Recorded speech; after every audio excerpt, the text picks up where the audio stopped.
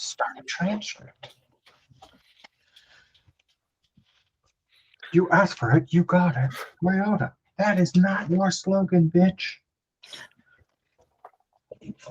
That might be a TikTok gag that only I know what the fuck I'm talking about. Yep. I believe it is. It is this. He's a stand-up comic, but he does all these bits where he does, the TikTok filter where, like, it's a picture and all that shows through your eyes and your mouth, and it'll be like a genre. So it'll be restaurants or car manufacturers or brands of chocolate or Harry Potter characters, and then always at the end, Taco Bell, and by Taco Bell I mean a building of a Taco Bell with the eyes and the mouth will come in and go like, haha, there is no try, there is only do, because we've been doing a Star Wars one. And then the Yoda will go, that is not your slogan, bitch. Whose ever slogan Taco Bell is ripping off. We'll just yell at Taco Bell, that is not your slogan, bitch. Nice. You remember Run for the Border? I remember Run for the Border. Yeah. Remember Willie Nelson doing Taco Bell commercials? No, no, but I like that you added on to. Remember? Yes, I do remember that man who is still alive. Yeah, the country singer who's still alive and probably high right now. Yeah, thank you for just testing my general knowledge. Which, I mean, explains the Taco Bell commercials. Right? No, the giant tax bill and the gaping a hole that the IRS left in him explained the Taco Bell commercials. No, they explain doing commercials. Taco Bell specifically, that's the weed. Right. Well, they offered him the money.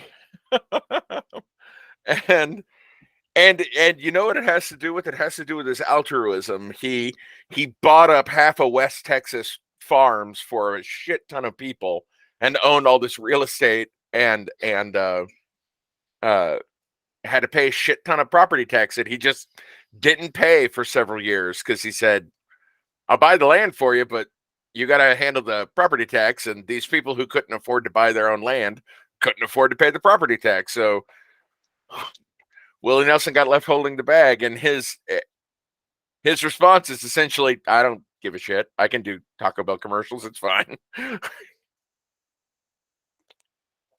They still got their land. They still farming. It's fine. For sure. For sure. Well, it's a lot like how the Irish, after Oliver Cromwell pushed everybody westward, still had their land to farm rocks on. Sounded like a Triumph the Insult Comedy Dog line right there.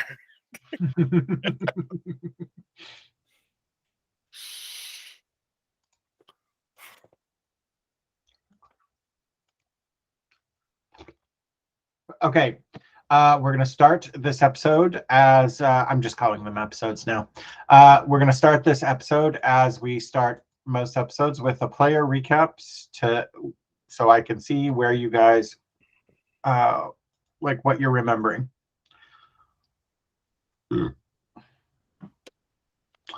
And go. Diva is our first Vic, winged tiefling from the Haven and Hell. Rumor is our second Vic, a gnome tiefling from the Brass Bear. Tybolt is the suspected perp, not perk, perp. From the Haven and Hell, he is a constable and a human. We have pause. You have many wrong details there. Talbot is not a suspected perp from the Haven and Hell. You didn't say Talbot. You said Tybolt, and I've never introduced an NPC named Ty. Talbot, and he is not a constable. He is a bailiff. He is a bailiff. Excuse me. And Becky has been referring to him by his first name, so that it didn't occur to me you were talking about Robinette Talbot. But there you go. He's not a constable. He is a bailiff.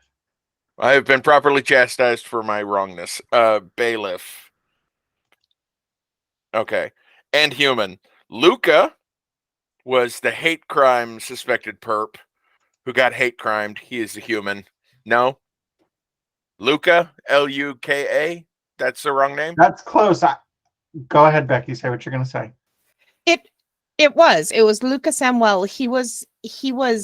Well, you got it kind of right. He wasn't a suspected perp definitely in the kidnapping of Rumor, but he was the victim of what could clearly be described as a hate crime. He was targeted solely on the basis of his species. Right. Hate crime suspect of a hate crime perp sounds like he was the one who did the hate crime. He very much did not. He got hate crimed, and then you totally made friends with the people who hate crimed him. Yeah. Yeah, because fuck that human. No. No. Okay. I'll go back to not interjecting. Okay, we got now, here are some other general notes I have. Black cohash is the alchemical accelerator. There was it's been a feverfew is the sleepy time herb. Half a peck was sold, likely to the humans involved with Talbot, I think. Okay. The half a peck was sold with not Talbot was not connected to that. That was but that's not surprising because I think that was Aries' solo thing with Io. That was a guy named Dmitry Bratislava. Okay. And I was more looking for a recap of our last episode, not the entire thing. I think we know who all our victims and perps are. Although now that we're going through this, I feel like it's good to clear up misconceptions and maybe misassign names. So carry on, I guess. So I say that to say, just keep going. That was a lot of things to say. Just keep going. Okay. So I'm gonna put aside my notes. They seem to anger Josh. Okay. So they're not really. The thing is, Anthony, I don't know if it's the headphones, but I feel like it wouldn't matter. Is when you get going, it's hard to slow you down. It's okay. It's hard to get you to stop. And so I want to stop you when you make them, when a name gets wrong or I get confused, not 9 minutes later. But okay. Use your notes, don't use your notes. I'm sorry that you feel chastised. That's all right. It's okay. So from there, with all that stuff going on, we've got our bait. Our leads at this time are our bait and the sewer lines, where we have traced them to the activities they had with those two crazy motherfuckers from one crazy motherfucker and one reasoned, quiet motherfucker. Who is free with the finger. Who is free with the finger. In the sewers, we went into the sewers and fought crocodiles and a giant killer octopus and gricks. Yeah, those things. We fought those things. And we also found what looked like their trail and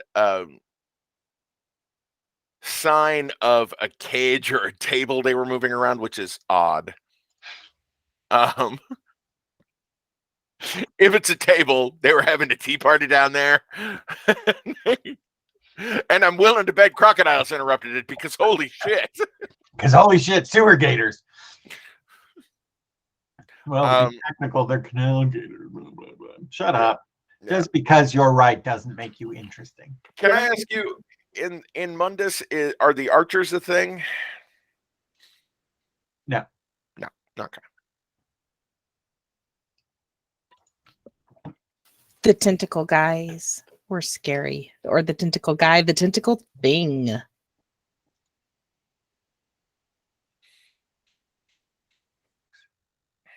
Reading Becky's notes about that encounter is pretty entertaining. I feel like they are definitely, as I've said about Hildy's notes, they are not Becky the player keeping notes. They are very much Ari, the person, the character. Like, it's weird that a character from my game is taking notes on this one. It's very much Ari keeping notes. because they're a little judgy in places. They're not a strict narrative of what happened. They include color commentary. The note taker has to amuse themselves while taking notes, or they'll lose their fucking mind. So, Possible, potential, yes. Yeah.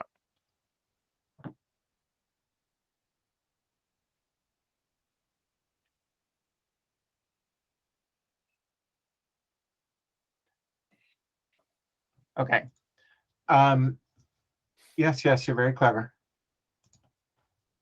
The thing is, this won't show up on the recording unless you say something. Now that I've said something.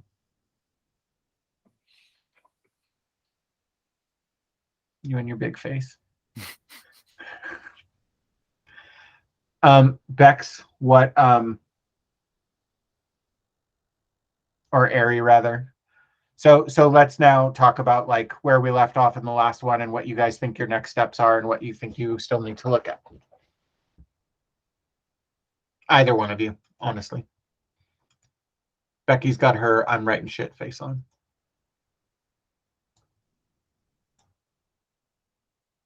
I was updating the list of important people so that I could keep it all steady. One of the soda bottles just tried to leap to its death and take down the chips with it. What the hell, my dude? I blame the cats.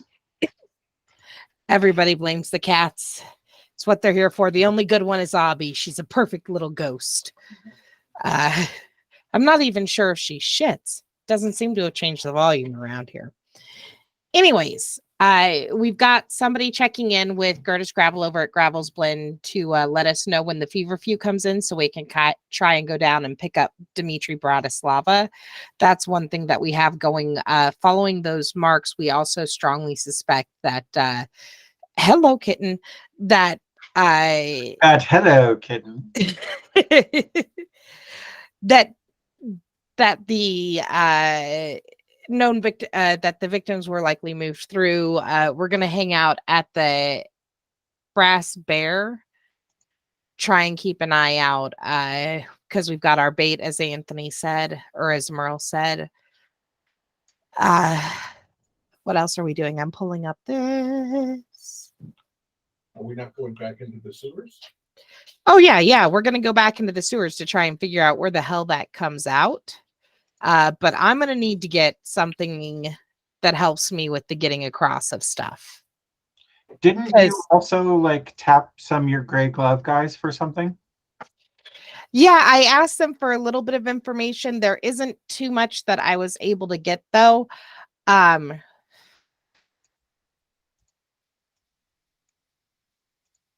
a Butcher, who says he knows some of the canals. I'm going to follow up with him. Another one about the Nachiers. They kept their ear to the ground, couldn't hear anything. Didn't hear anything. I am going to follow up with Butcher to see if he knows about the area that we were in.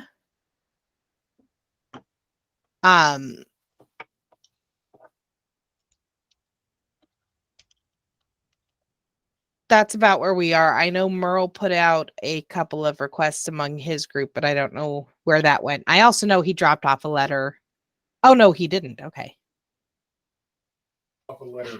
You're muted. I did drop off a letter, but I didn't contact anybody outside of the municipal workers. We got the vermin hunters. That's what he ended up doing. He was going to go to the underground if he had no other options. Right. But the city possessed pretty good fucking options. Yeah, I think that matches my recollection too. Just FYI, you're both muted. It's fine because I'm talking. But was Merle went, oh, I got to take this letter. All right, bartender, here. I'm not going to talk to her. And then went to the city sanitation department, and Josh and Ben did a whole subdivision of the sanitation department because that's a really good idea.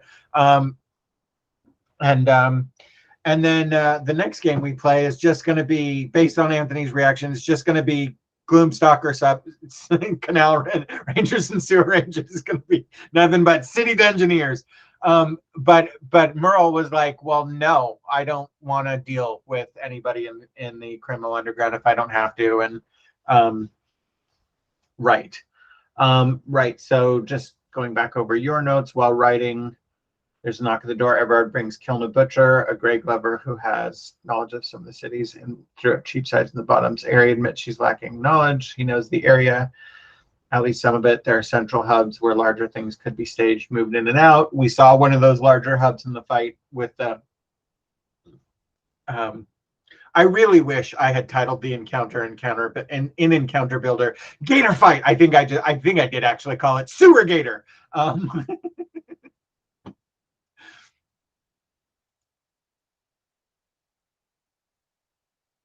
Oh no, it just says sewer fight, which they're not the sewers, but we are now all calling it sewers. It's upside down, Bex.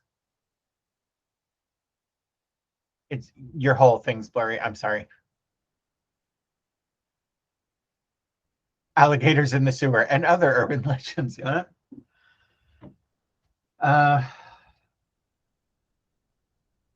Dwight weighs a rocker, but he's not sure where they will come up in all circumstances. Seems like only him, the sanitation folks, really care about the canals. Well, Erie might need to follow up with him. In the interim, their 5 silver are handed over, and thanks. An hour later, so courier comes up.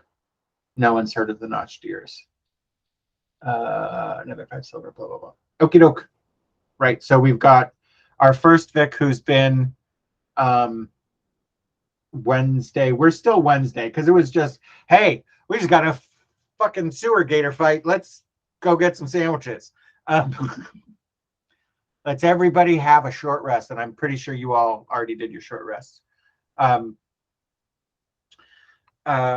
Yeah, and so you've definitely stumbled upon some part of their operation, at least in terms of the honeycombed, or not honeycombed, spiderwebbed, old underground canalway,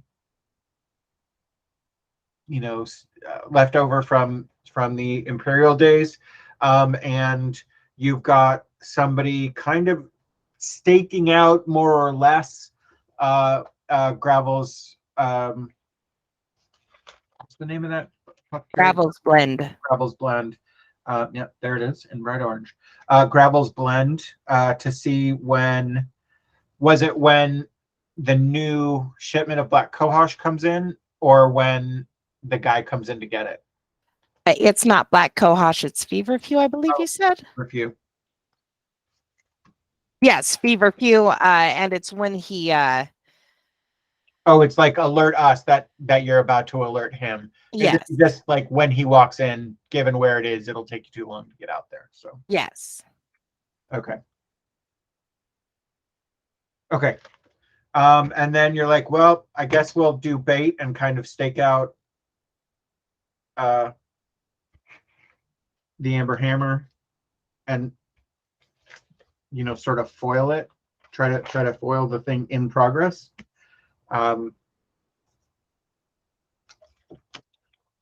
Yeah, anything else going? I don't believe there's any loose ends right now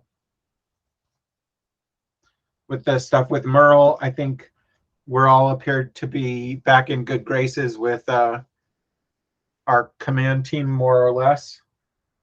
Yeah. All right. Middle of the day. I think we left off in the restaurant at lunch, did we not? Not even lunch, a late breakfast. Because we went in around 8, and you said it only took us like an hour and a half to get that far in.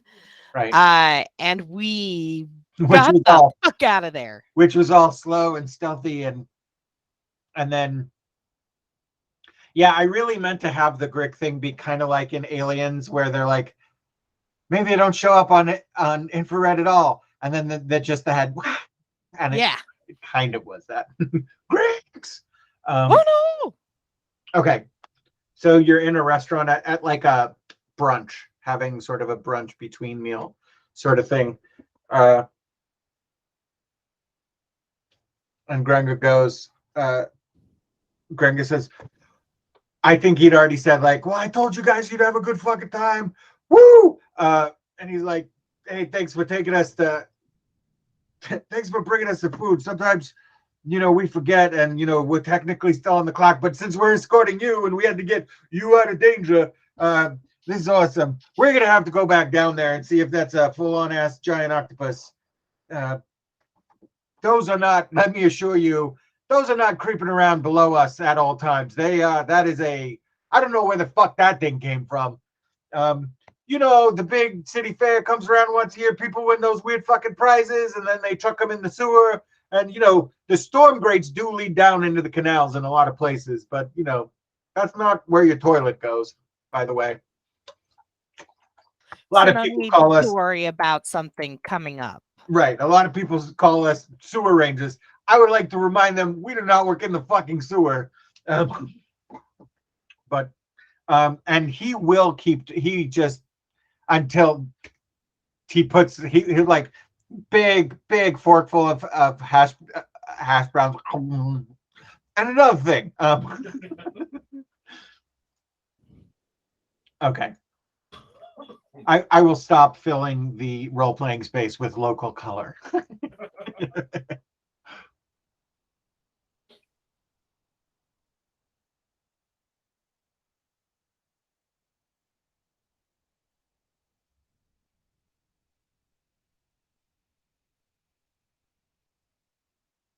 Okay, well, Aries going to pay for the meal, and then I don't think we go back in.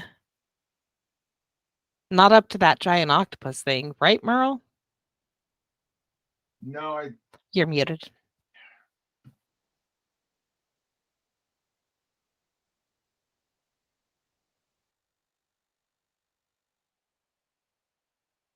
If you click off the meat window, the spacebar thing stops working for some reason. I noticed that. Okay.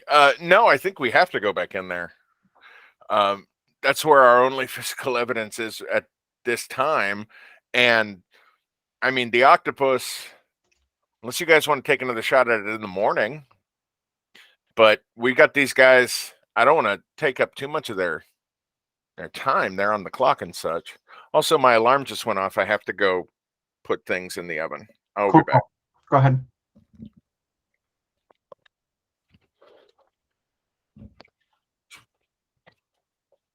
I know that this is not a video production app, but this is the time where it would be cool if I could pause the recording. You're muted. And I muted Anthony, so you wouldn't have to. I said, right? I have thought the same thing many times. Just for those 5 to 10 minute, okay, we got to pee, got to get food, whatever. Right. So, but I appreciate that he is making dinner and taking care of that. 100%. Yeah, and I feel bad for stopping and correcting him, but he's so loud that. No, I get it.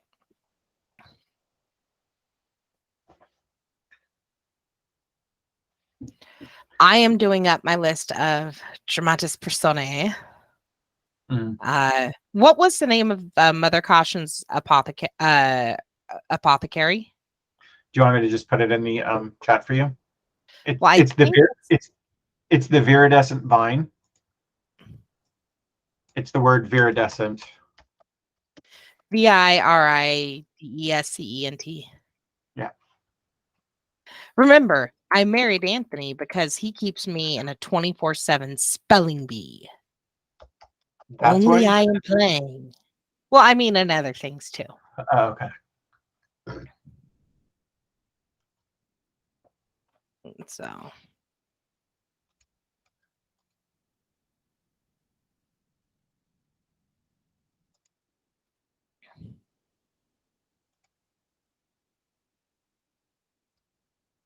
There's a bailiff in.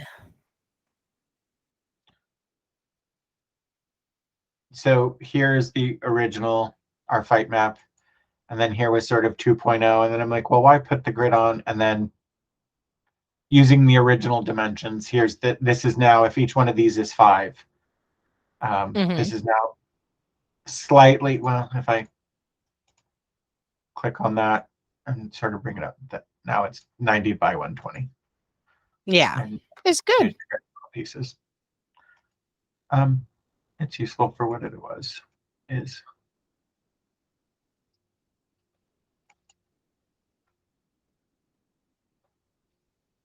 Mm-mm.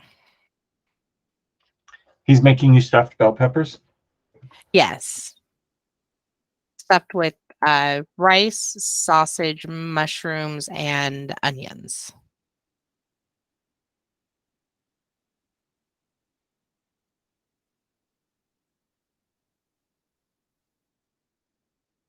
Cool. Is that for, I'm- are you guys having an early dinner or you're just making it to eat it in a few hours? Yeah. Okay. Yeah, I'm making it now so it's ready when we're hungry. So we're not interrupting for 30 minutes while I make dinner. Right.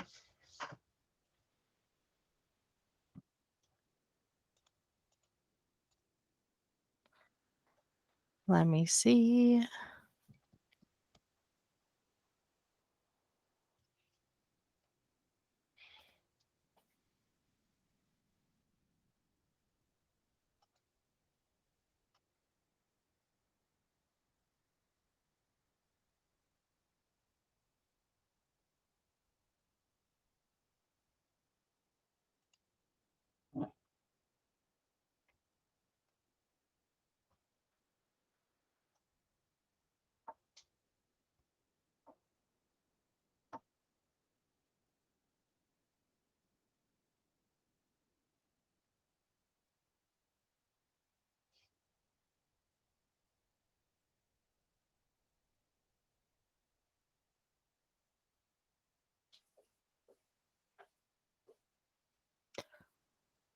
Honor oak. Okay.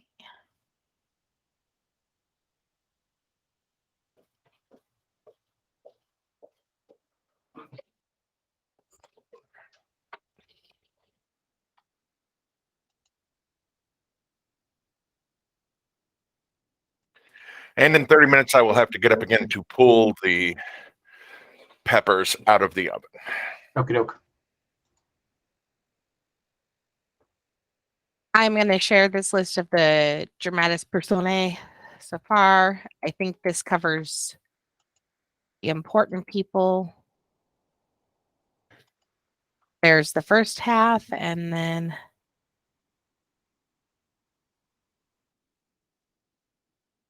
the second half.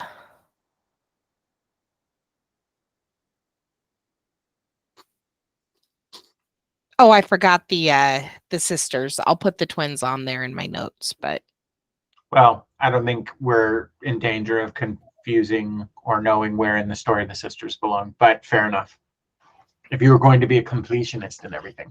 So you guys were sort of discussing the like what Harry's like, well, I don't think we should go back today. And Merle's like, no, I think we should exactly go back today. But then Anthony's timer went off, so we were fully middle of that conversation. okay. So here's gonna say, I mean, we've got an idea of where we went. We could try and see if we can pinpoint where that comes out and check out that space. I'm not useful down there. I can't get across those waterways.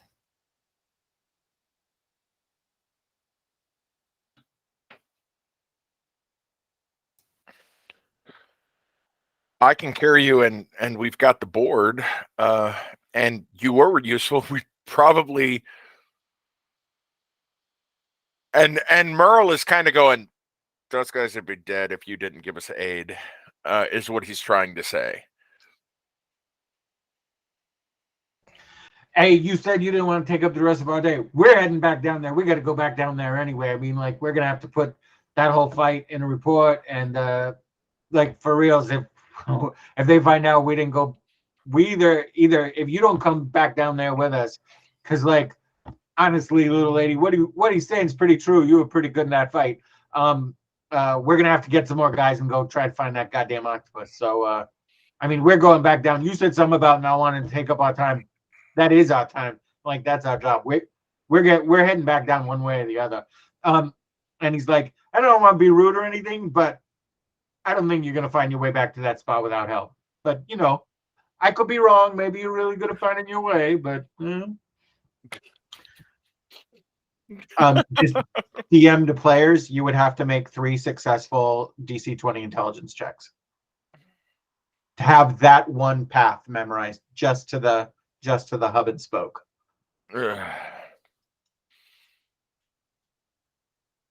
Okay, we'll go back down.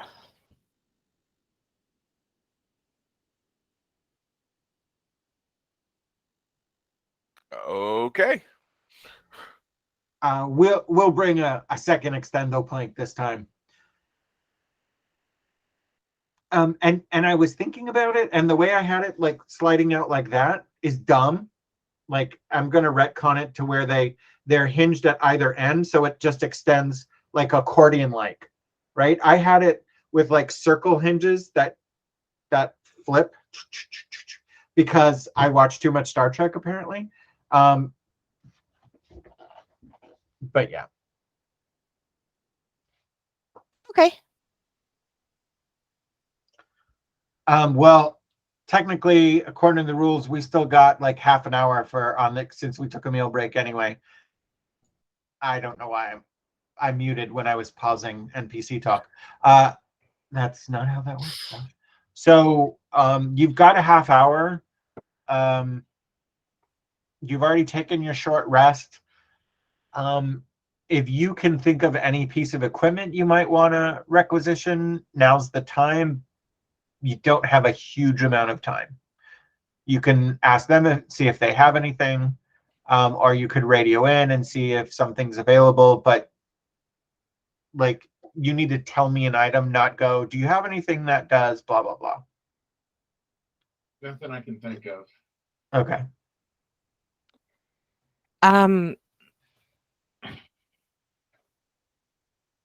Give me just a moment. Okay.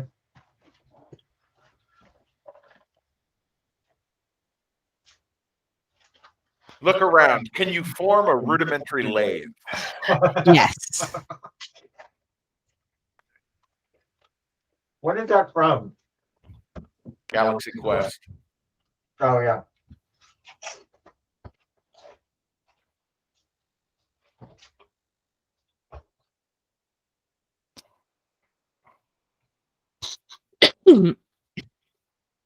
Healing potions. Okay. That's the biggest one I can think of is some healing potions because we really don't have heal spells on us.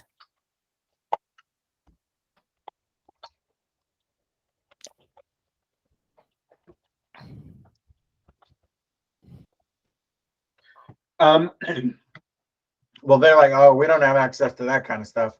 But if you think that if you call dispatch, you can maybe have some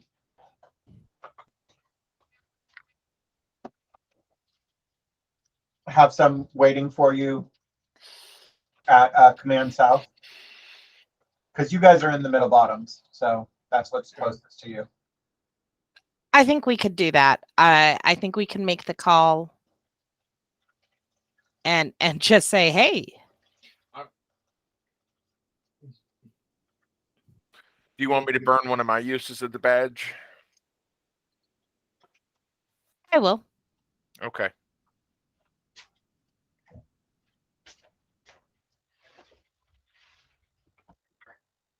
I accidentally hit the wrong thing.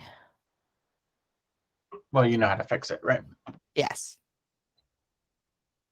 Stop touching shit.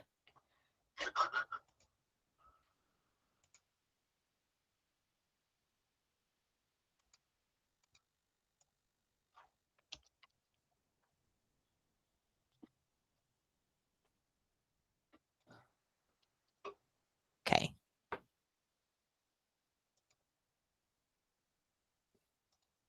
Okay.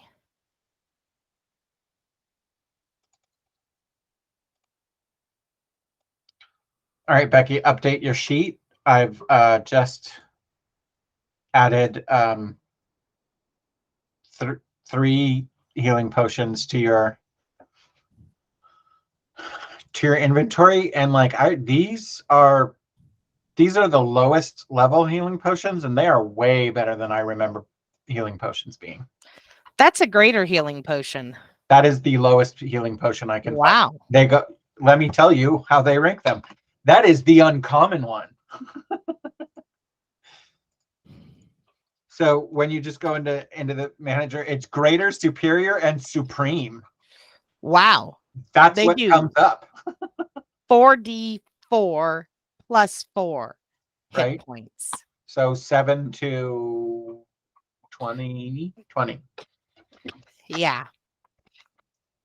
The superiors do 8d4, and the supremes do 10d4.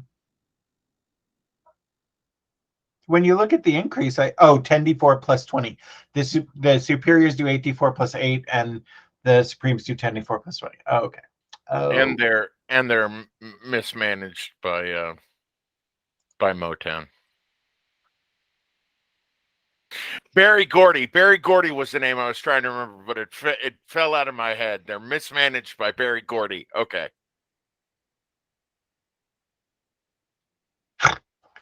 The best part of that, let's just revisit what just happened. The best part of that is Anthony's disgust at his own joke right after they're mismanaged by the Supremes. Ugh. Just the look on your face. And then Barry Gordy, I'm going to instantly correct my joke as soon as I make my joke. This is Motown. I said they were mismanaged by Motown, That's and then my Motown, and then instantly annoyed with yourself, and then immediately redline your own joke, and just like, I'm gonna get this out of my head, but I want nothing to do with it. I am not happy about any of this. It's like when you take a shit sometimes. You just want it gone. It's whatever. And I immediately want to distance myself from what my body just produced. Yeah. That's how irritated you looked with yourself was hilarious. Okay. So I guess when you use one, you just go into the quantity marker and just -1. Because I didn't add it 3 times, which I think is the easiest for whatever, but they're consumable. So when you use the last one, you might as well delete it anyway. Okay. So their lunch hour is up, which is what they're calling it. You head back to the apartment building. That was your access point. Yes.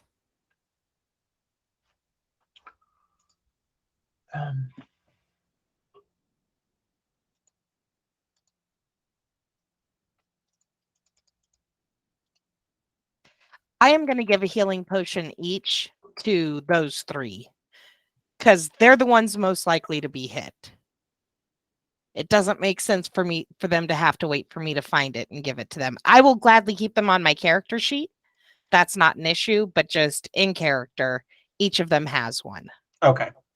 So it's like as she picked them up, she signed the requisition form and then turned and handed them out. Right. I was going to say the other thinking is like if they're grounded in. Sure. These actually, all these things make sense. So I'm like, if one of them goes down and can't do it, I can always run with my boots of speed. Well, I was just thinking like, the whole, you don't want the vial getting broken while they're fighting, but they're not going to be in glass. They're like in brass or bronze or something they're in some sort of metal, some sort Little of aluminum thermoses. I don't know if I haven't decided if aluminum is a thing in here because I think I like how you hesitated like 18 bajillion times. I don't know if that's a thing, you guys.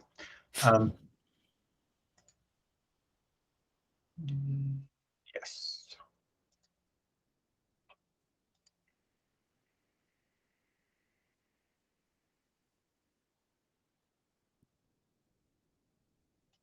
Okay.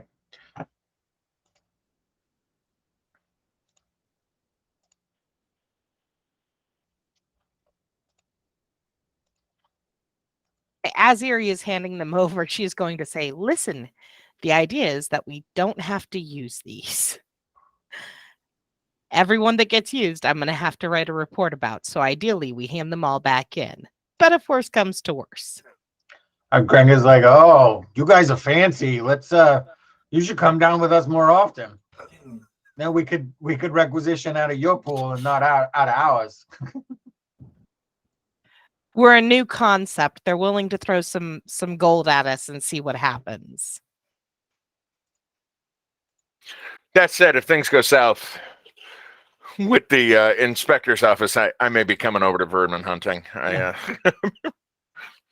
I'll tell you what, underground vermin suppression is the best unit in the city, and nobody knows about us, so we don't get a lot of shit from the mayor's office.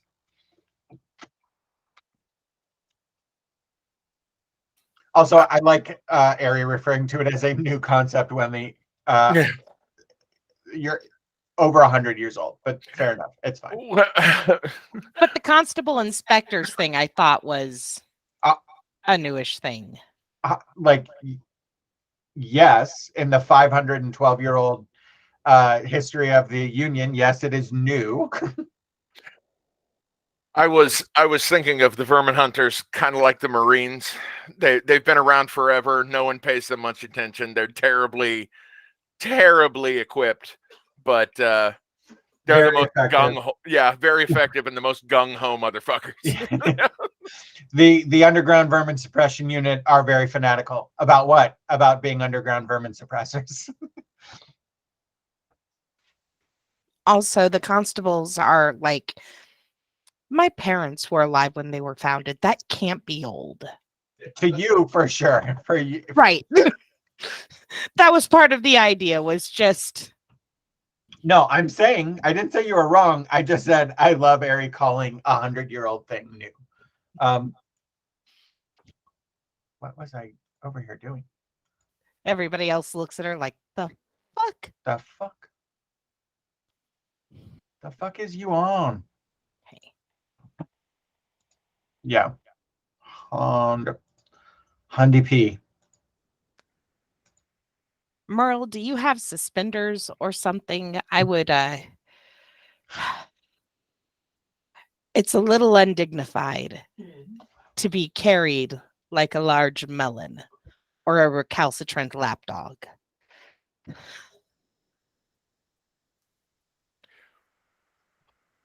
We discussed the brown paper bag shop in jest. I don't know if that was actually talked about in character, but I'll leave that up to you guys, actually.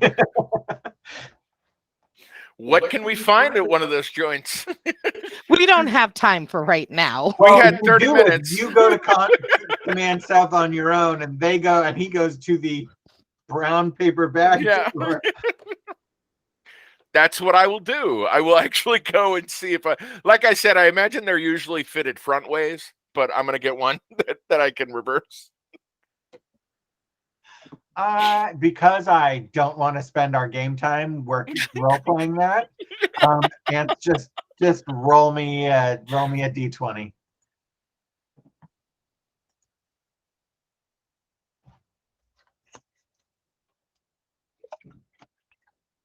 Roll. There it goes. A 9 all day. No. All right. You don't find exactly a brown paper bag store. What you find is a tack and harness place, and you're like, okay, I got 30 minutes, and here's what I need. And the guy's like, okay. And he gives you something.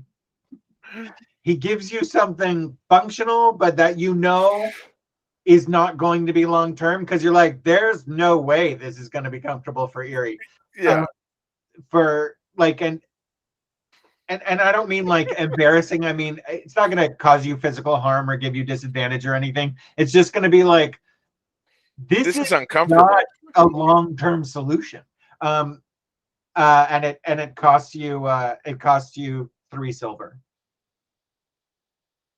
And it's a lot of like, what do you call those? Like the metal loops with the little thumb slidey thing for dog leashes. I don't know what those are called, but it's like a bunch of those. Ari gets back and you see it, and you definitely see that like Attack and Harness store vent merchant has like put together some things and quickly hole punched and relaced and blah blah blah. And you're just like, it'll fit you fine. It's not gonna be comfortable by any stretch. And you sit up high sort of on Merle's shoulders so that your mouth is slightly above his ear, and you are going to have to sort of hold on to his ears or his hair or his collar, something like that.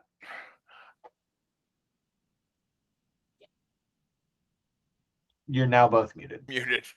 I was going to say, since it's jury rigged and probably not a long-term solution, I'm going to ask if it can be something that'll fit her where she rides me piggyback. That way I'm not constantly ducking in the sewer, and then we'll get a saddle that she could, yeah. With 30 minutes in a rush job, it is how I just described it. It is piggyback, but her mouth is, I got you. Her mouth is just above your ear, so her head's gonna be that much. Yeah, that's fine. That's good. Okay.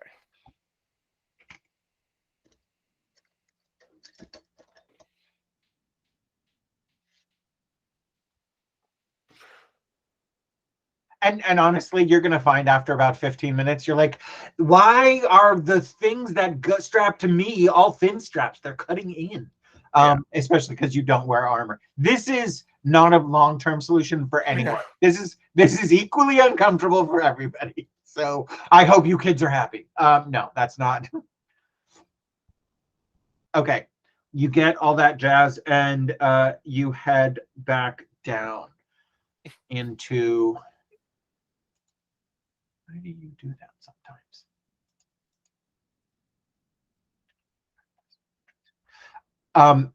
Actually, so didn't one of the Rangers, never mind. When you guys were talking about I think they would have just let you do it anyway. I'm like, actually, Rangers do have cure wounds. When I sort of built the default Ranger, I'm like, yep, they definitely want to be able to heal themselves while underground. But they don't get 44 plus 4 worth of healing for free.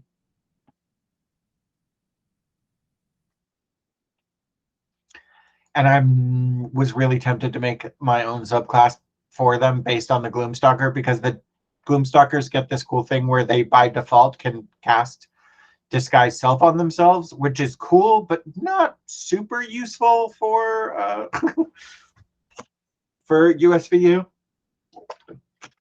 Or UVSU, rather, Underground Vermin Suppression. Anyway, all right. You head back down in there. Can I get a stealth roll from everybody? With advantage? Yes. Yay!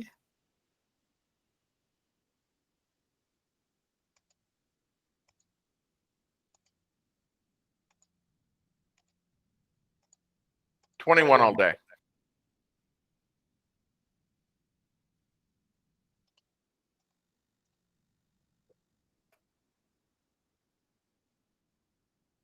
$13 all day.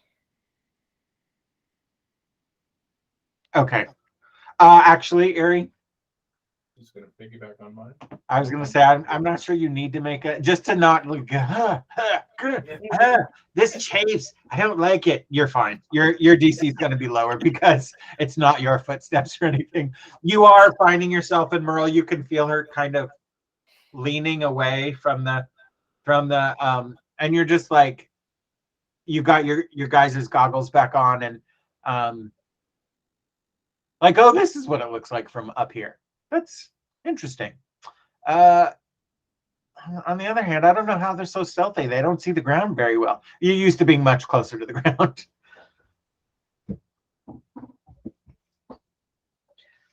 I also like this seating arrangement because if Merle pisses Ari off, she can just fart on his neck. So That is the advantage. And the plan. your partner's gross, Merle. I was going to say, which one are you telling? He was talking about Carl.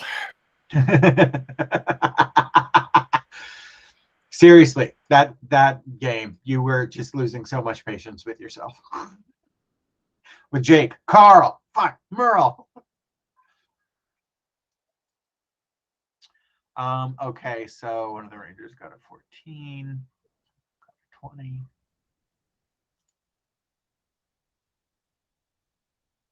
Okay.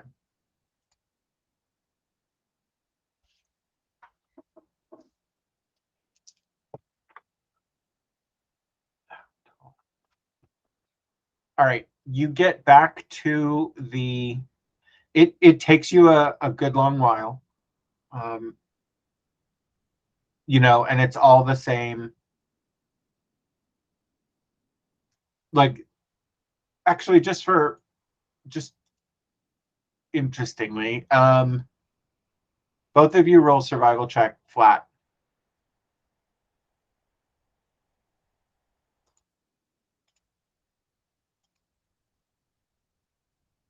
13.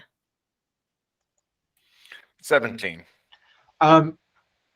Merle, to you, this seems mostly familiar.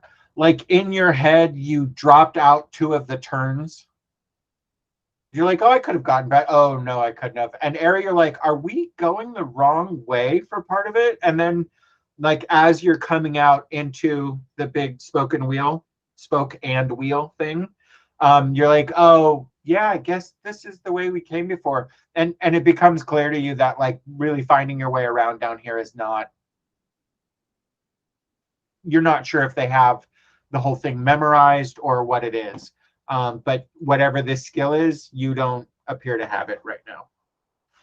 Oh no, not from up this high. I'm used to looking for like scuff marks closer to the floor, and this is just you can't see anything. You can't see any detail. It's all big and open. Yeah.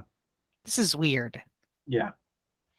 For sure. I could definitely, like, I don't know if this is the correct equivalent, but right now your head is sitting at about, how tall is Merle? 6'6"? Yeah, your head, your eyes are looking out at about 6 foot, 6.5 inches. So 3 times higher off the ground than they typically are. So for Anthony, that would be like Anthony the player, that, or the person, that would be like if he were seeing everything from, aren't you like 6'3" ants? Like about 18 6 foot.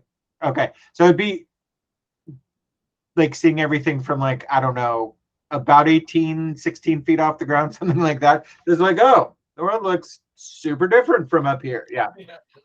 I also imagine it kind of like if you're used to driving a smaller vehicle and suddenly you're in a great big lifted truck or something. It's just, it kind of looks the same, but just the perspective of it alone. You're like, Right. what the hell? And I think that if you were not in a barrel vaulted tunnel by a canal, you'd be like, oh, I can see so much farther, blah, blah, blah. As it is, you're like, I got 60 feet of dark vision. That's how far I can see. It's like driving a 4-wheeler after driving it's like going to a tractor trailer after driving a 4-wheel your whole life. It's very different. You're like, I understand why truckers are like drive like they drive. How is he not constantly bumping into things? Yeah. All right, you get back to the oh, that's the other thing I want over here. To the spoken wheel area. Yeah, you get there, you find D&D 5e jump calculator. You find your tracks, which are not that long ago. You get over onto the Here, let me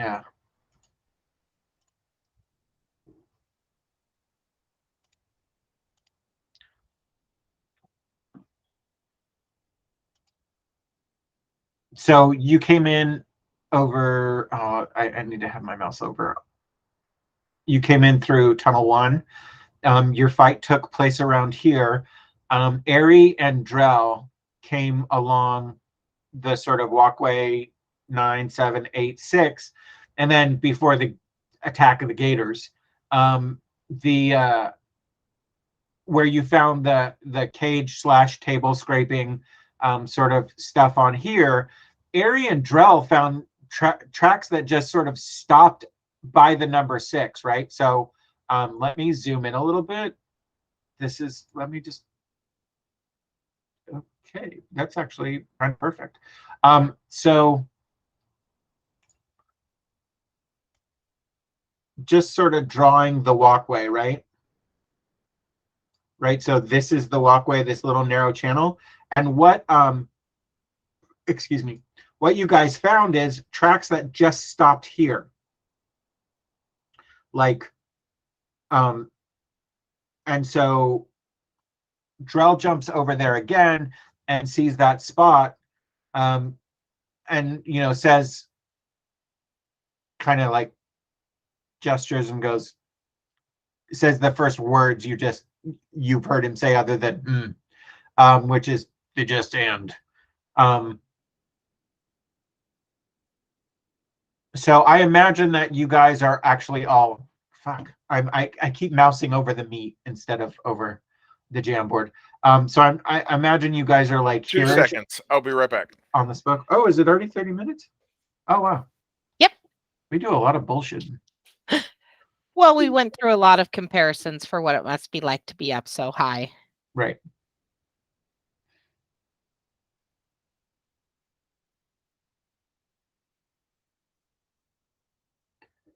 Oh, that's funny. I can, through Anthony's camera, see that you see you playing with your phone.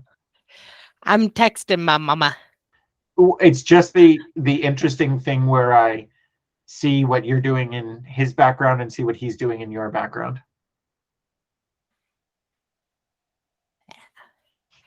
She was wanting to know if I wanted to game today. And I was like, I'm busy. I'm visiting with a friend. Okay, CB, I gotta move my legs. Oh no. Oh, I didn't realize he was bringing it in that room. Okay. Apparently he is. I did not realize either. It should not be directly on that table, though. Do you want to go tell him it needs a... Go ahead. A trivet.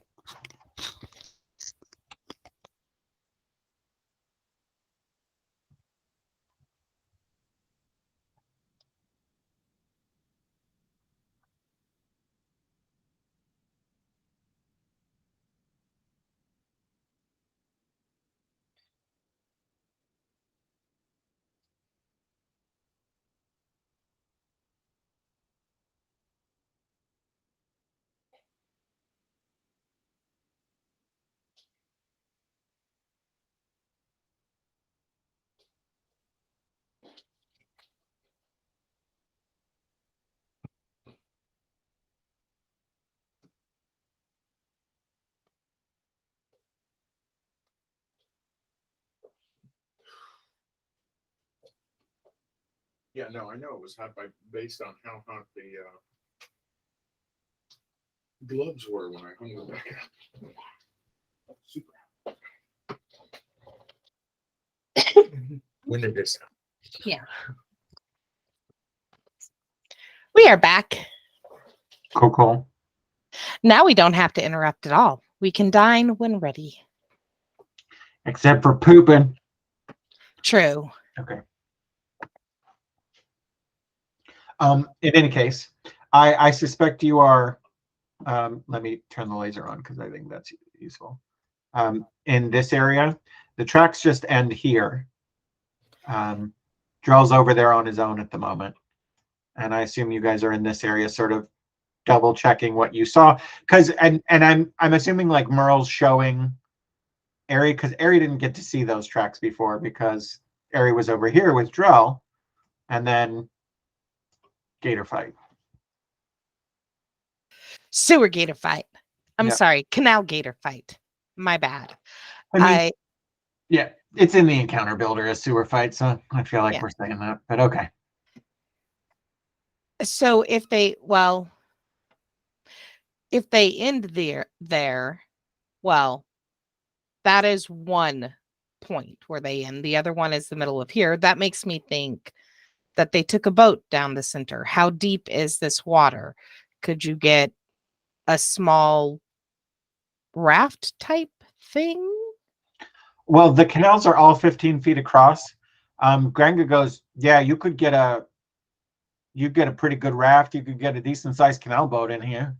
I think, I've only read a couple books on the history of these canals, but that's what people used to do down here, is move things around on these little small boats.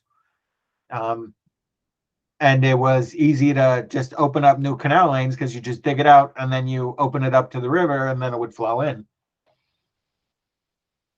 Theoretically, all the river openings are closed, but I don't think they got them all. I don't think so either. We're trying to figure out if they do. I mean, honestly, aside from like what I told you about that octopus, but like, there's way too much shit down here that we keep running into for it to be totally closed off to the river, unless it's like some sustaining, I don't know, fucking menagerie or something down here.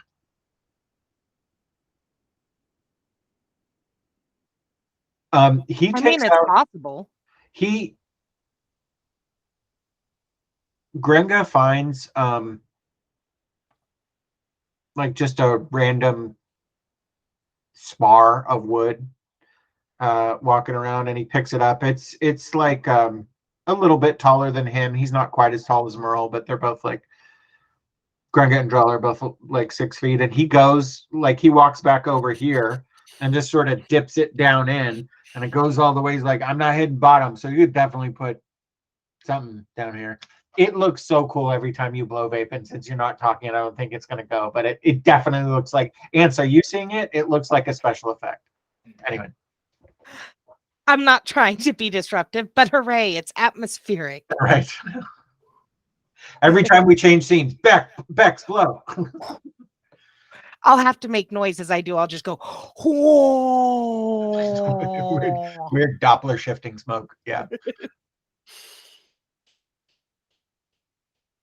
He goes, we don't got a way to track in water though. So unfortunately. We could take this and see where it goes. Yeah. Right? For sure. I mean, it might be for nothing. There might be too many branches that come in and off of it, because I realized coming back down here, you're right. We would have died alone down here for certainty of starvation, if not the gators. Yeah, who's ever doing whatever they're doing down here, they know at least a couple of these tunnels. Both of you just roll flat intelligence checks. Or say what you were about to say. Aerie in her mind is thinking, gee, what kinds of people would have knowledge of the tunnels? What kinds of people would have knowledge, especially passed down knowledge of how to move about these tunnels that were meant to hide all of the unsightly things from the pointiers? I wonder if there's perhaps a district or two where said individuals might still be living and congregating most heavily, and perhaps have a large bailiff's force built up. Anyways, I'm rolling my intelligence check. Thank you. That's not what I was asking you to roll for. But. Well, good, because it's a 7 all day.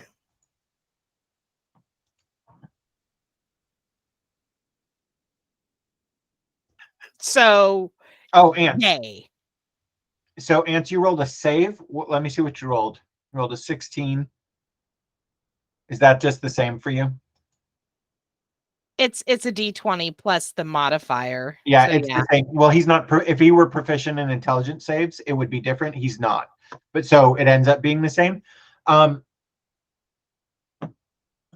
So actually, something before Ari, that whole thing that you're like, oh, if there were only some district of people who have long-term familial knowledge, that was all in Ari's head, yes? Okay. Yes, it was. Okay, so all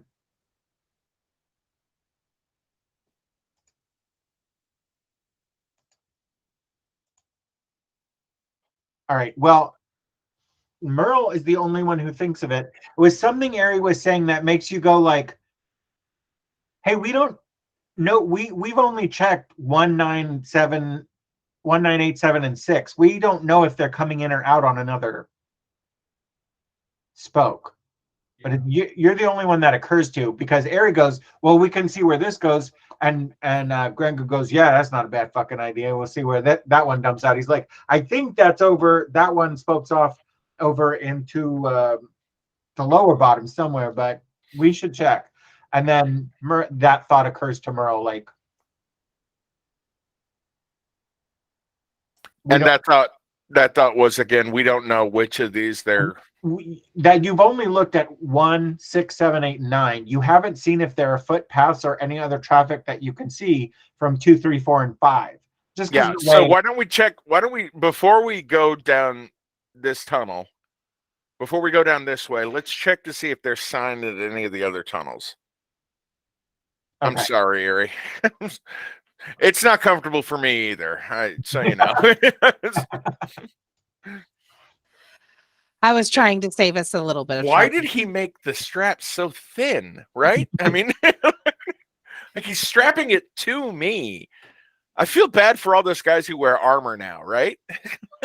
It chafes. Why? Like, yeah.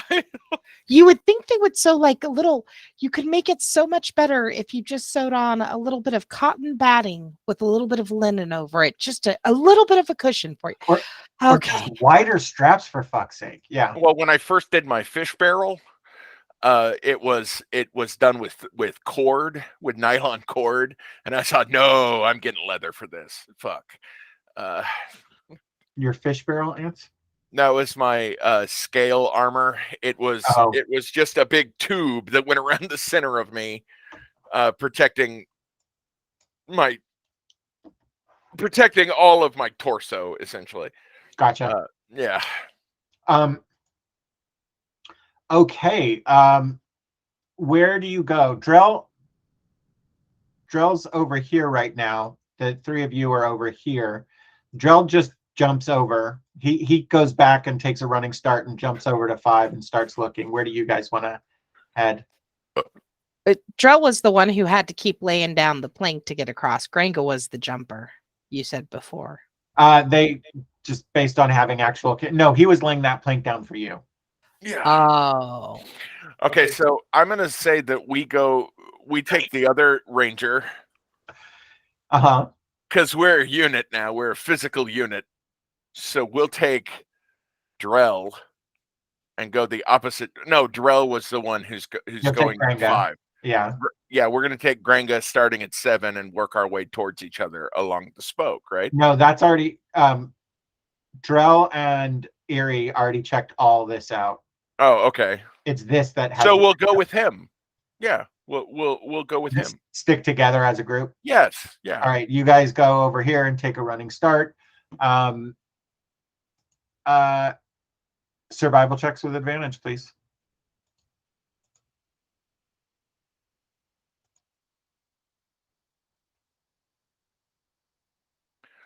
$22. Wow. Merle, you might legit want to consider.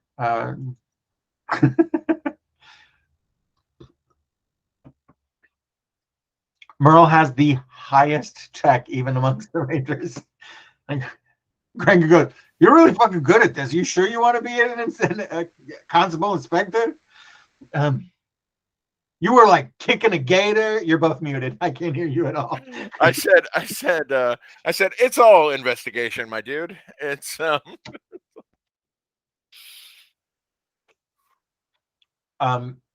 yeah, okay.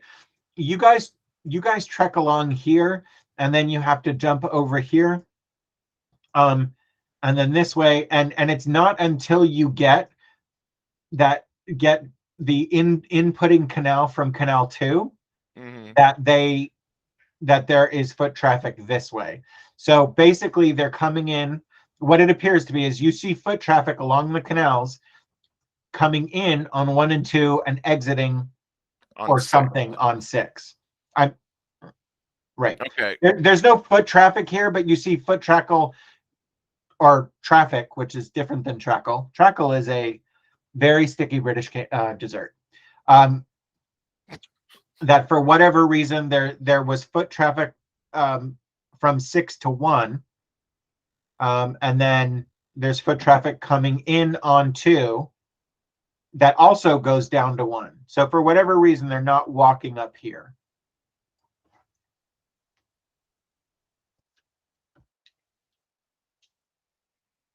So the likelihood is they were just using the area over by 6 as this.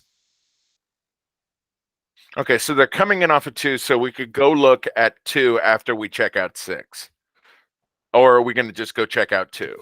Let's check out 2. If we know where Okay. they're coming from for the most part, Yeah, that might indicate like a gathering point that they're using. sure. And you seem to be having a lot of luck. I'm happy to follow your lead here.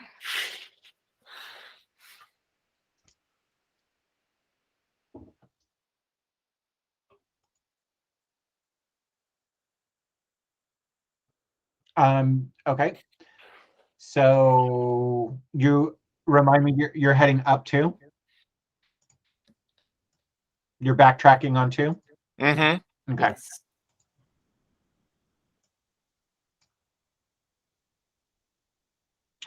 So I'm going to stop sharing because 2 goes for a little bit of a ways.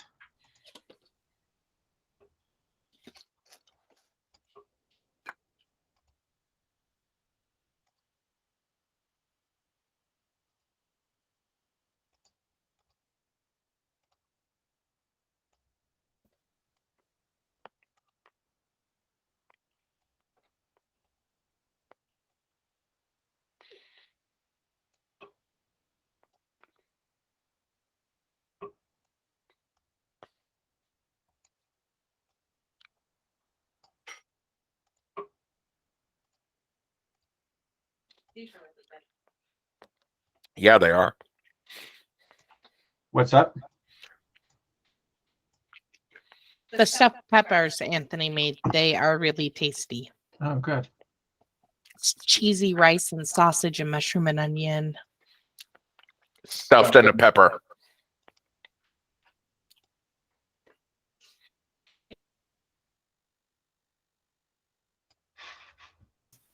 Hence the name, stuffed pepper.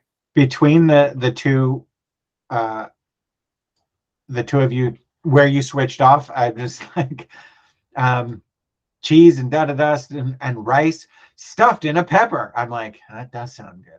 Where can I buy that? Anthony made it, and it is delicious. It is a Basque,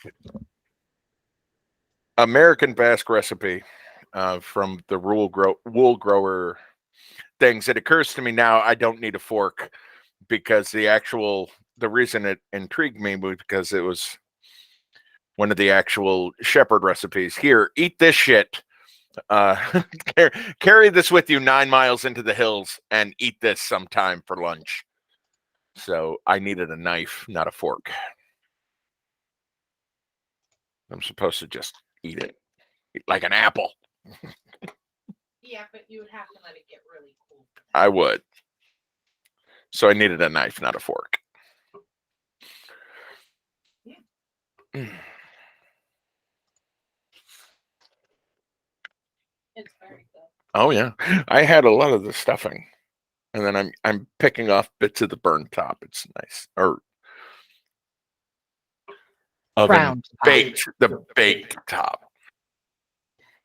So, how long are we down following tunnel 2, would you say? Or are you looking, or did we distract you with our food? No, you didn't distract me with anything. Dang it. That's a weird response, Becky.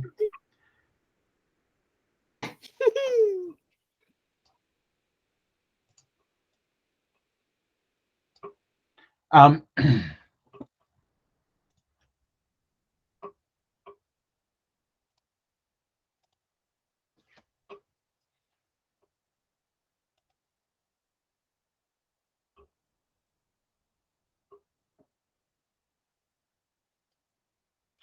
yeah, you're walking for about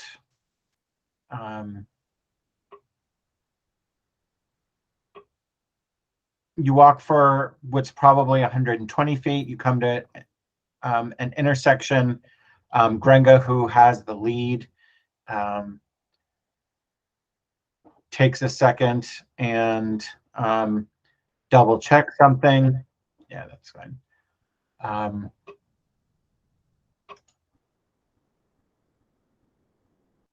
Perception.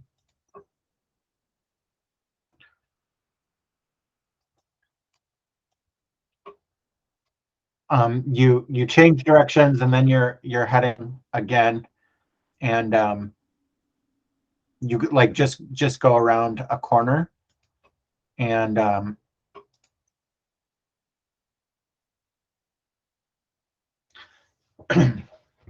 and you hear Drell behind you go, "Hmm?" and and you turn around as Drell is firing his crossbow into a giant tentacle. Okay, well, let's go.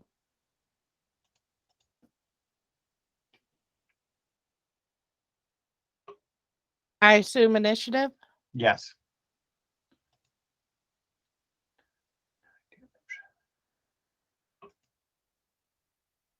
$15. 9.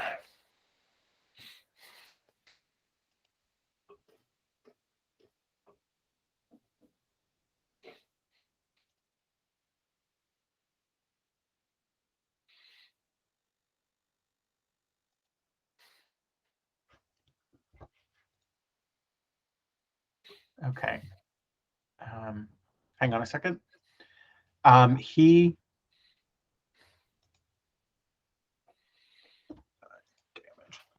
He gets his shot off, and then the octopus is going to go at him again. That tentacle is grasping. Can't get a hit.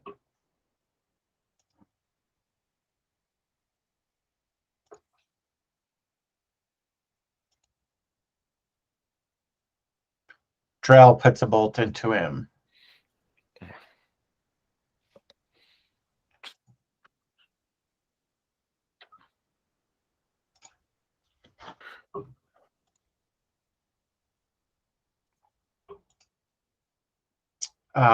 Or not Drell. Grenga puts a bolt into him. Drell has dropped his crossbow and is just like, and with both of his hands, just like drops it and fucking takes a Louisville Slugger hit at him. Nice. And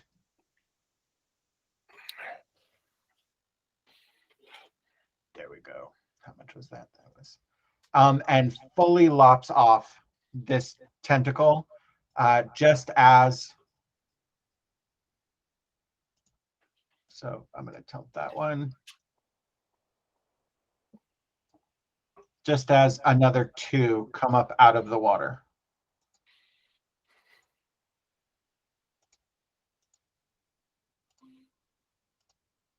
The tilty white one is the one he just cut off. Ari, it's your turn.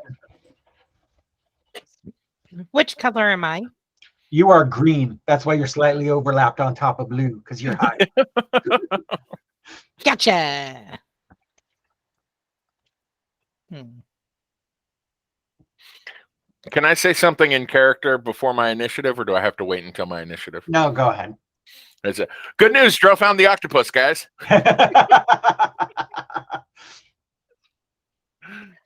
Drell goes, and Grenga goes, you're fucking funny, man.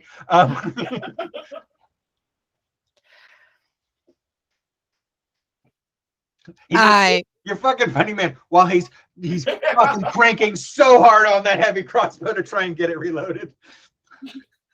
Hilarious. We're all gonna die, but you are hilarious. Yeah, for sure. Hi. I'm So long as you understand my priorities, Becky, it's good. So a 15-foot cube originating from me would be 3 squares out from where I am in each direction. Would it catch both of those tentacles? Where I have placed them, this is part of 1, 2, 3, would just slightly miss them. Right, so let me change this to, excuse me, a square. That is way too big. Let me change you to transparent. So that's a 15-foot cube. You could technically get the edges, sure. Edges is good enough, I think. Can you? I think so. If it's emanating, it doesn't have to center on you, does it? Can you put it anywhere you want?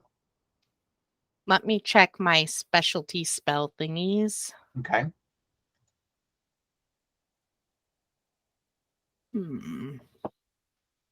Well, remembering that they're attached to an octopus underwater, would it not be possible for her to estimate where the octopus itself was? As long as it doesn't have to center on her, but the fact that you've got 2 here, not fully, I can just spend a sorcery point to double the range of the spell. Do you need to though? What's the spell? It's Thunderwave. Self, yeah. Yes, you would have to spend your sorcery point. What is that, distance spell? Yes. Yeah, you'd have to spend a sorcery point to move it away from you, and then I think distance spell can give it. When you cast a spell that is range of 5 feet or greater, you can spend 1 sorcery point to double. When you cast a spell that is range of touch, you make the range 30 feet. Yeah, so you can fully put it here, and if you want to push it down into the water a little bit, and see if you can catch whatever, go ahead. Yeah. Or is that a saving throw? What is Thunderwave? That is what I'm getting ready to do right now. Yeah, it's a saving throw. It's a con save of 15. Yes. He does not make it. So, and that should get everybody else out of the damage area of effect, right? Yes. Oh, a thunderous wave sweeps out from you 15 foot. On a failed save, creature takes 2d8 thunder damage and is pushed 10 feet away. On a successful Okay, everybody makes a big old loud boom.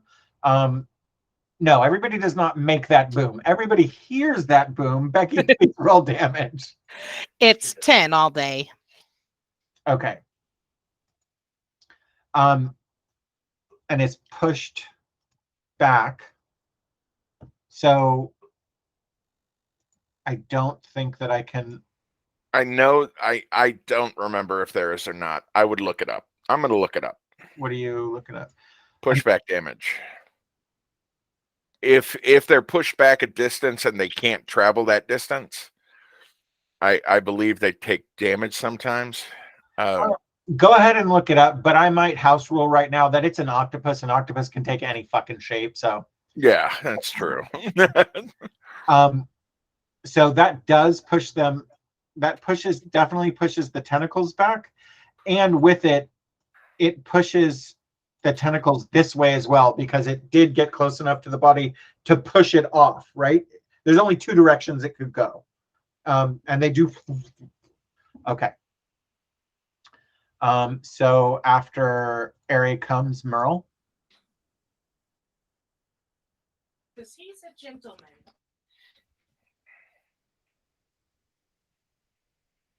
So those are 15-foot tentacles. So the tips, the small part of it, is still within your reach.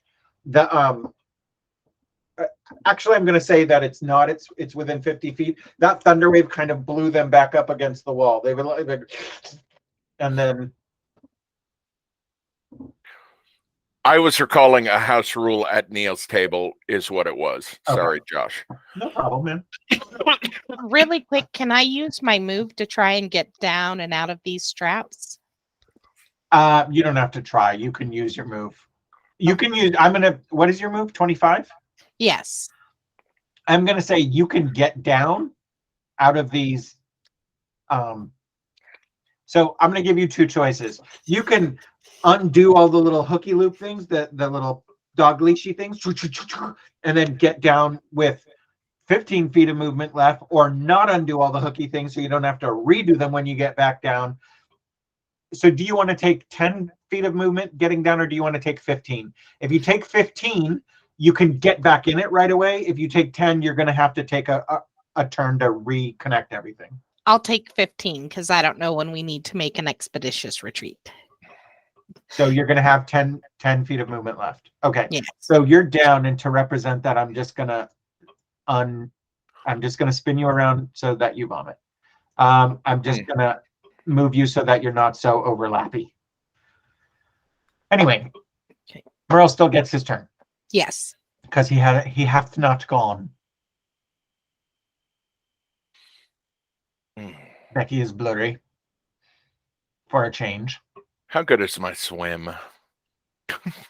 I don't think you have a swim speed. It's athletics. Just to check to see if I drowned, jumping in there to fight the thing, which seems dumb. Probably a bad idea. So I'm not going to do it. Super dumb. Okay. Just You have throwing stars. Yeah. No, I am going to strike with the necessary, though. Okay. I mean, good luck. Yeah. 13. Roll damage. Yay. 9. Well done. Okay. Yeah, I'm as surprised as anybody that I managed to do something with my short sword. And then I will unarm attack and hit it with 13 again. Roll damage. That's an 8. Holy shit. You just did as much damage, basically with your fist as you did with a short sword. That's Yeah. hilarious. I think that second one was a kick from the hip. It was a Sure. ha. Yeah. You're like, oh, she's off of me. Sweet kick. He needs to be able to wiggle. As Aerie sees this, she goes, ask for a signing bonus when you change departments. Yeah. My monk don't wiggle wiggle. He kicks. Okay. Faux show. On its turn, the tentacles close with Drell and Merle, because they're the ones who've, well, yeah. Never mind. I don't have to explain what this octopus's motivations to you. Yeah, why are you doing that? I don't know. It's super weird. Why it doesn't retract after I did all that damage to it is odd anyway, so you have no real...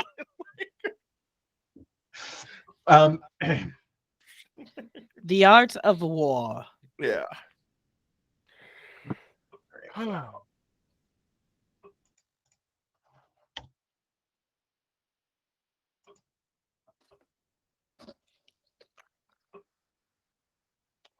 Escape DC is 16, so that's...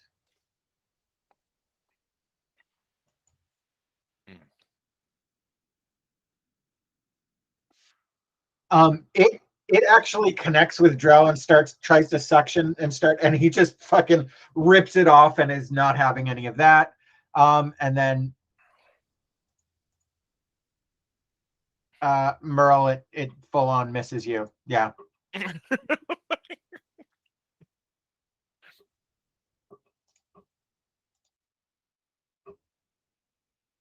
You hear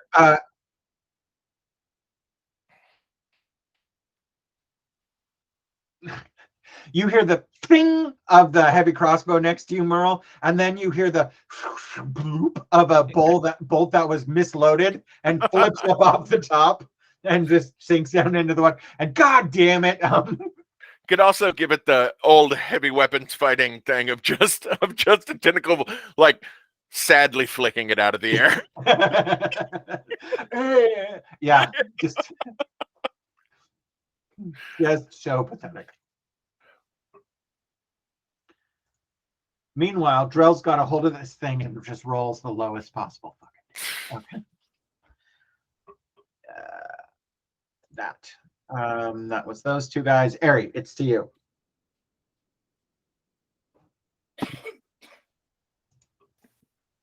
Just as a measurement, they are out. They're exactly 15 feet from each other. That's actually useful to have as almost like a template. Yeah. It really is. Oh, also, I meant to do this right after the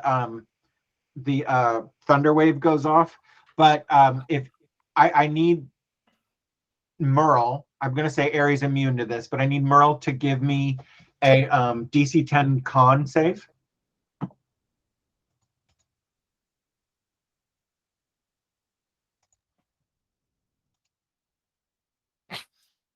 How about no? Well, how about I did, but I will fail it. I didn't make it like you requested. Okay. Sorry. Roll a 9. So, Erie, you notice that both Merle and Grenga are like louder than normal. Uh-huh. You guys are. Because we're deaf. You guys are suffering from the deafened condition. That'll happen. So you didn't hear the thing. Bloop, you sort of caught it out the. You caught it out of your peripheral. What? But yeah, Ari and Drell definitely noticed Gringo going, God damn it! Like, wait. I haven't tried to speak yet. I haven't tried to start shouting like the other animal control, like the ranger from Parks and Recreation. Yeah. Yeah. But anyway, I'm sorry, Erie, it is your turn, and I'm. That's okay. I didn't realize. Yeah, that's a. You know what? If you were outside, that's why I made the DC so low. If you're outside, absolutely not. But this is a compressed. This is a small area. Yeah. Yeah. That shit happens. It's fine. I am going to. Which one of the tentacles has taken more damage? The one by Drell, the one by the yellow one. The one by Drell. Okay, I am going to cast Firebolt at that one. Okie doke. 25 all day hit? Yes. If Merle's 13s were hitting. Yeah. 7 points of damage. Have some sort of bullshit double standard for you.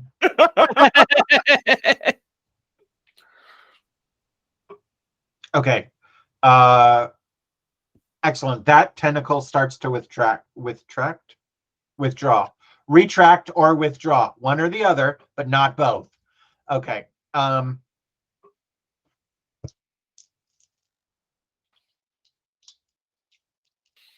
Withtract sounds like a weird kind of duet. Doesn't it? Yeah. Super weird. Merle, your turn. It's stage directions for the musical they're putting on about the life of John Chick. 13. Motherfucker. I mean, it hits. This giant octopus has terrible armor class. Why is that? Because it's fucking big and not covered in metal. So that's a 5 all day. 5 all day, and then unarmed strike. And do with the kicks. With the kicks. 17 damage is 8. So it did more damage with my kick. With the kicks. Roundhouse. Roundhouse. No, it's Roadhouse. Roadhouse. But for a game, Roundhouse. That's a punch, isn't it? No, a roundhouse is a kick. A roundhouse is a kick. Yeah, you had that. No, I said roadhouse because of Family Guy. Yeah. Roadhouse. Oh yeah, because of all the punching and kicking. Roadhouse. Yeah, okay. Yeah. That's what it was. But Roadhouse is not bad, I will say.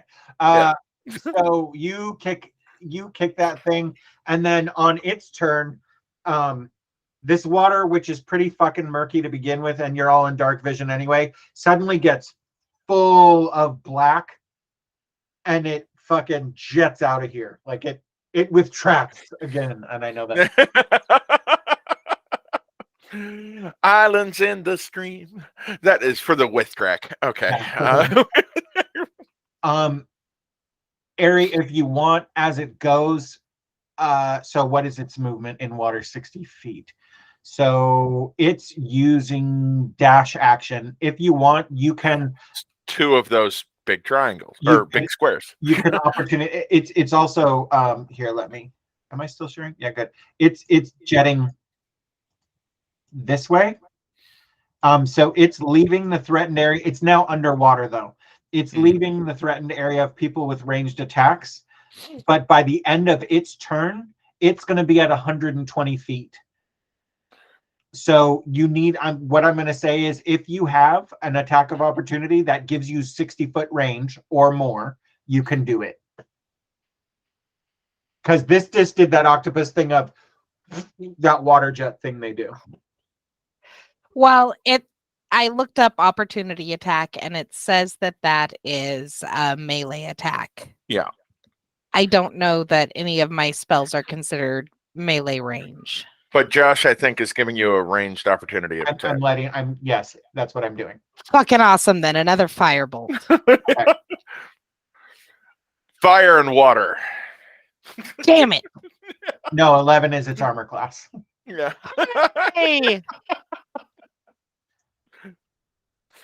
Gonna get some boiled octopus here. Hooray! 1 damage. 1 point, and don't come back. Nobody likes you, giant octopus. Okay. We all think you're weird. Oh. Okay. The Hail Mary. The forgiving DM.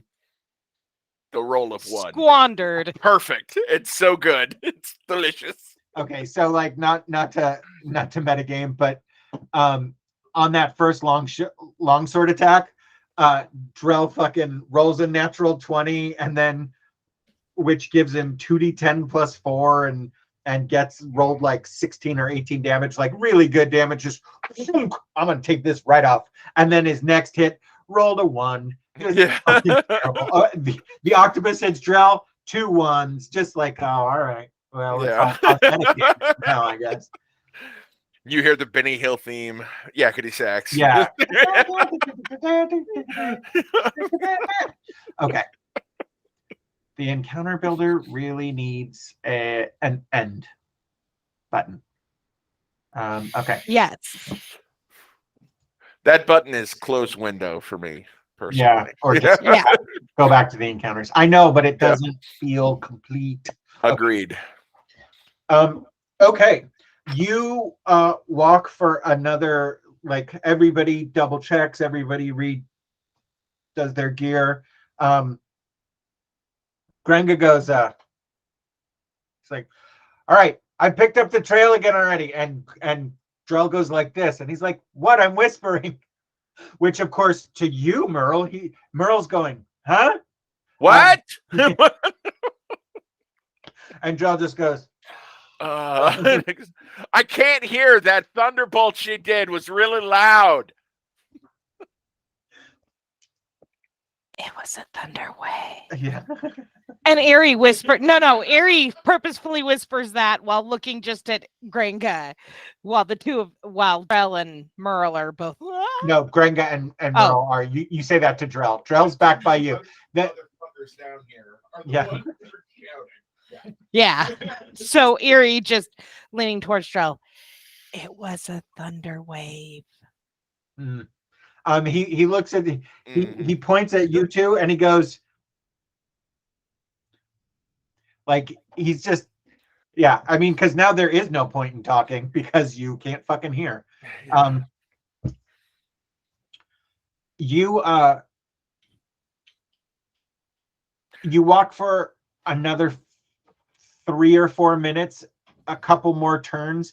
If you want to try and figure out, sort of orient yourself, you can give me DC 20 survival check, 2 DC 20 survival checks. If you're like, I'm just going to allow myself to be guided, then don't worry about it, and tell me what you get. Also, Erie, are you remounting? I am, yes, and I'm Okay. assuming those checks are without advantage, correct? Correct. I don't know where the fuck I am. Okay. To make either. 19. I came really, really close. With the first one. Remember, there's another one. Huh?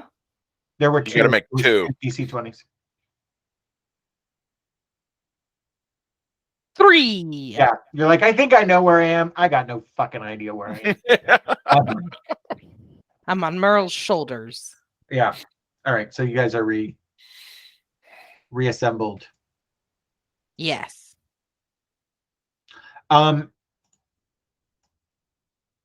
After about 5 minutes, Merle, roll that con check again to see if the deafness comes off. It does not. All right. Yours goes from just quiet to a super comfortable, like it. You can hear it starting to cut. It is starting to come back. It's just not lifted. Just never gonna hear those tones again. That's what that means, Oh, is actually. that what that means? That is literally what it is. You're losing a tone.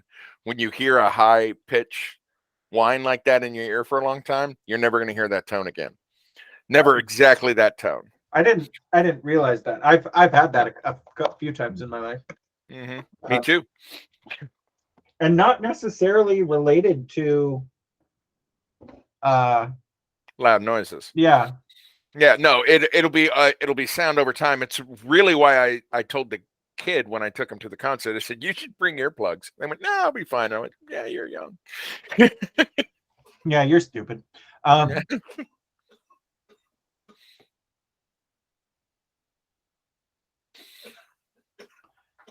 Anyway, after another, like a total 10-minute walk from the octopus fight,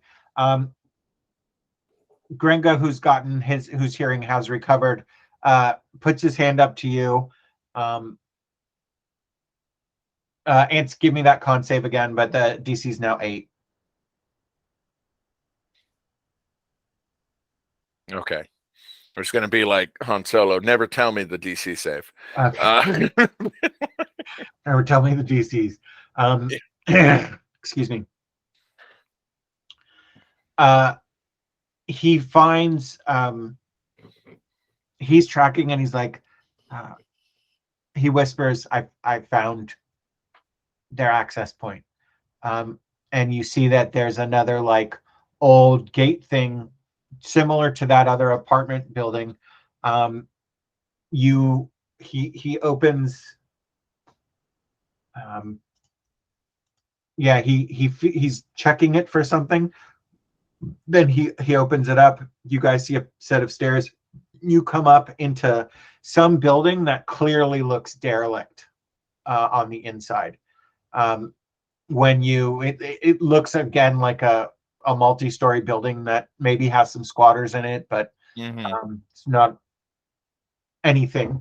Weirdly, you and Becky have switched places in my Google Meet, which fucks with my head, because I think of myself as looking in through Anthony's camera, and so when Becky's on the left, that makes sense, because Becky, from my perspective, is on the left when Becky's on the right.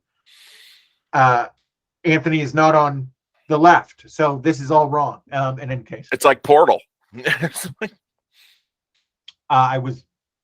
reminded me of a TikTok where Portal got called out. Video games do not hurt or make fun of you unless they're designed to, Portal. But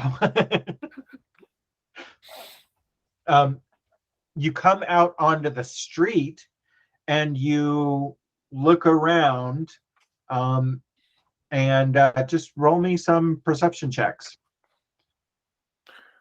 How many? Roll one each. I'm sorry, that's a fair. With advantage. I'm with my partner, Yes. who's still up on my shoulders because it's fun. Yes. 19. Nat 20. Nice. You know exactly where you are. You are not far at all. You're like maybe a block, maybe 2 blocks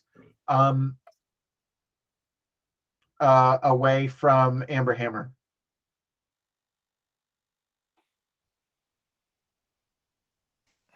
Where the twins perform. Yes. Right. So the other one was a couple blocks away from the Brass Bear.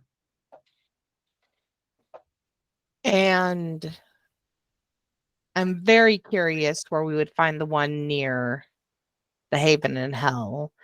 But we also have 3 other clubs that were of interest. You had sort of ruled them out. I don't think they're of interest because they didn't really have a headline and That's right. a person.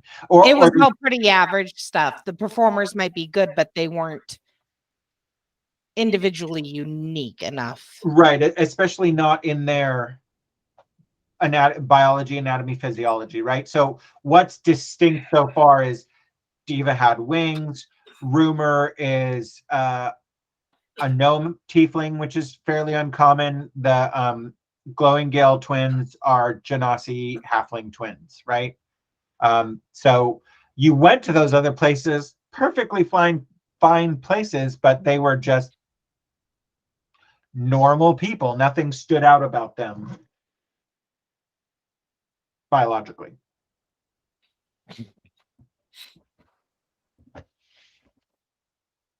Except for that they all kept doing this, which was alarming. And you dig it.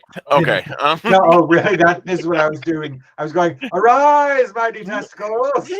Rise on my command. Yeah.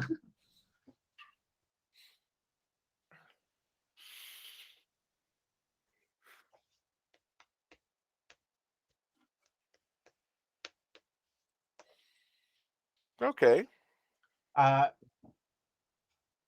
The Rangers are looking around like, huh. They seem to. You two definitely seem to know where you are. Not seem to. You two definitely know where you are.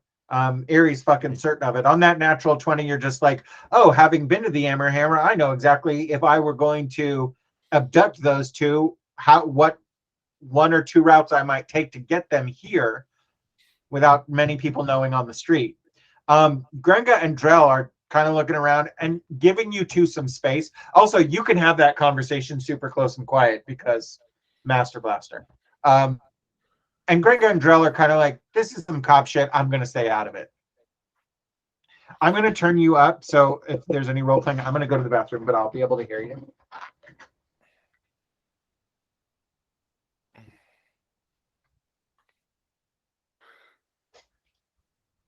So if our plans for our bait included staking out their performances, I think we have a lead now as to where we might wait for them. Down in front of that staircase. Down at the bottom of that staircase. I'd also like to make a law and procedure check to see if it's legal for people to enter the sewer system for civilians.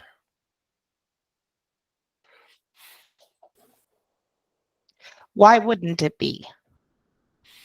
Because it's unsafe. So are a lot of things. Agreed. I don't know if there's a law. That's why I'd like to make a law and procedure check. I mean, if there's a law against doing unsafe things or entering unsafe areas, all of the Tinker's workshops are going to have to go. That shit blows up all the time. Well, not all the time anymore. They've gotten a little better about it, but I don't know. And what do you want to make a law and procedure check for? See if it's legal for civilians to enter the sewer system. Go ahead, roll. Advantage. Oh, okay. Then I'm going to roll it twice. 17 is the best of those two.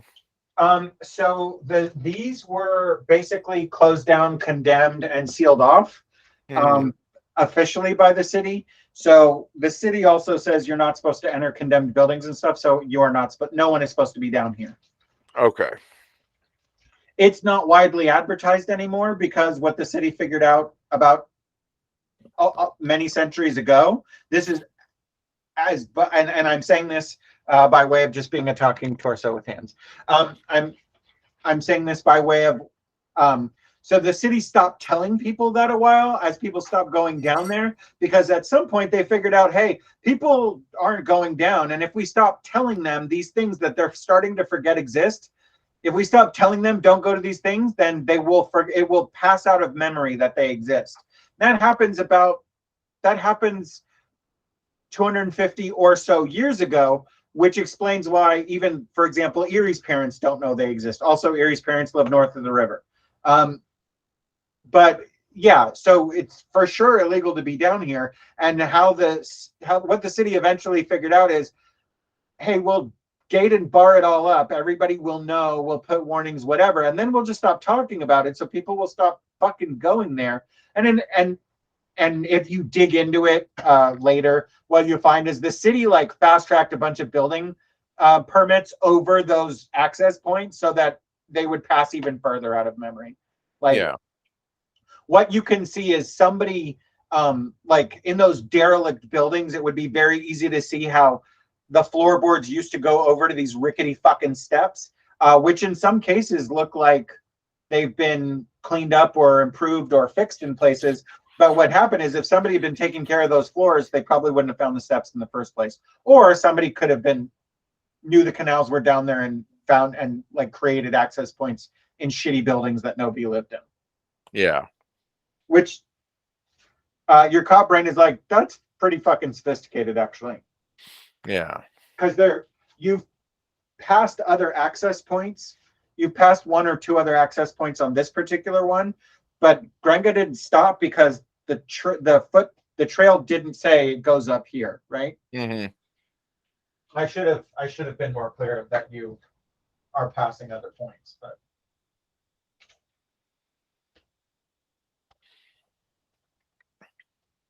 we go into a lot of abandoned buildings in this campaign. I'm going to be searching for stairs to the sewers from now on. Seriously. Fucking right. It's like it. Yeah.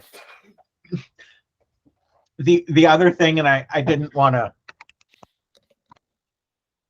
Command South is about to open up in Game World, and you guys are going to get asked if you want to continue to operate out of CC1 or work out of Command South. And what I'm going to tell you as players is it will become mostly deterministic, not completely, but mostly deterministic as to where your cases lie, because that's the whole point of Command South, is to effectively, yeah, right? So it'll almost be, as players, do you want most of your cases to be north of the river moving forward or south of the river moving forward? But you don't have to think about that right now. Is it possible to pick the opposite of what the other party picks? I'm going to ask you first. Oh, okay. And then I might just transfer them.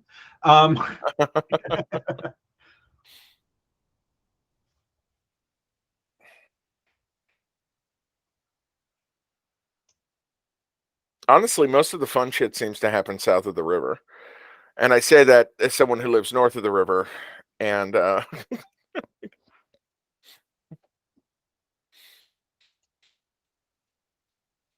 yeah. Possible. And has their criminal ties north of the river. I don't know. It's something to think about. But you're definitely buying yourself a commute every day. Going south of the river, yeah. Every day, yeah. I also kind of want to go south of the river because I've already made so many friends in Command South. The both of us have made, yeah. Well, aside from that early thing in the first session, I think the first session with Lieutenant Briga, have you? No, Josh, no. There he is. Yeah. No, I meant, have you really pissed anybody off? Aries actually met a couple of the sergeants in Command South, but anyway, doesn't really matter. Off topic, and I shouldn't have said it because now everybody's in another headspace. Okay. I ruin everything. Okay. You're the GM. It's your job. What's that podcast or that show? So and so ruins everything. Oh, I can't remember. Adam ruins everything. Okay. Anyway, what are y'all doing? It's by now noonish, I think. No. Yeah, because you had an hour. It's early afternoon. We'll say that. You had your lunch hour and all that. Okay, so they keep going down from here and from the other entry point we found to that big circle, and then they were staging off of an area in front of 6. I think they got on a boat, maybe a gondola or something, and pushed down Tunnel 6. Do you want to spend the rest of the day checking out Tunnel 6, Erie, or do you want to call it? We don't need to call it. I don't think we can go back to 6. I am curious to see where that one goes to. We know of 2 now. I'm curious if that one opens up near the Haven and Hell or somewhere else. Yeah, so am I. We could make it easier on ourselves, though, and first look for condemned buildings. There's a lot of condemned buildings. You mean around the Haven and Hell? Around the Haven and Hell. We've got an idea of what kind of locks and security we're looking at. We might find something. I don't know. It might be a little easier than going down there and seeing if there's another octopus waiting for us or some gators or the flower face guys. I didn't like those. I'm not a fan of flowers that are bigger than me anyways. We once had to fight through a sunflower field and it was terrifying. And those are flowers that clearly want to attack me. So I'm not sure I want to do that. But can I tell you, I'm not going to do this, but I'm telling you right now that I really want you guys to keep going back there. I'm fighting the urge as a DM to keep sending you back into the canals over a series of campaigns, that it becomes like a long-standing running fight with that octopus. There's a part of me that was thinking of like, they have those legends of fish in certain lakes, and there's like old one tentacle. Yeah. Old 710. They call him 710 because one of his tentacles got cut off. Two of his tentacles at this point, isn't it? Huh? It's two at this point, right? Because there was one from the first that got cut off. It's Stumpy. Yeah.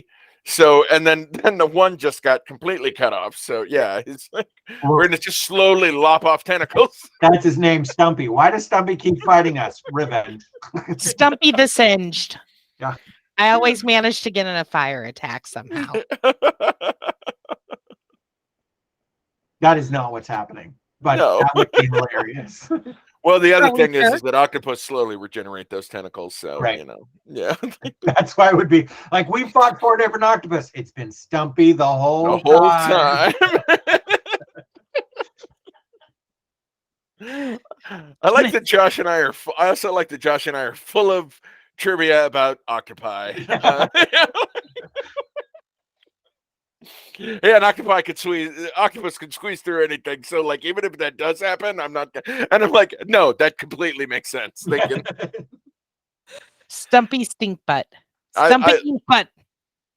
The story of the one at the Monterey aquarium sneaking out through its tube to get into the crab tank, and then sneaking back and rolling across non-water areas to get into the crab tank, steal crabs, eat them, and then crawl back into its thing before morning. They caught him on fucking security footage. Like, motherfucker. Cephalopods are not to be underestimated. No, they're super cool. Yeah.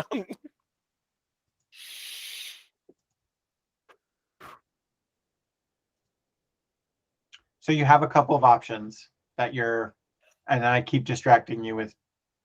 I say we go back down to 6. We just exhaust it. We just exhaust this lead as far as we can, and then we won't wonder if we miss something. Besides, Drill wants another crack at that octopus. Stumpy. Look at him. Look at him over there, boiling with rage. You're boiling with rage, aren't you, Drill?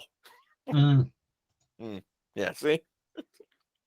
Yeah, he just rolled a really good perception. He was just, it's like, Yeah.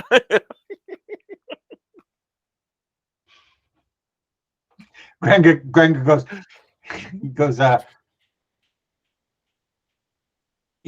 we don't ever really, he's about to say a very disturbing thing. We don't ever really like bring back what we hunt and have to kill, but there's a pretty big octopus tentacle, and we could eat that motherfucker. We left it down there, but it's still on the walkway. I hear with a little bit of salt and lemon squeezed atop, it's just amazing. If we find that thing down there, we're gonna fry the shit out of that. Yeah. The biggest calamari you ever saw.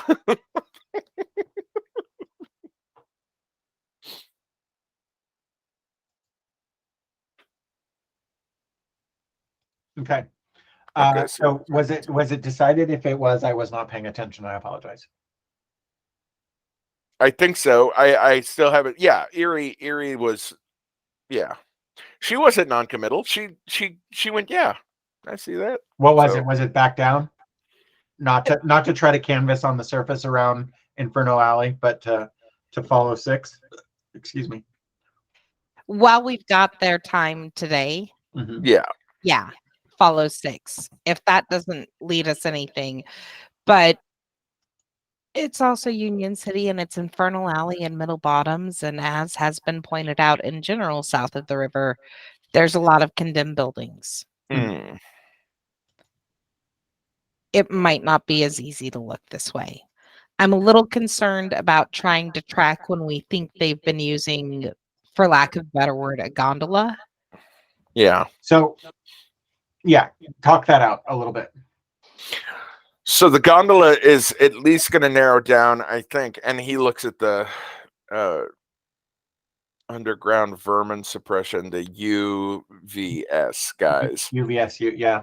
Yeah, that looks at the UVS guys and goes, correct me if I'm wrong, but there's only so many pathways they have if they've got a narrow boat, right? I mean, we can.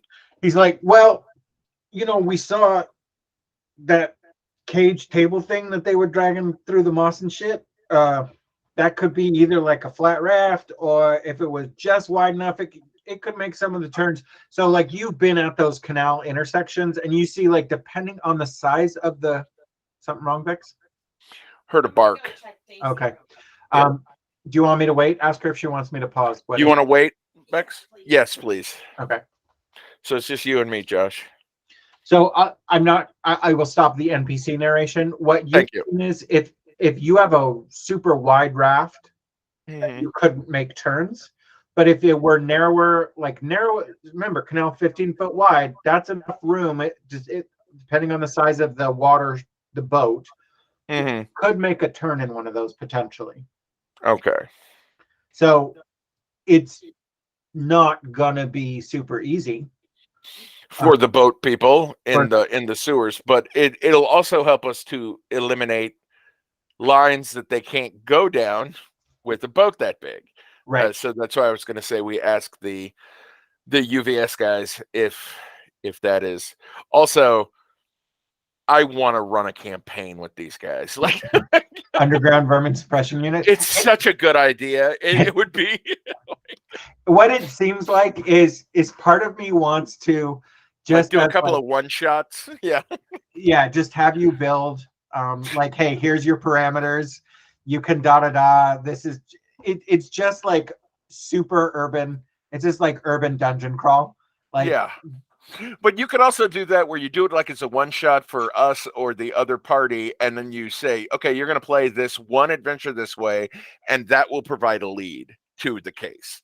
Like that would be, because I like doing like I've been thinking about how I can do one offs and shit, and because it's fun. It also breaks the static of a long campaign. Anyhow, it's an idea I was thinking about. well, this case feels like a long campaign because I overplanned it and then you guys took a few other directions. But remember, the whole concept behind Haven City is not one big story arc campaign. Yeah. It's a bunch of cases. Yeah. No. I mean, with the characters, like I'm looking at ways to break up. If you're running a long campaign and you have this one group of characters, if you could break it up so people don't feel like they're. It's an idea I'm playing around with. Is what I mean. Yeah. So Bex, what I was telling Ants is that, keep in mind those canals are 15 by 15, right? So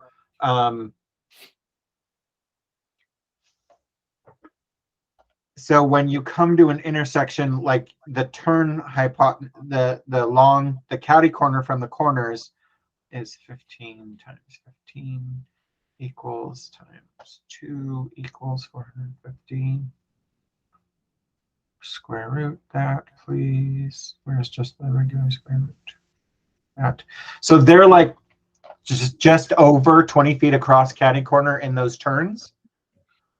So if you had a raft that was the full 15 foot wide rather, or 14, making that turn depending on the length would be difficult.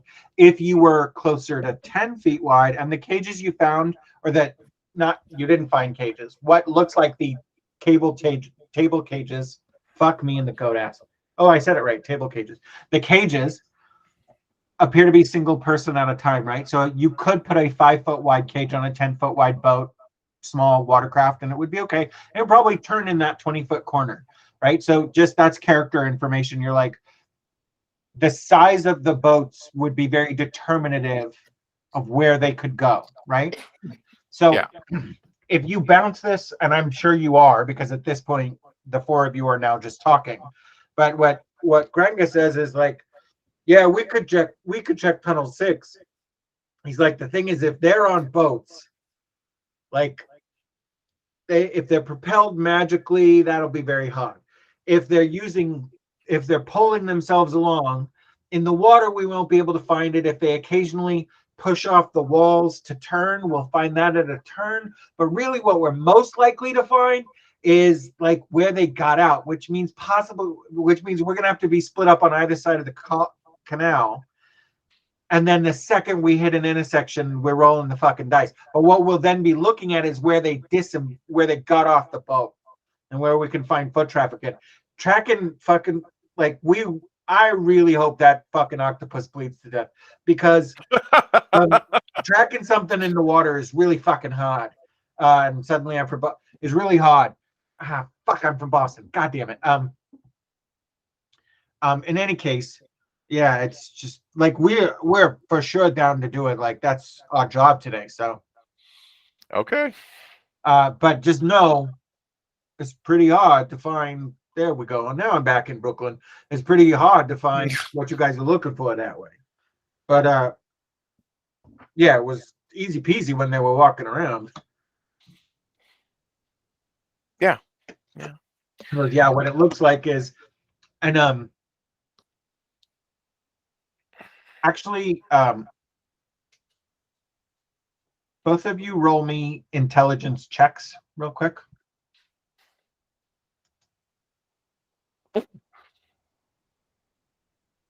That summoned a demon, and I rolled a 1, natural 1. 15 all day. Merle, you just let a giant ass fart go. No, I don't know. What? No, I have a belly button. Yeah, it wasn't a save, even though that's how you rolled it. It's fine. Yeah.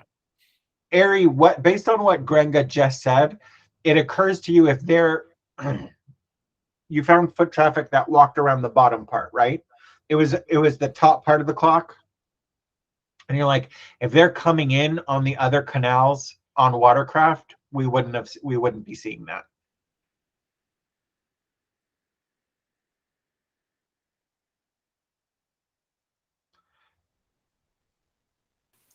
Wait, rephrase that because I'm not sure. Would a visual help? Yes, please. I think I might be missing it just because I'm missing it. Okay.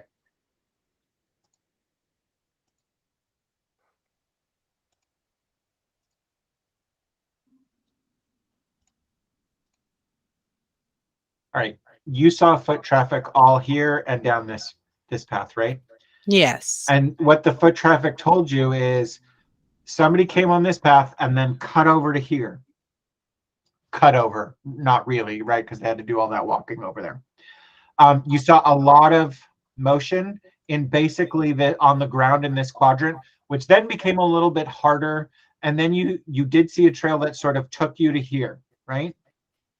Which makes sense because this was, if what we're guessing right now, and I think this is what you're guessing is this is the path through which they brought Rumor and then brought her over here. And then there was some container and then it went nowhere else. Unless that went here and then they brought her to the Brass Bear or one of those other gates that you guys didn't see, access points on this trail that you didn't see any footpath to.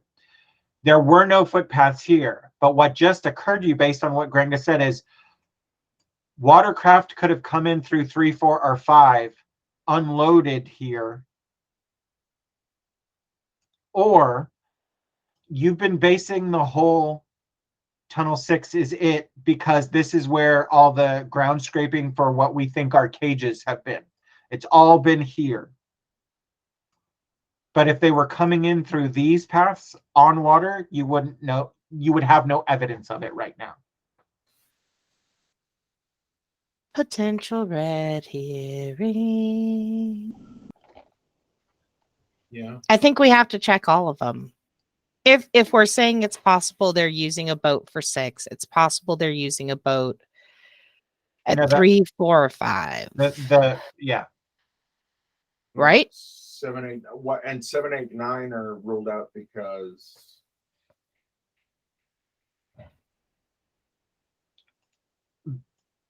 Only traffic across them. okay. There was no traffic moving up or down them at all, and nothing on the interior either there. Yeah, I got it. Okay. Balls. Right. So if you were moving in water here or up here, right? If you were coming into 8 to go anywhere else, why would there be foot trails from 6 to 1, basically? Yeah. I was just trying to get all the facts out loud. Yeah.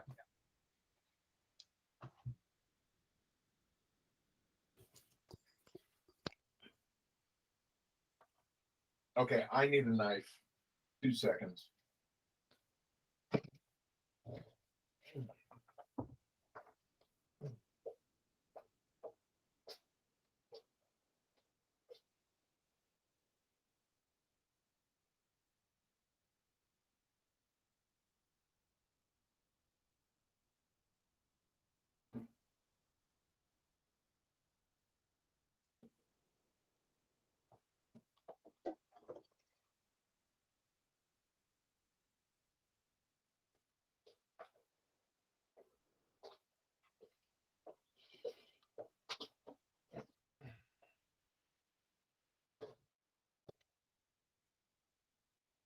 I have a knife.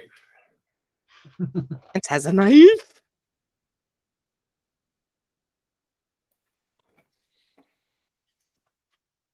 I got a flower. I got a rubber chicken. I got a flower. I got a half-eaten piece of cheese. I got a flower. I have a pen. I got a knife. There was an SEA event where some of us kept, when they were away from the thrones, like leaving the queen a rose, and then later it occurred to us we could have gotten a bunch of random shit and left that on the king's throne, and that the conversation would be, I got a flower. I got a meat stick. I got a beef stick. I got a flower. I got another flower. I got a half-eaten piece of cheese. I'm even thinking all this random shit.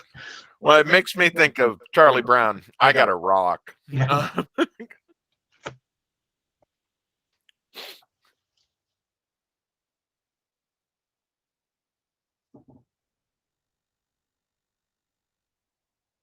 Okay.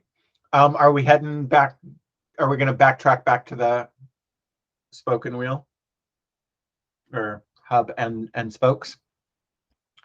Should stop calling it that, or you're gonna. Let's just start a new underground. Wheel. We'll start an underground cop bar called the Spoken Wheel, where only cops can get in, and USVU Rangers have to UVSU Rangers rather have to escort them in. And like the bar will be in the middle, and then everyone's again gator fight just for fun.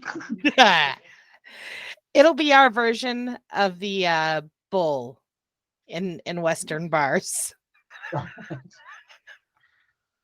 Gotta go 8 seconds with the gator. Yeah. And not get dragged into the water. Yeah. Every time one of the tentacles comes out, we can slap a button. I'll talk to some of my artificer folks and rig up a disco ball and confetti explosion, so it's a party. See, but that makes it sound like it's inevitable they get dragged down into the drink. So, like, it's a really inappropriate celebration. It's like, they didn't make it 8 seconds. Oh, well, they went the full ride. Poof. Charlie's not coming back out of the water. Listen, this is why we do all of the retirement send-offs at this bar. That way we don't have to worry about pension. You're muted, Josh. Hooray, hooray. We were all muted there for a second. I was like, that is a weird fiscal planning solution. Let me just say. Innovative, I believe you mean. I said what I said. If by innovative you mean sinister, yes.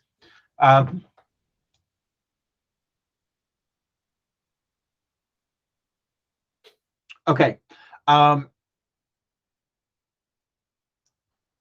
You head back down into the tunnels. It's like almost a 15-minute walk.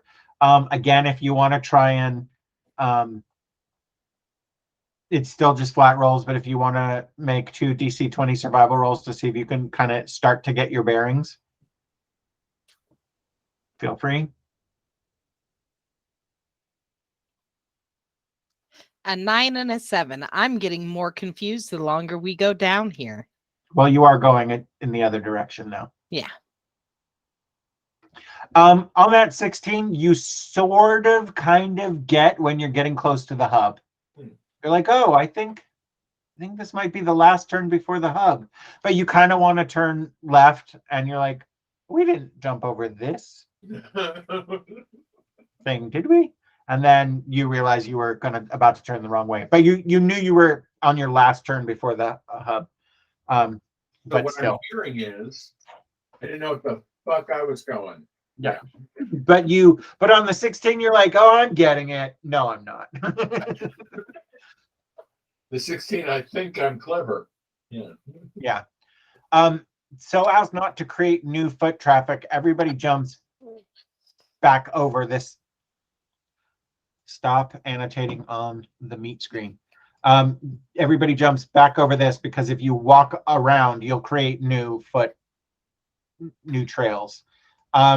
You get back over this one, and as you're walking across, both of you can roll me investigations with advantage.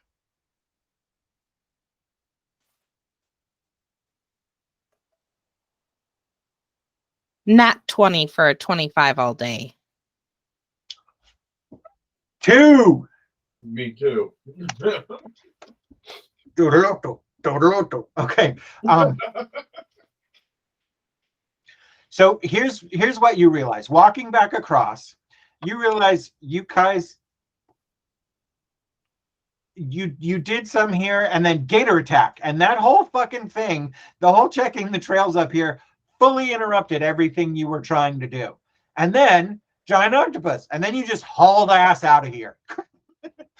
So you're like, oh, we kind of got some, but and things have been a little obscured, but with two fucking detectives, two inspectors rolling two natural 20s each, here is what you get. Pointing at the same thing. You're like, oh, that. You're basically you are able to see through. No, that's more recent. That is from us. You're able to discern what was your fight versus what's been happening here. Don't ask me how. You're just able to. And what you can see is and heavily, it makes sense even if you never mind. What you see is that there has been foot traffic, that you are clear on two natural 20s.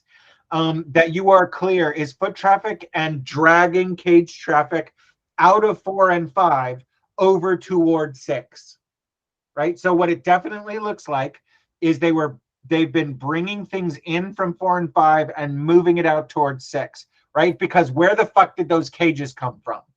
The cages would have, if you had pushed those along the long lines, like that would have been clear in the footpath. It leaves a different kind of trail, right?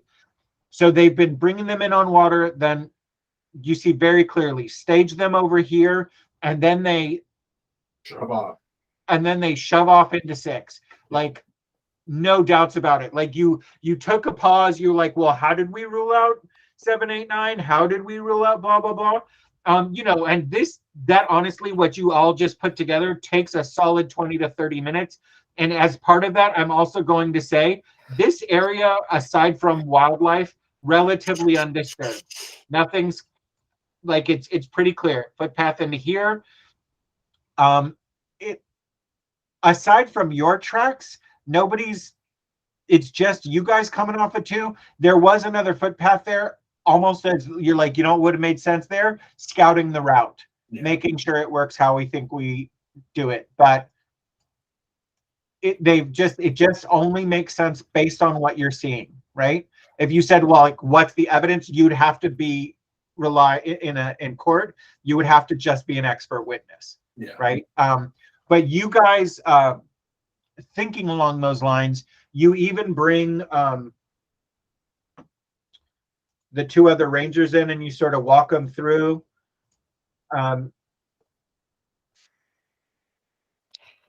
Giving them advantage on their different roles. I wonder if they're being staged there as well. There's a higher chance, especially if they're unloading and the weight of the boat is changing there. It's possible we also notice things like scuff marks or drag marks in the slime and stuff along the tunnels as they came into the spoke. That might be what helped us see it too. It's possible, right? I'm just giving you narrative. Right. You might right. Maybe as looking across here, you see that as boats shift in weight and water moves around, and you can see that the water where you think nothing's been moving, these all look the same. The patterns on the sides of the canals, which you haven't been looking there because that's not what you're used to doing, right? Right. But you're like noticing, there looks like there's been some water current changes, and it's sort of altered the way the moss and the slime and all that stuff is grown in there. So you think you have a pretty solid idea of where that's going. I feel like what you're saying is funny. I'm sorry. I also like how we both started just Josh hurt himself. We're dicks. Yes. Mm-hmm. My friends are dicks and they laugh at my pain. Yeah. Sorry, Jeff. No, it's fine. It didn't. It's almost sometimes I say ow when I don't know what else to say. I was like, I bumped my knee and it startled me a little. It didn't really hurt, but I'm not going to say all that. I'm just going to say ow. It's over. I'm going to unmute. Over the course of my marriage to Becky, I have just recently started saying, not recently, I've been saying for a couple of years now. I'm just old because I make those noises, like just meh, meh, meh. I'm sorry. Yeah, it's an inhalation of breath to help stand, baby. That was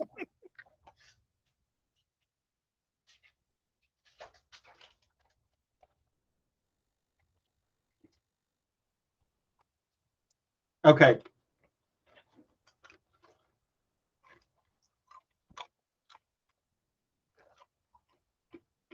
Check the mail because I got it. Anthony has to check the mail really quick. I'm The sorry. mail. Yes, he realized he hasn't checked the mail in a few days.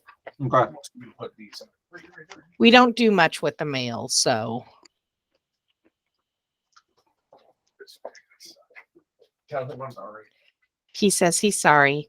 So I am keeping in mind this is a work in progress document. Mhm.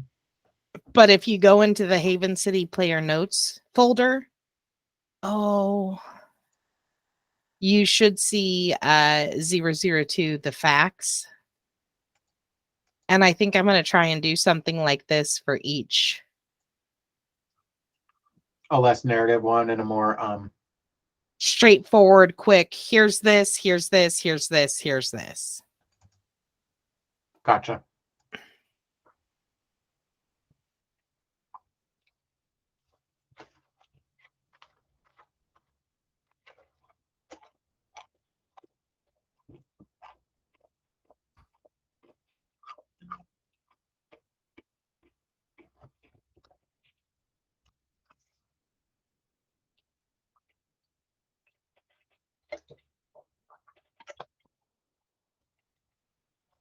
How many notchers have we found for sure? Is it 6 total?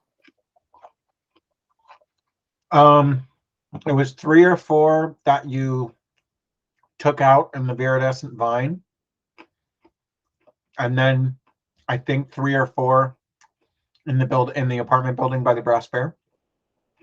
I was thinking it was 6 total who we found. And I'm saying it's 6 to 8, but Yeah. Okay. But I think in both fights, one got away each time.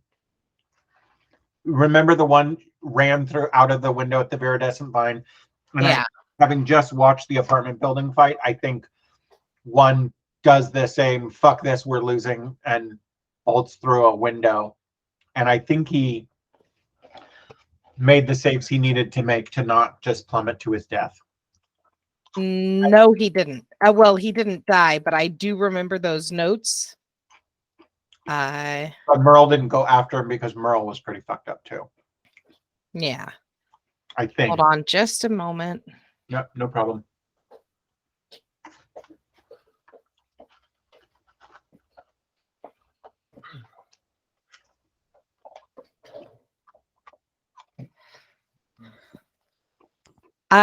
If you look, Just click your cursor where you want me to look, and I'll click on you, and it'll jump me there. there.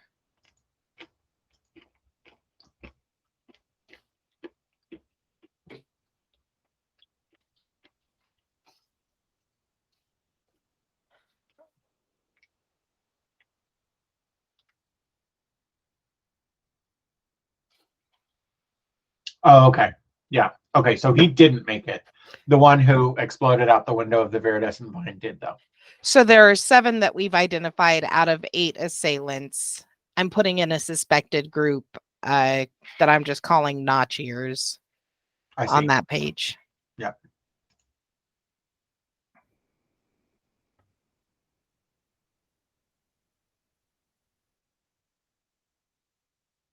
Yeah, I don't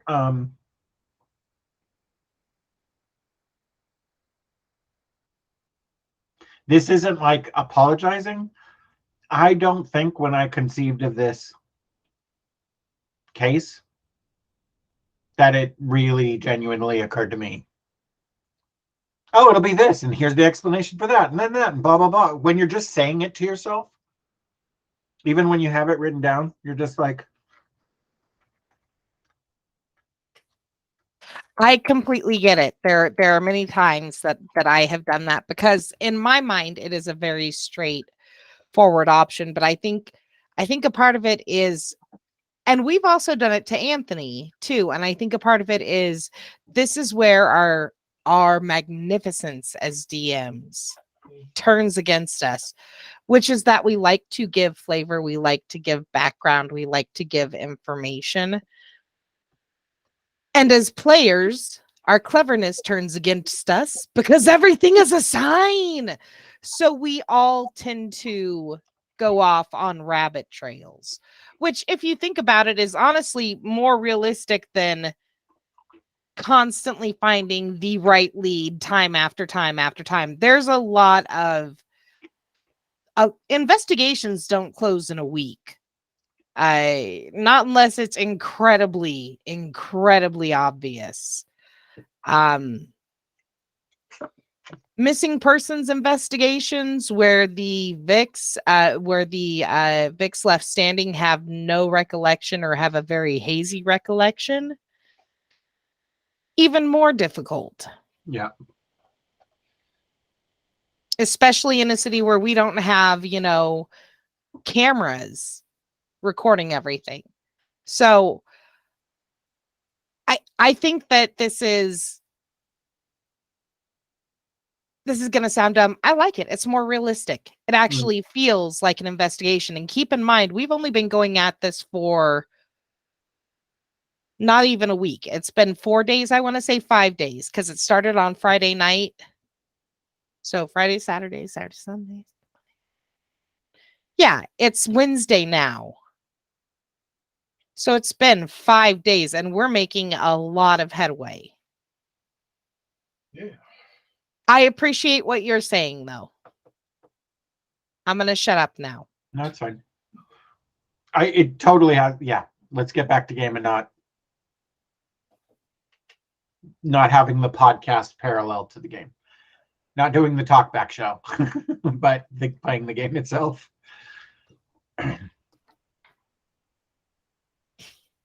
Hello. Hello. As you guys are finishing that up and getting ready to go down Tunnel 6, your badges click on dispatch to 116 Alpha, 116 Bravo. This is we've just been notified that your person in your apothecary in Camberfield is about to alert on your case and said you were getting called yourself before. So that civilian is waiting on you with a uni to copy that, dispatch. We're going to be heading out. Copy that. Do you want the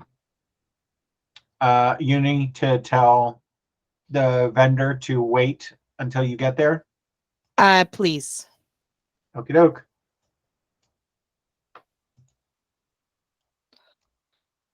All right. So next time, gentlemen, you're gonna bail out of going down Tunnel 6 to go deal with this. Okay. No, yes. I can still go down Tunnel 6, right? You can't. You can. if I'm not with my partner, I lose advantages. And if I'm about to go off towards a human who seems to be up to some sneaky shit and investigatory shit, I go with you. I'll go with you. Yeah, I didn't mean to go, no, I'm not going to allow that, but because that's not true. I've clearly allowed you two to split party multiple times this game. This case, rather. Probably not the best course of action. sorry. Okay. We can come back to the time. What I was going to say is to Drell and Gringa, as we get that message, he's going to go, all right, well, we got to go deal with this. Do you want us to go down and check this out, or do you want us to wait until you can come back? Do your other business. Let's say tomorrow morning, I can bring you coffee and breakfast sandwiches. Oh, sure. Excellent. All right, yeah, we'll go finish out the rest of our day. You said Thank there's you so going to be much, guys. We'll see you reports then. and Yeah. Oh yeah, We'll see you I tomorrow. can't wait to write about what that we finally got old Stumpy. Oh, one of you roll me I'll do it. a percentiles.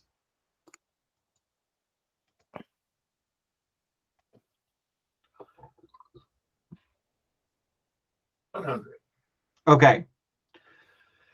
Cool. So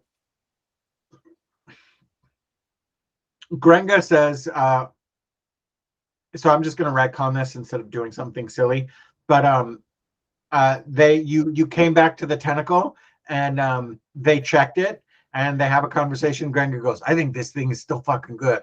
And Drell goes, he nods and goes, So like one of them's got this 10-foot fucking octopus tentacle strapped to his back. He's like, I don't know what you're doing for dinner, but come by the department. We're having a fucking barbecue. you got it. Absolutely. Sounds amazing. Also, I Yeah, rolled a you zero. saw. That's fucking awesome. What does Anthony say? He rolled a not zero. That's fucking awesome. Yeah. It's still fresh. Yeah, you watch him cast a ranger spell. He casts detect poison and disease on it, and then Anthony rolls 100%. No, it has suffered 0 disease miraculously in this fucking canal. Well, you see, it got cauterized with the firebolt. That is not what happened. Well, I'm glad I didn't use necrotic touch on it now. Nobody wants Zomdipus. Yeah.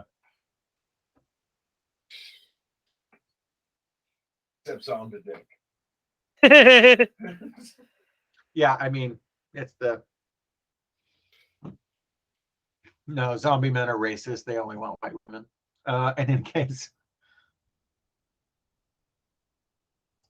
Okay, so you're gonna get out of the you schlep your way back to the apartment building where you had the big old fight initially. And then you've got to get in your wagon and make your way down to Camberfiel, down to Gravel's Blend. That takes you, probably, it's the middle of the day. There's not really a ton of traffic right now. Let me just...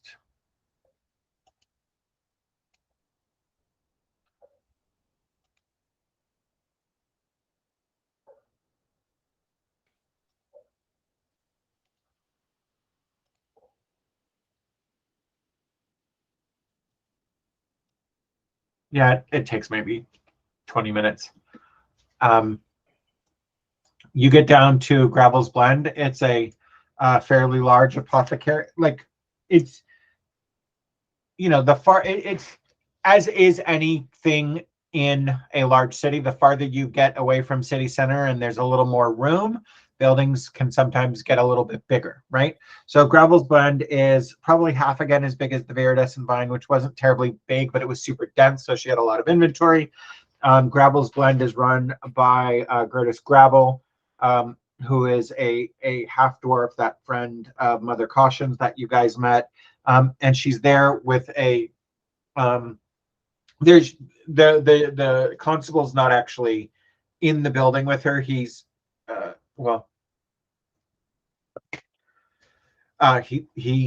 she rather is outside, and she spots you too, and she goes, he hasn't called your POI, your person of interest yet. We got the note to just wait for you guys, so she's back in there. She's handling it pretty well. This is a female hobgoblin cop that I'm not going to give you a name for. And you go into the apothecary, I'm assuming. It smells of an apothecary, all this different herbs and spices, fine herbs and spices, and some musty smell from some fungus. stronger scents stand out. It's an apothecary. You've been in there before. You see this lady who I don't know if you've ever met Curtis Gravel before. I think you just all that communication went through caution and tenacity, right? Or did you actually go there and talk to her? I can't I remember. met Curtis. Okay, but Merle hasn't. Merle has not. Okay, so Merle, this is person is a half dwarf. It's like somebody took a dwarf and just stretched him a little bit without increasing the mass at all. She's a little thinner than and less stocky than most dwarves, but also a bit taller than most dwarves. She looks middle aged, which you're like, well, I don't know. She could be 100 years old. Fuck do I know? And she looks and she goes, "Oh, officers, or I'm sorry, inspectors. So I have received my new shipment of feverfew, and I remember you wanted me to alert you before I called Mr. Bratislava. So I'm about to send a messenger to him, and he said that he would be here right as soon as he could when I got my new supply. So I'm about to send a messenger down to Honor Oak. Thank you. Is there anything, any way you want me to word it, or just write it my normal way and just send? Okie doke. Your standard way, if you would please. Thank you for alerting us. Okay, she says it will probably take the messenger 15 or 20 minutes to get down there. So you have a bit of time. She does that. She sends the messenger off. I have a description of him. I'm going to ask her to repeat it for Merle. And then we should not be lurking in here. Just for Anthony, he's a pale skin. He's like one of the more white looking humans, but he's got like coal black hair, right?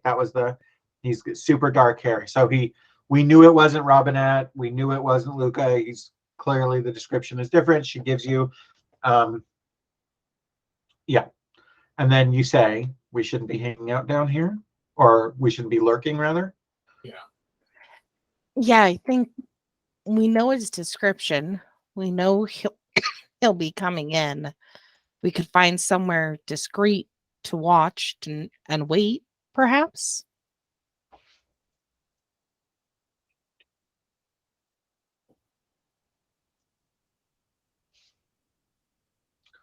Around the viridescent vine are, no, that can't be it.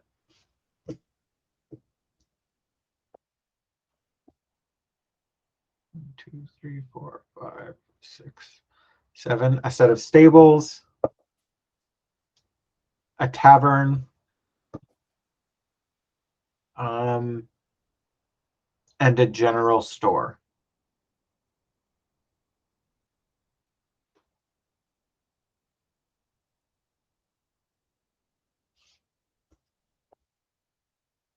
Tavern? Merle? What's that? Tavern? Yes? No? Yes. Yeah, we'll go into the tavern. Tavern has outdoor seating, or no, or yes, or windows, or no? No, not in the dead of winter in the midst of rain and snow. It does have windows. Windows, okay. Right. The tavern is called Down the Hooch.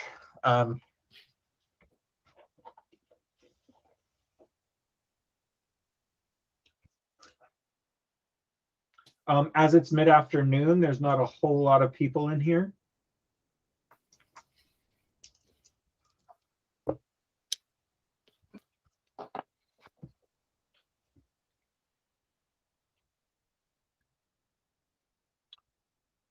You hang out in the tavern. If you're hungry, they basically have like bar snacks and a light thing, and you get whatever you get. Is there anything not pickled or salty? Not pickled, but salty. Is that what he said? Not or super salty? Not pickled or super salty, because it's a tavern. It was a joke. Never mind. Right. We got salami on crostinis. Yes. So no is what I'm hearing you say.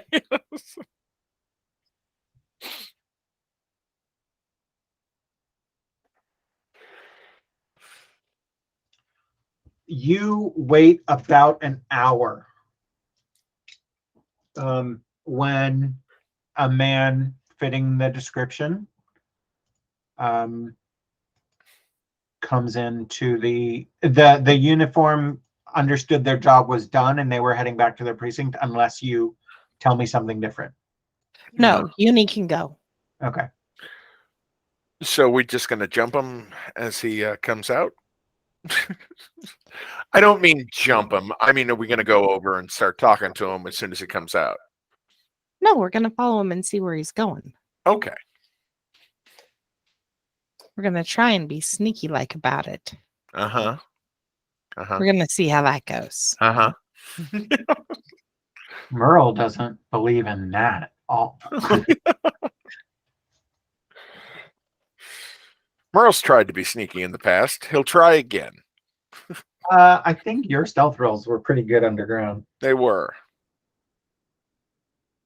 The whole idea, by the way, of Merle just deciding, no, my life is in the canals and this like that's what like Ant's going, can I just re-roll a character can I roll a new character at this level? Merle has would be disappointing but hilarious. Yeah.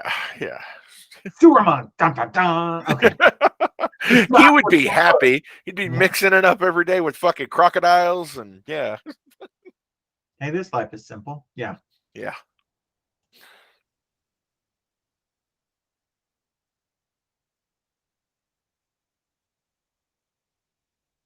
Three or 4 years, he'll figure out how to move around down there. Yeah.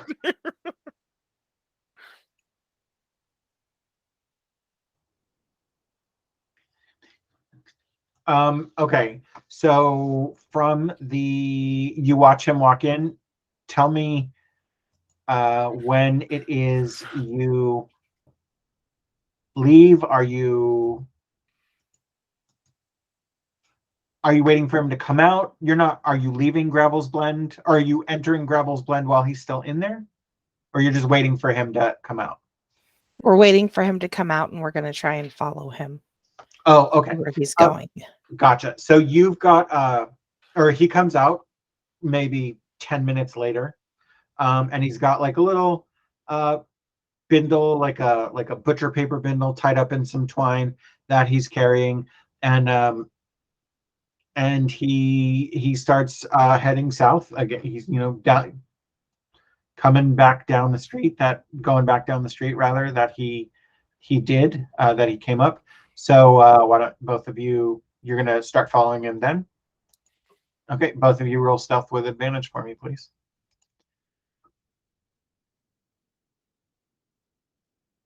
$23 all day. Nice.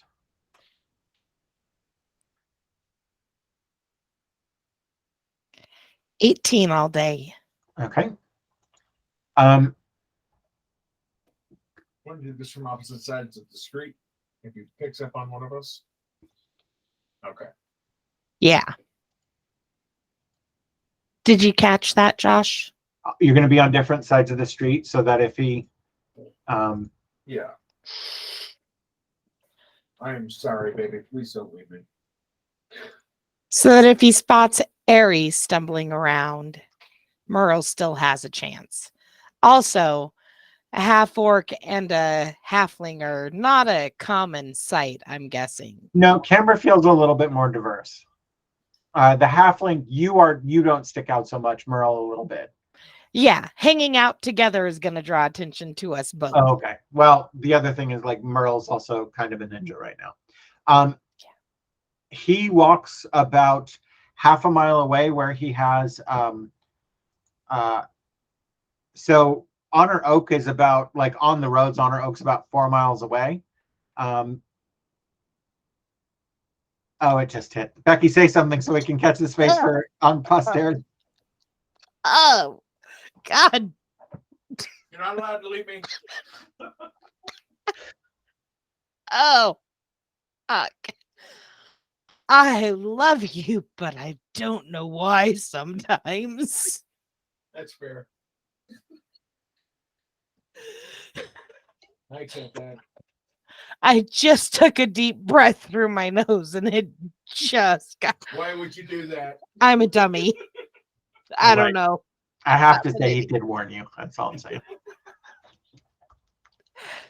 Fair. You do that. I forgot. Yeah. I'm high. This is what happens when you get high. Okay.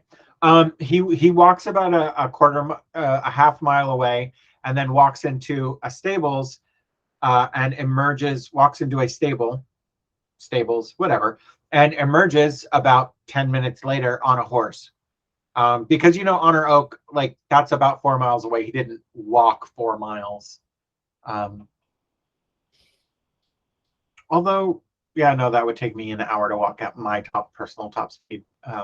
So yeah, he's not like he's in his car and merging into traffic. You know what I mean? Like, he's driving he's conducting.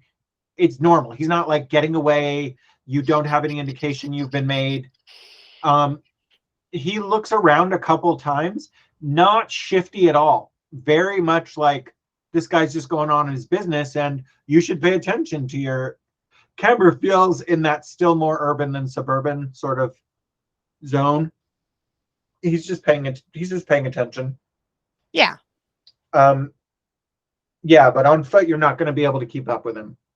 So one of you could try to continue to follow him and then run back for the conveyance, which I'm sure you kept out of line of sight of the thing, or you can run in here and rent a couple of horses real quick, or some third option that I have not thought of.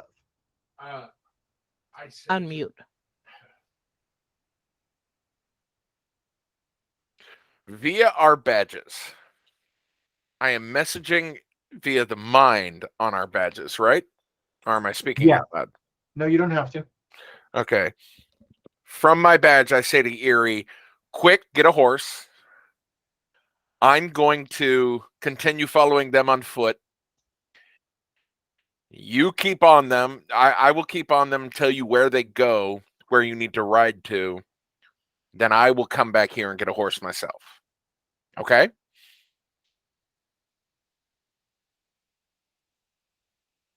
And then you'll send to me once you've got a horse. You're going down this street. I don't want to end the connection so that we break it. You will come up and start following him once you have your horse. I will tell you where we are. You're going to come to that place, and then I will run back and get a horse.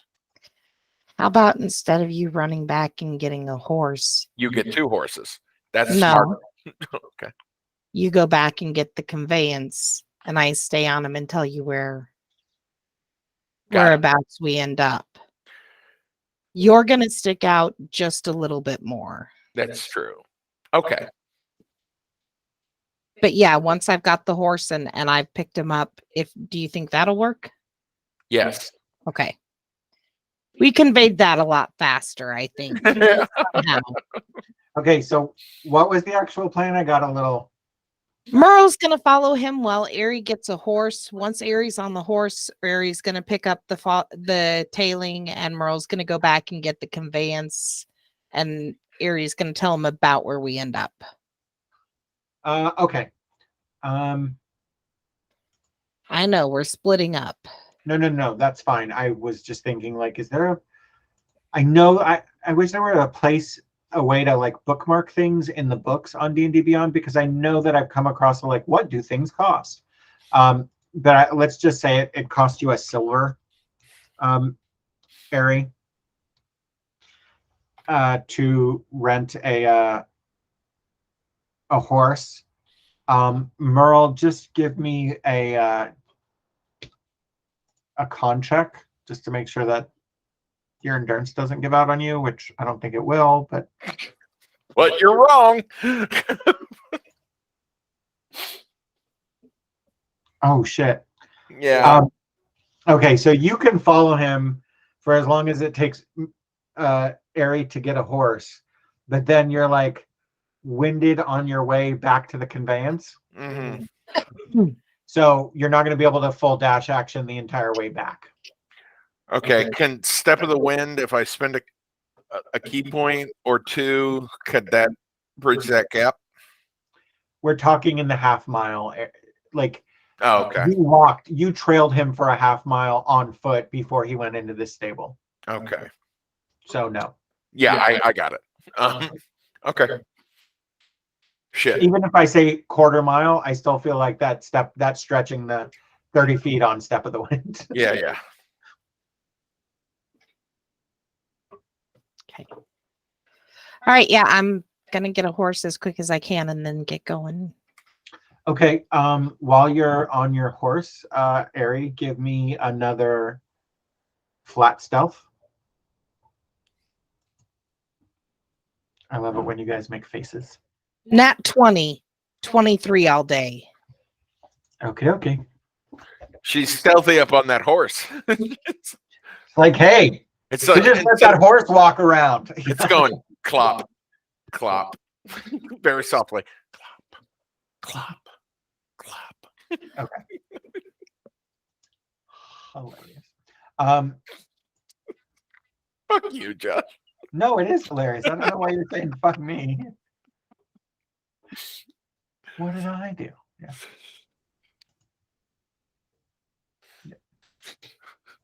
Okay.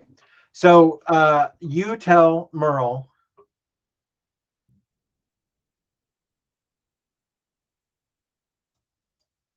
Try and spot me. I'm here. I see you. Do you see me?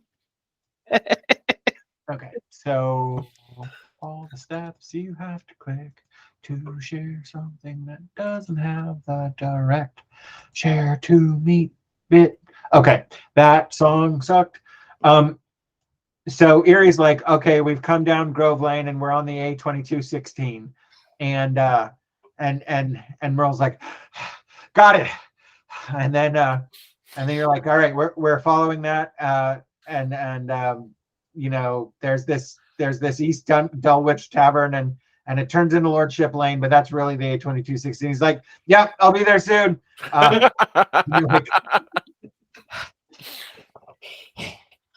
And then somewhere around where the B219 and the A2216, you're on him the whole time. And again, he's just riding, right? Finally you guys catch up to each other. And he's not that far ahead. I'll tell you, he's going to ride into here, get to Honor Oak Road, and then ride in. We're gonna just keep that nat 20 is gonna pay some mileage, and we're gonna be cool for a while. Are you more or less just following him to his home, to wherever it is he goes, or are you trying to stop him ahead of time? Is what I need to know. I am following him to where he goes. If we stop him ahead of time, he can clam up. We can't force him to say anything. It's not illegal to buy black cohosh. I think you reminded me it was feverfew, but oh, feverfew. God damn it, yes. But yeah, it's not illegal to buy it. We've got nothing to stop him with. We can watch and see who he talks to, see where he takes it. Okay.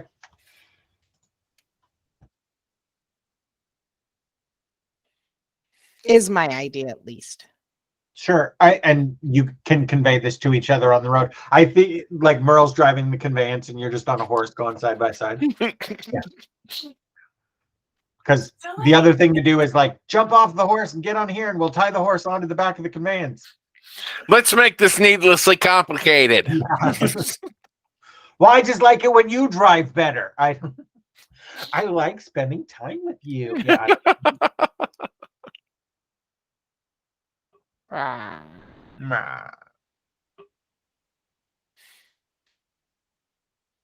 No, I figure the conveyance is a little more obvious. So Merle's probably holding back. Let's Yeah. make this needlessly complicated. Yeah. And this guy's going to stop at some point. And Erie can say, hey, this is about where we stopped. Yeah. Okay, so am I still? Yes, I am. He rides up Honor Oak Road and then hooks that right onto Grayson Road.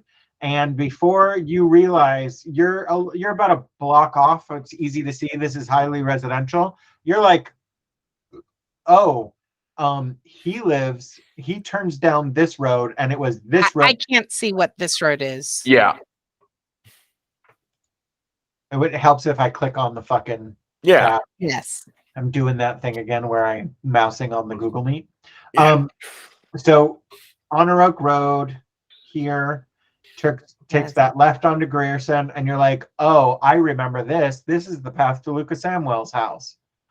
And like Lucas Samwell's up here by the St. Hilda's Crofton Park, and he turns. So you can be like a block back. These blocks are not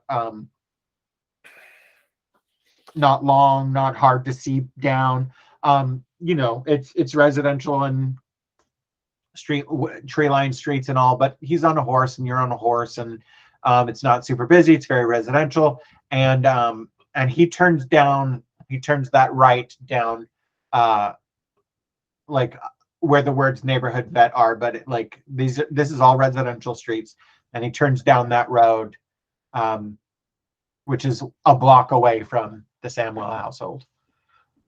So now we're in a spot where if you try to get closer than, so let's just take the measuring tool out. Okay, so those blocks are about 150 feet. If you're going to get that much closer than that in this sparsely populated an area, you're going to have to re-roll your stealth. If you keep to the following distance you've been on, you should be okay. If you time it out, you can sort of get up to the intersection without turning down it, and time to kind of, unless he lives at the very first house, to like watch where he goes, right? Do you catch? I think Anthony follows me. Do you, Becca or Becky? I think so. I'm going to try and time it out and see if I can like catch him after. Yeah, it's I'm for that. I'm just going to let you keep going on that 20 stealth, right? Yeah.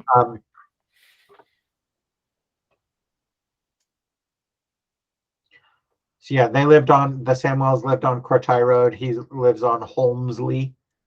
Or maybe they lived on Holmesley and he lives on Kilgore. Doesn't really matter. So you get up to the intersection just in time to see him about halfway down, heading into one of these homes.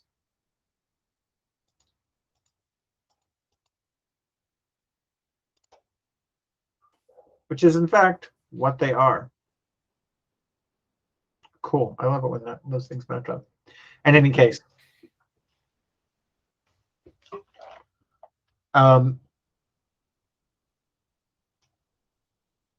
so burn at least one charge off your badge, and I think you probably need to burn just Becky. And I think you probably, oh no, Anthony needed to burn one for the initial plan, and then Becky need to burn, I think, 2 for partner to partner contact, just to get him up to where you guys are. And you can tell him like, stop the conveyance at Kilgore or McLean, so nobody sees it coming down Holmesley Road. But you've spotted the house, and he's 1 block away from the Samwells.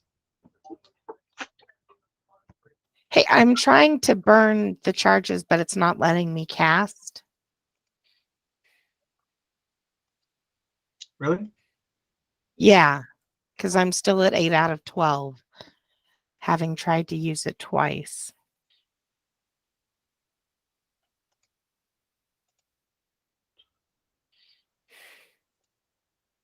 Okay, so if we go over to spells and we go that third level sending and we click that once.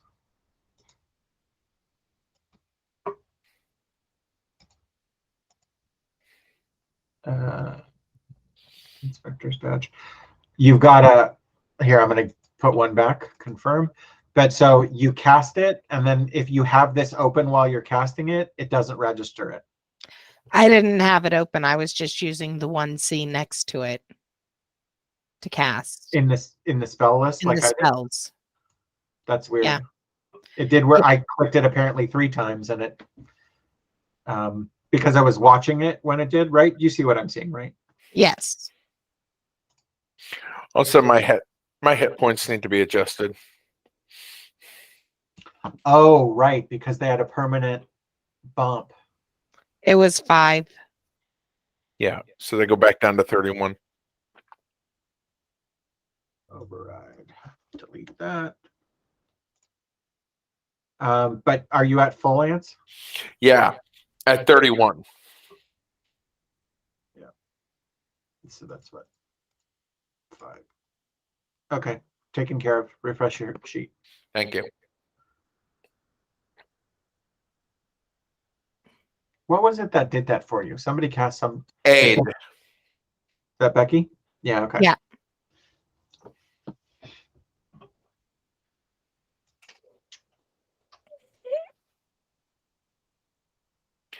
Next time she does it, I'm just going to use the temporary hit points daily. With doing that is you're going to have to remember to keep that you can keep healing above your maximum. Because while you're under the effect of aid, the temporary hit points go away, they go away. Your hit point maximum does increase. Under aid, your max goes up by 5 points, so you can keep healing back those things. So it doesn't really seem like it's a problem to me. It just seems like we need to remember it. But you do. Okay. Okay.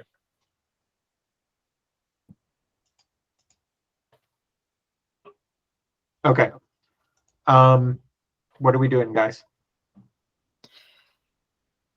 Okay, so you said I came up and around and I saw him go into a house. Yeah. Okay. I'm in the burning of those badge charges. I've told Merle where to go. Yeah. about where to park. Okay. Okay. I wouldn't recommend driving all the way up on the street. No, I'm going to park in Honor Oaks car park. There is no such thing. It is. It's a block away. A couple blocks away. But zoom out. I'm sure there's a stable. Pan that direction. A little more. Right there. See those Oh. 6 rectangles? Yeah. Now, how are you going to get across these train tracks? No, I don't know. What are those train tracks in this world? I don't know. You invented a car park and then are enforcing it on me. I just figured that was a big stable area. Yeah. All of these houses are really close together, but these people might have to commute. It makes sense that they all share. And it looks like a fairly short walk. No, I'm kidding. I'll find a place to work. I mean, it seemed relatively simple to just stop the advance down here a little bit. Yeah, that's probably what I'll be doing. But no, if Anthony wants to make things I'm unnecessary, fucking around. What I want you guys to do is to fight. That's the best part. Yeah, no, walk all that way. Yeah, add a half mile of walking, running boy. Well, I apparently got to work on my cardio anyway, so it's fine. I'll be right back. Yeah, I got to pee, actually. Okay, I'm gonna take a break too.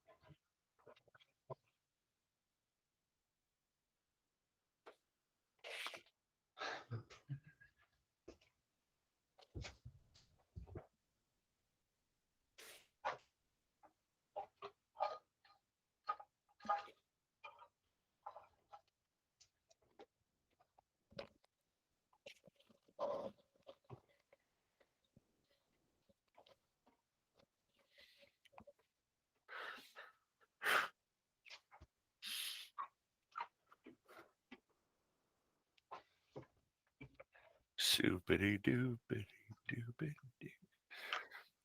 When I'm 64.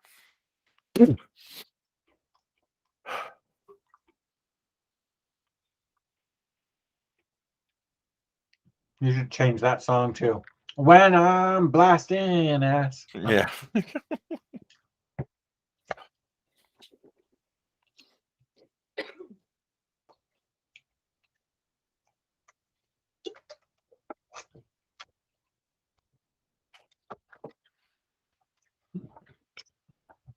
Excuse me.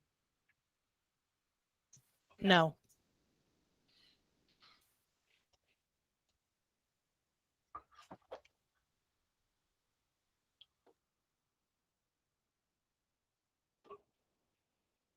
Okay.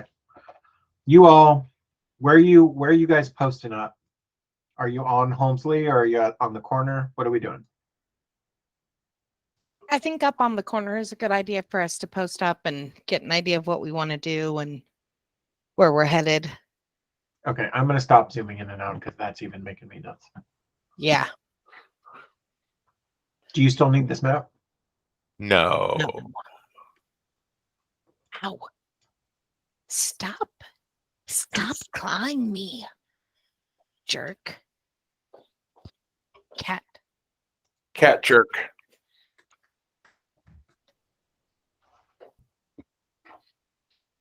I don't want to be here anymore. Let me see if I can knock over this milk and brownies. Cosmic brownies. Doo, doo, doo. Ooh. They're cosmic. I mean, all right. No, that is mine. It's a pretty bold claim for a little Debbie cake. That's all.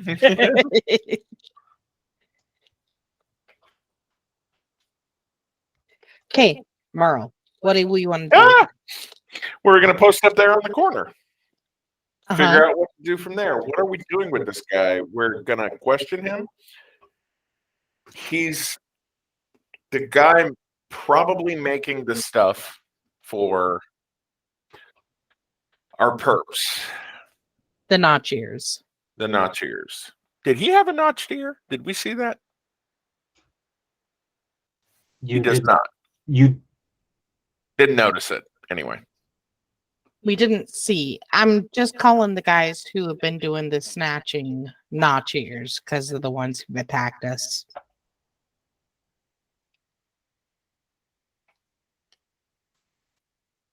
So do we want to hang out here and watch all afternoon? Do we want to see if anybody comes by? Do we want to try and be sneaky and get a closer view? Thing is, we can't arrest him. No. Buying feverfew is not illegal. No. Turns out there's a lot of things that ain't illegal in this city. Mm-hmm. Freedom. What about? Yeah, I'll get a closer look at his place. did you just say Ferda? Freedom. Oh, freedom. Freedom. I thought you were doing a letter Kenny hockey. Ferda. It's a lot of things that ain't legal. Ferda. Yeah, Ferda. Stuff's free for the boys. You're gonna. I'm sorry. What are you doing, Anthony? Or Merle, rather? I was saying perhaps I'll take a closer look. Okay. So I'm going to go sneaking up there without my partner. All the way up to the door, or just like a casual walk down the block? Walk down the block. All right. I didn't say I wasn't going to go with you. Okay, so we're both going to do a casual walk down the block. Okie doke. That way we get our advantage. Like, how close do we have to be to still get advantage? To each other? Mhm. Within 5 feet of each other. Okay. So roll investigations, please. Oh, I rolled. I Well, tried to roll. that's fine. Well, is it just spinning forever? It's a good stealth. Harry got a 20. Harry got a nat 20. And now I will roll investigation with advantage because my partner. Who is so good. A checking ass motherfucker. And so is Merle. Yeah. So you're like on the sidewalk, maybe across the street or on the same side as the house. You know, it occurs to me something like this. There might well be alleyways that we'd probably have an easier time going down and which would also have workshops and areas. No? Okay. No. Then across from, I think. Okay. From across the house or from across the street, you can see again, this is so I'm sort of re-going over the description, not for Becky so much as for Merle, but this is an old Haven City neighborhood that used to be where the house servants and house slaves lived. The homes are in many cases multi-story and have a little bit of property, but they are backed up right, like the yards or the gardens as they call them in the Britain. That's why there's no in Britain are backed up right against each other. Like there's a fence line now, but that's why there's no alleyway here. What you can see is this is a two-story home. The other thing, Anthony, that I neglected to mention, but what you notice here is just side by side, there could be a house that's decently maintained, but looks like it's more or less original. The just over right next to it will be overgrown and shitty paint peeling, varnish, and then the house next to that is really well maintained and new paint and that sort of thing. Like it's highly variable, building by building. I hate when I pause like that for fucking just brain farts. In any case, this one is a pretty well maintained house. The paint doesn't look new, but it looks like last 5 years new. It is 2 stories. Even during the day, you can see that in the house, like one of the windows, the drapes or the window covering is probably not drapes. The window covering is open and you don't see much movement in the house. But as you're walking past, you see that guy going into, he's got like wherever his horse is behind the house, sort of offset where a garage would be. He's walking into what the three of us would see as like a garage sized building. What immediately sticks out to you, however, is this thing has like 4 small chimneys at different parts of the roof. Like they're not all bunched together like one fireplace. They're sort of like evenly spaced apart in a sort of not aligned to the cardinal directions, but configured in that way, if that makes sense, right? So there's like each one halfway sort of center of its wall. Yeah. And it's got those little rain cones on top of it so rain doesn't get back into it. But the other thing on those super high rolls, those, the nat 20 and the 25 is you can tell that those are not, there is a 5th one that looks like a proper chimney in the center. The smaller ones that are along the outside, those would have to be for a real small stove because those, and it occurs to you they're probably more for ventilation than they are. I was going to say, do I recognize what looks like an artificer's workshop or something like that, or an alchemist's workshop or an herbalist's? Herbalist for sure possible. You notice the apothecaries are well ventilated like that. They still smell like fucking apothecaries because that's all there is in there. But definitely herbalist, possibly the alchemist variety. Remember, an alchemist is kind of artificer.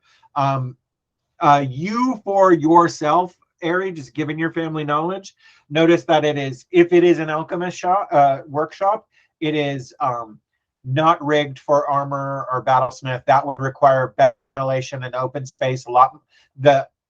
For the to running even a small forge, even a shoebox forge would require another air intake for that usually goes out of a side to for the bellows in a forge. And also if you've got, right, so a battlesmith makes stuff and an armorer makes stuff.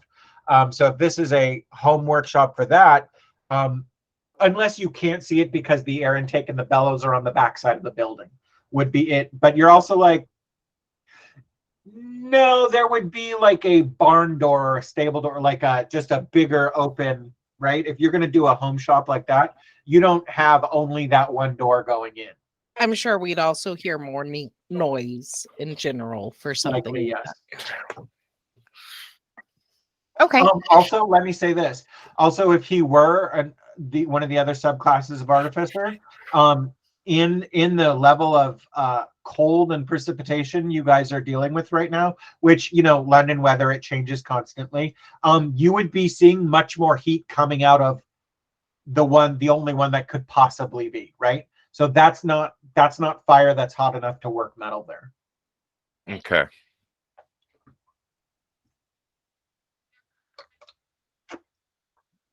And I will say that he does appear, from what you can see, he's growing. He's got himself a little raised beds along the driveway, the access. He's got a little, waist-high gate into the back part of the property. But he's got like a raised bed, vegetable and herb garden out in front of this workshop. That looks like it's wide enough to get up about a horse and a half through. Why do you only have half a horse? It's because he's a fucking psychopath. No, I'm just kidding. Clearly. Is it the front half or the back half he kept? Well, it's the back half, but the horse goes this way, and then the half a horse comes out perpendicular. It's weird as fuck. That sounds more like a centaur defect. Hey man, it's a weird world. It's an odd planet. What do you want?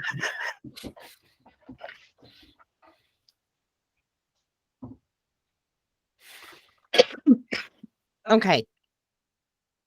He's gone into the shop, right? Mm-hmm. What we're calling the shop. Mm-hmm. Well, we keep walking because We don't want to give the game up just yet. I mean, we could confront him, but what are we going to ask? yeah. That's the thing. You don't have any drugs, do you? Or leather? Yeah. Hey, have you been selling drugs to people who are kidnapping weirdos? Let's go look at Lucas' house. His dad works there. He's got a workshop. He's a Lucas' carpenter, I dad? think. Yeah. Okay. I know where that is. I have my case Dude, files. it's around the fucking block. Yeah.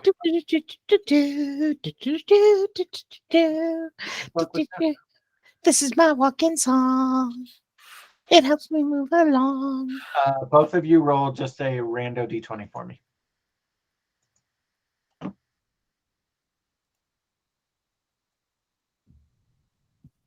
$12. Natural 20. Got a flail slug. Flail Flail snail. again. Yeah. Okay. You walk around to the next block west, and yeah, none of the neighbors, nobody says anything to you. There aren't any. Well, it's afternoon. People are starting to come. There's about a half a dozen people walking. They all human. They Your camera is completely blurred. You're fuzzy like your cat, like your kitten boobs. There, people are starting to like get home from their jobs, but everybody kind of just nods at you and carries on. Nobody says anything. And as you're walking around, you're not, the two of you are not so laser focused that you're just like eye beams only to the eyebrows. You're not eye beaming over to the Luca residence, and you notice like there's no I don't remember what she was, but that old biddy who came to Luca Samuel's mom to be That like you don't see any busybodies out on the street or peeking at you through the windows or anything like that. Okay. Okay.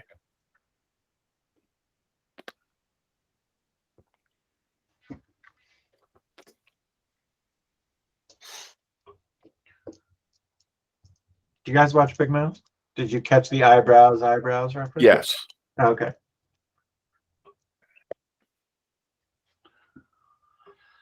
Okay. You don't see Luca or you don't see Luca's family out and about when you walk past. Okay. You know, we could just go up and knock, say we have a few follow-up questions. What are they?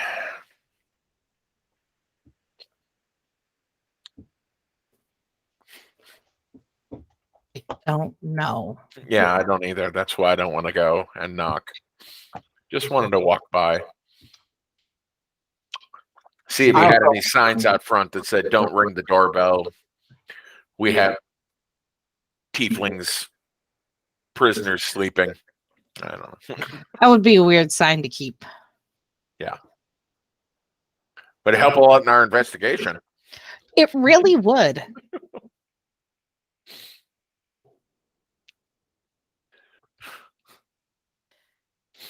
The cat was sleeping on my keyboard. I have to put it down in the keyboard shelf now so the cat can't get to it. It was nice while it lasted. Did I just miss some random cat letters on the note stock? No, not on the notes, but in my search bar. Oh, okay.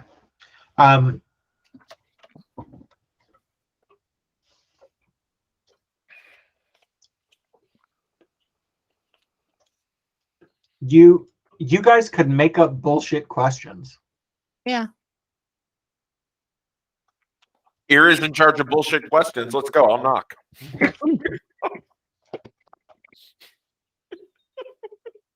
Like- You knock on the door? Yeah. Top knock. Huh? Cop knocked on the door. You cop knocked on the door? Yeah. Okay. So Merle, even though you're not proficient in it, I would like you to roll me just flat an intimidation check.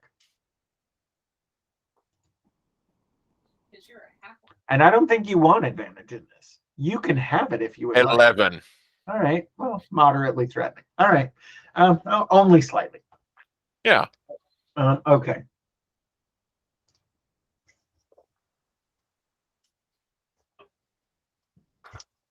No, it's because I was knocking, baby. I think it's what Josh was saying. Yeah.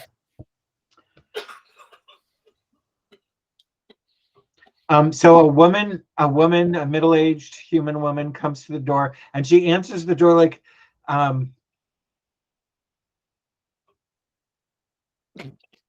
what, Bex? Anyway. Oh, the cat is clawing her again. Yeah. It's just the kitten is a little shit. Anyway, she comes to the door and you can tell she's like drawing one hand in an apron and opens the door and goes, "We just Christ, who's oh, I'm sorry, Inspector."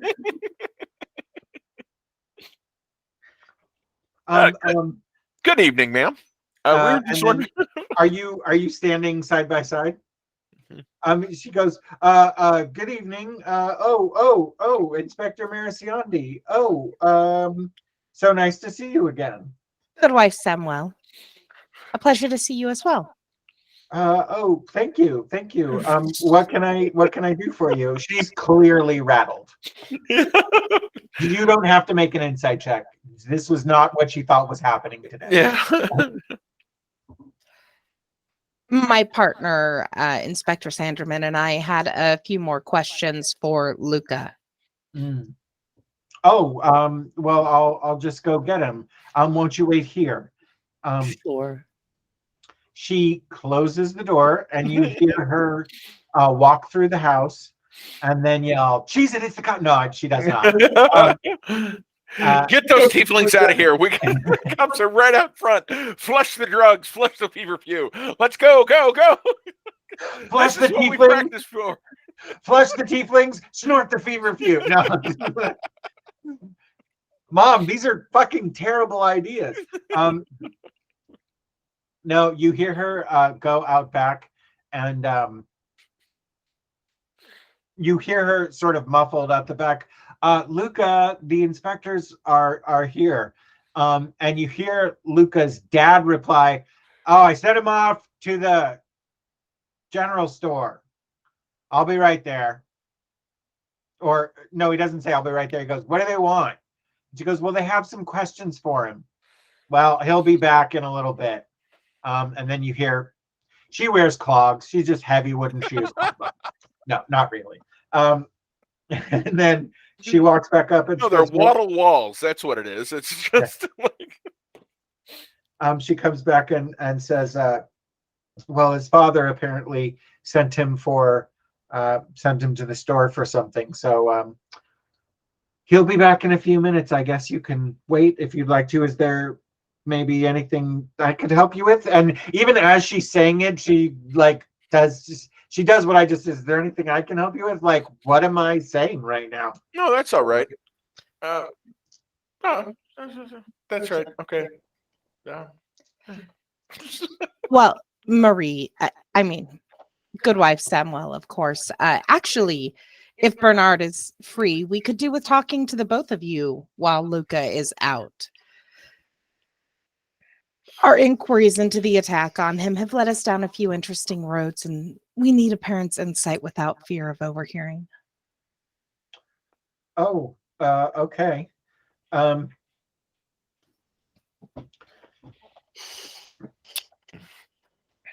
She goes, "I'll be right back." Does she seem nonplussed at all that I've remembered her and her husband's names? It's not occurring to her right now. Yeah, it doesn't appear to be. She's not responding in a way that tells you it's registered that you've used their names. So she doesn't close the door all the way this time. I hope I'm conveying she is nervous. Mm-hmm. Okay. Yeah, I said you didn't need a roll for it. She's rattled. Those are the words. She's clearly nervous. So she goes back and because she forgot to close the door all the way, she says, "Bernard." And then she says something to him in a language that neither of you understand. And both of you roll intelligence for me.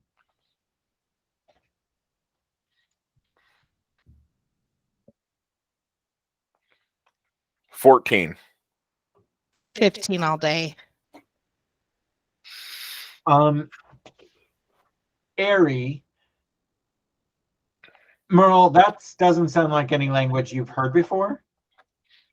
Not really. You're like, it's tickling familiar, but not really.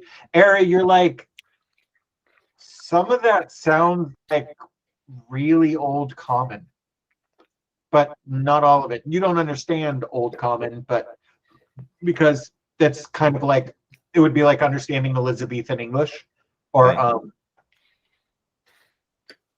I don't know, is King James? That's not Elizabethan. That's clearly Jamesian English, but it's like that. It's an older, but you're like, but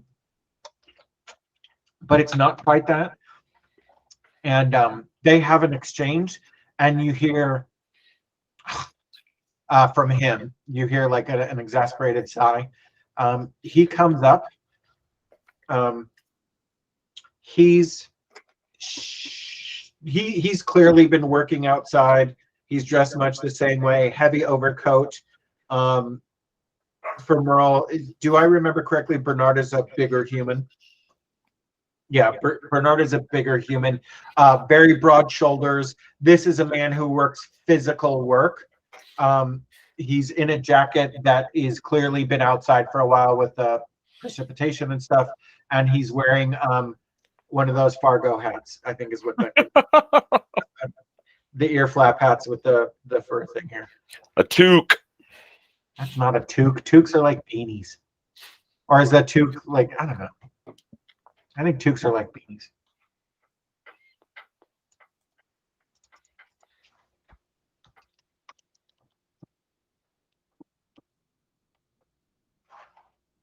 Yeah, they look like beanies. It's an ear lapper cap. Okay. Is what this is called. We're talking about the hat that looks like it's from Fargo with the flappies down, but that you can pin up.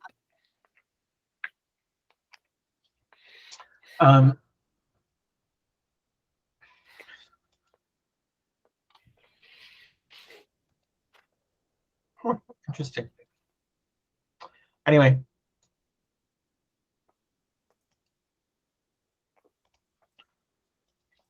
He comes in with his wife next to him, and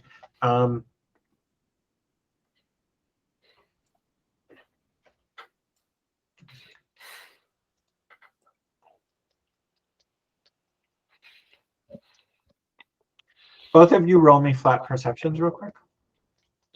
Ari, I can roll for you if you want. No, it's okay. I got it. 24.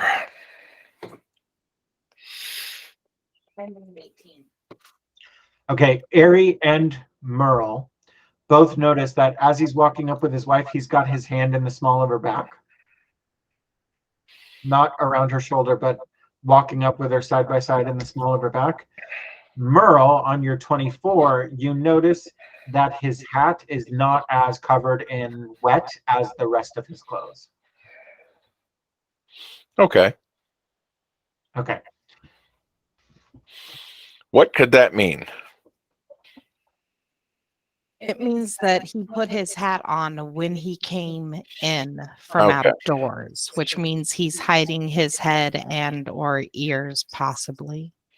Well, that's the most likely explanation. Have But if you the- seen his ears? No, and this is stuff that Erie conveyed to Merle when she was catching him up about what she did with Yawande and the inspection. I know I conveyed that stuff to you. But that's Becky telling Anthony that's what that could mean. It definitely means he was not wearing his hat the entire time that he was outside. Occam's razor could say that, well, that's because his head got hot, but that's very rare to happen, and you'd be faster to shed other layers first.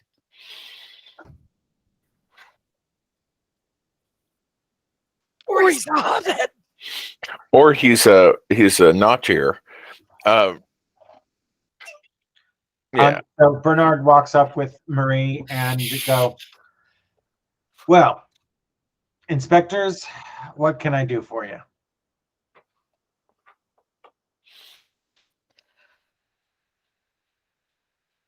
Mr. Samwell, thank you for your time. My partner, Inspector Sanderman. We had a few questions about Lucas comings and goings. I understand that he's currently unemployed. Is that correct? Yeah, he's odd jobs. How frequently is he working odd jobs? No. I don't know. Not as often as I want him working. That's fine. A complaint of many parents, including mine.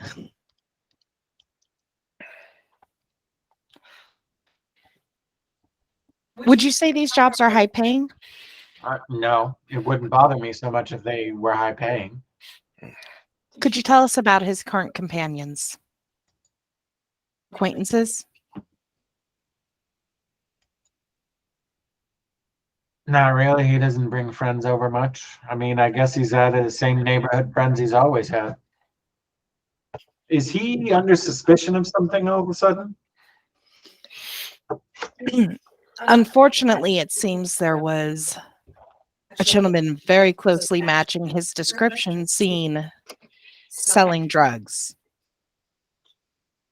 on nights that we have confirmed that he was in Middle Bottoms and the clubs there. I do hope it's just a case of mistaken identity. Well, he better hope so too, because if I find out he's been doing that, he's in a lot of trouble, and then I'll turn him over to you. I think you should meet my father. What did you say? I think you should meet my father. You'd get along quite well. He says, are you telling me that you think my son might be, when he's been gallivanting up to the middle bottoms to do whatever nightlife nonsense he's been claiming, that he might be selling drugs?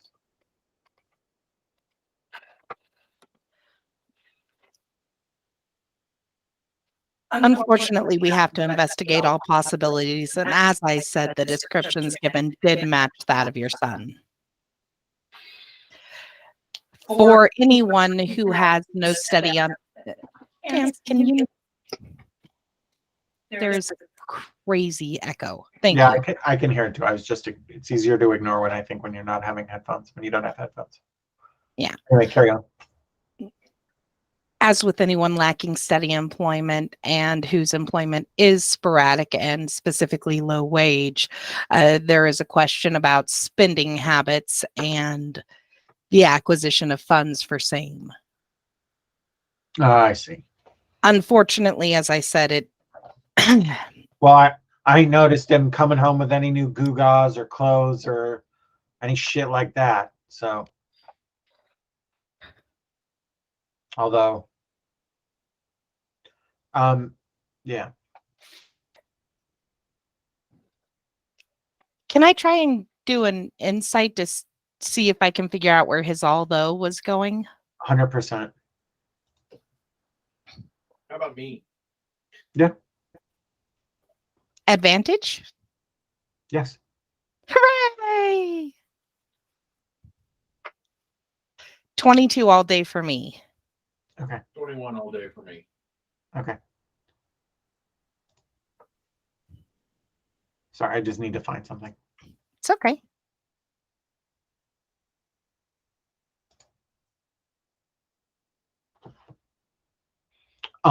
Erie, you don't know where he was going with that although, because you get the sense that he wasn't sure where he was going with that, and you get the distinct sense that he's this outrage and I'll kick his ass thing. This is a very, you barely are getting this. Let me say you got it by one. Okay, to understand that you are barely getting this. This is a little performative. He's actually doing a good job. Merle, you're not getting the performative thing. No, actually, meter beat. Yeah, you're both barely. 21 was what his deception was. So I guess Merle would get that, right? It's meter beat. So very slightly, like he is right to get a 21 on deception. He's actually pretty practiced at this. But you're getting that this is all a little performative.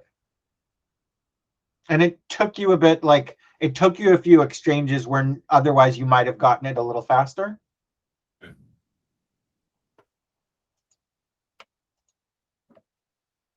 Haha, revenge. I just farted at Anthony. Good for you. I'm willing to bet it's not going to be as brutal, but He just coughed. I don't know.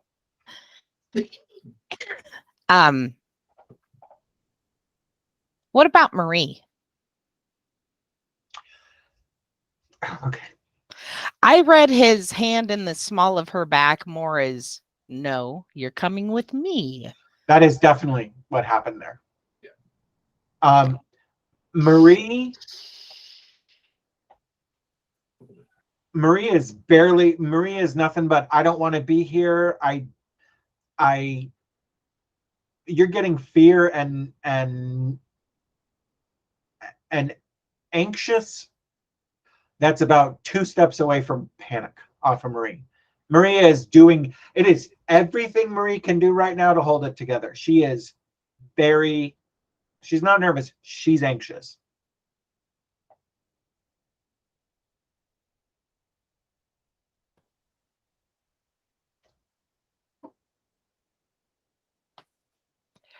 Well, I understand you're quite busy and a working man doesn't have much time to chat.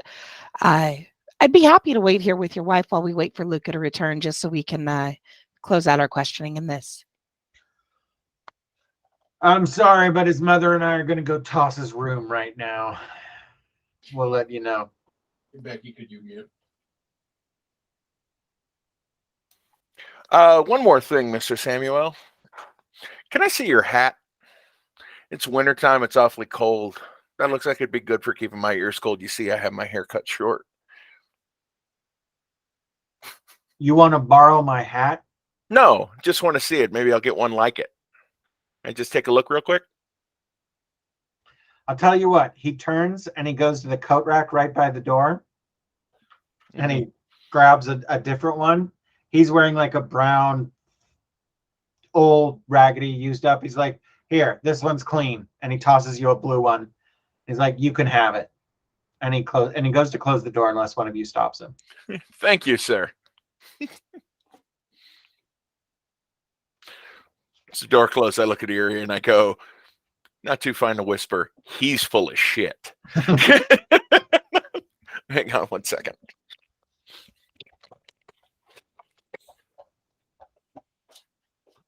Did he say not too fine a whisper? Like he's saying it loud, like it'll be heard through the door? I believe that's the purpose. Let's is clarify that when he comes back. Yeah.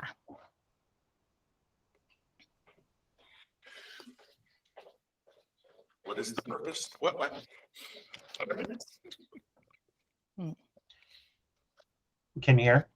You said not too fine a purpose. Did you mean you're hoping it will be heard through the door? I'm not worried if it's heard through the door. Is more along the lines of what I meant. But I was just like, yeah. If he's listening carefully at the door, he'll hear me. But it's mostly the area of he's full of shit. No. As soon as they close the door, you hear heavy footsteps going upstairs. Okay.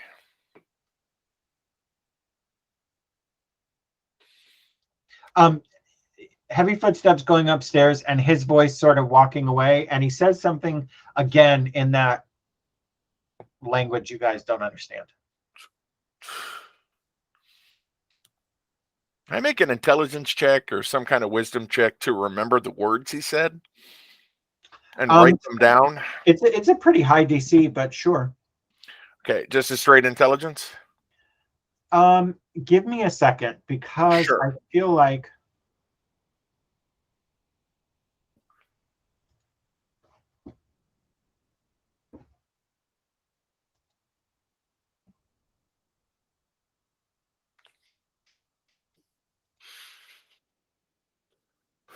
yes, a straight intelligence. I was making sure because remember, didn't we talk about how I've been doing things that are wisdoms that should have been intelligence? 14. No. You can try and write down something Phonetically. Yeah, but there's no, go ahead, Ari. There's no guarantee you're gonna be even close. 15. Yeah. You both can give it a shot, but as you're writing it, you're like, that's not, it's not terribly accurate. There's just sounds we don't know how to convey. Diphthongs that were in use and Tamil. Just shouting at you. Tamil. It was Citizen Kane. Okay. You're gonna need a coroner. A coroner. Where are you headed? Back to the conveyance. And the horse, which I guess you tied up next to it. Yeah. nah. We Merle's gotta headed return back this to goddamn the, horse. Yeah. Merle might be headed back to the conveyance, but Erie's gonna say she's rattled and they're gonna call somebody, and I'm going to make sure she stays rattled. Yeah. I'm gonna firebolt her goddamn house. Whoosh, whoosh. Yeah. No, I'm just going to conspicuously hang out. You know what would really stand out on this street? You know what would really, really get somebody nervous and saying a lot? A halfling strapped to the back of a half orc. Well, that too, yes.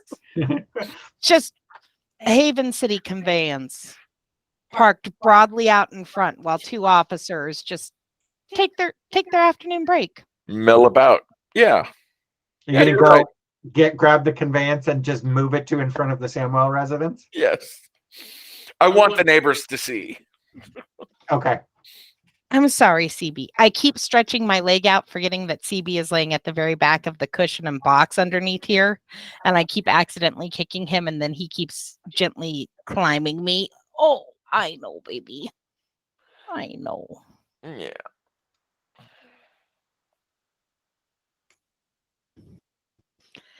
I'm telling you, I need a baby sling.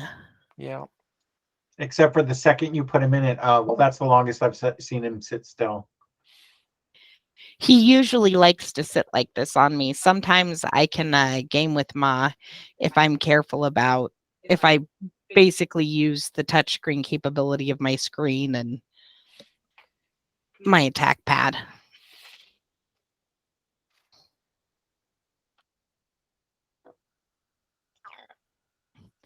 Yeah, that's what we're gonna do. Okay. Are you just like mad dogging the house, like staring at the house, or are you just being more casual and just hanging out in front of the house?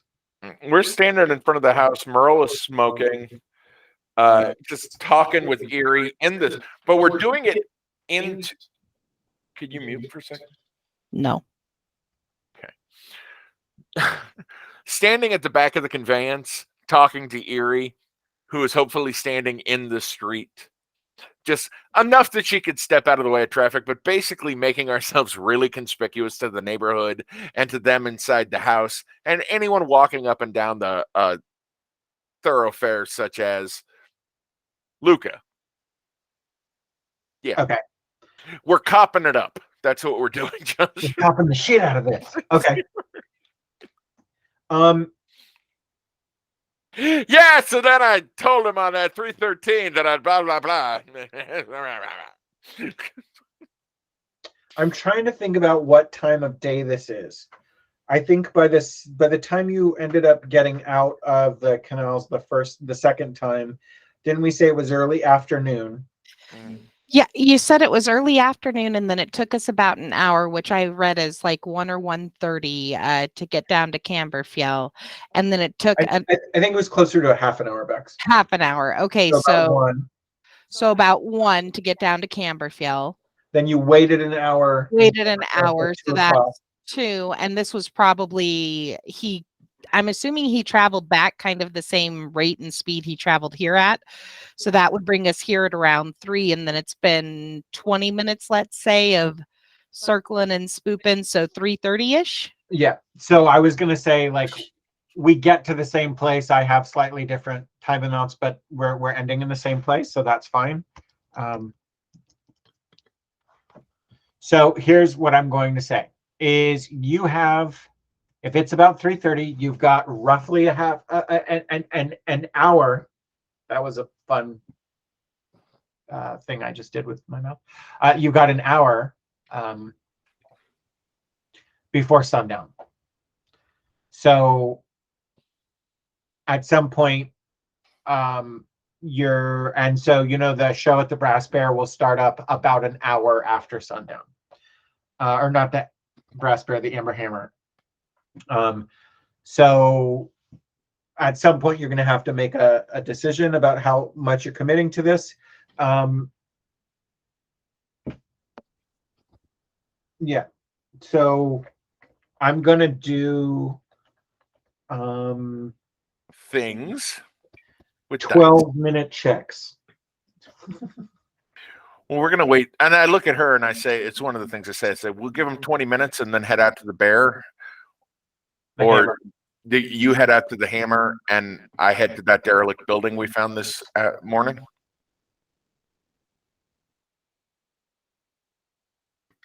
I'd rather go to the hammer together, but I'd say let's do it in about 30 minutes. That'll be about two checks of what Josh was thinking. Okay. So 24 minutes, we're splitting the difference. Yeah. Okay, I even gave you a third roll because it's whatever. Neighbors for sure notice.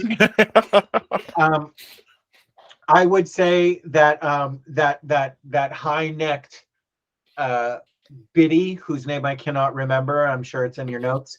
But the one who was all judgy about Marie and came in all yada yada is standing out on her porch next door. And I would say a solid 60% of the people you've got a baker's dozen of neighbors kind of staring you down. And I would say a little over half of them, maybe 7 or 8, 8 are definitely giving you an ACAB stare.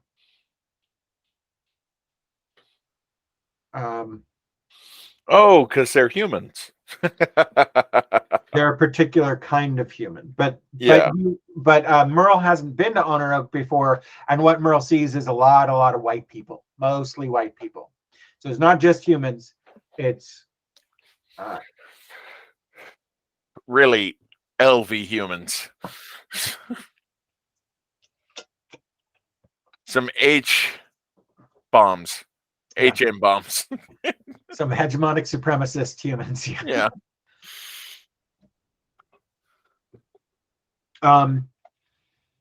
But you don't see Luca come or go at that time. Okay.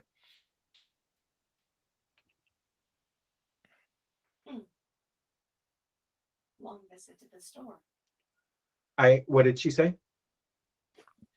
Long visit to the store. Yeah.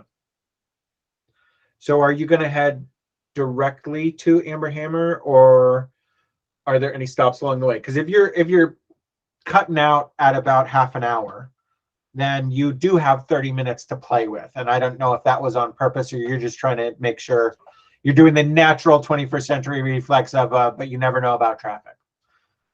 Some donkey could get jacked up on the A22216 and then we're stuck. Yeah. Jackknife donkey or jackknife draft horse or whatever. We know exactly how that shit goes. Some Right. idiot farmer lets his hay wagon spill all over the road. No, we got to go take that horse back. Oh, right. Is the thing. If Merle wants to meet me back at that stable and he can hang out here a little longer, I don't know. But then, yeah, we got to get to the Amber Hammer. That doesn't really help you unless Merle's going to speed back to the stable, right? Not really, yeah. Same amount of distance either way. Yeah. Also, gives you an opportunity to talk to her. Yeah, Oh. if you just tie the horse onto the back of the conveyance and then both sit up front. Yeah. Yeah. Okay, so we have been doing it. One of us is in the house, one of us is in the backstage for those shows at the Amber Hammer. Amber Hammer. At this point, Ari, I'm adding because Merle already has it. I'm adding a tool proficiency land vehicles for you because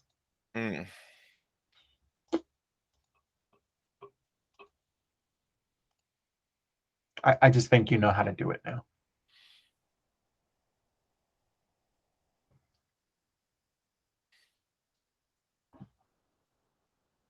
Sorry, Ants. I didn't mean to cut no, you off. it's okay. So I was thinking, with the fact that we know what their likely bundling route will be, they also like to do it on. They seem to like to do it on big nights when a shit ton of people are there. It almost seems like it's part of it. That could just be a coincidence. I could be thinking too deep, but anyhow.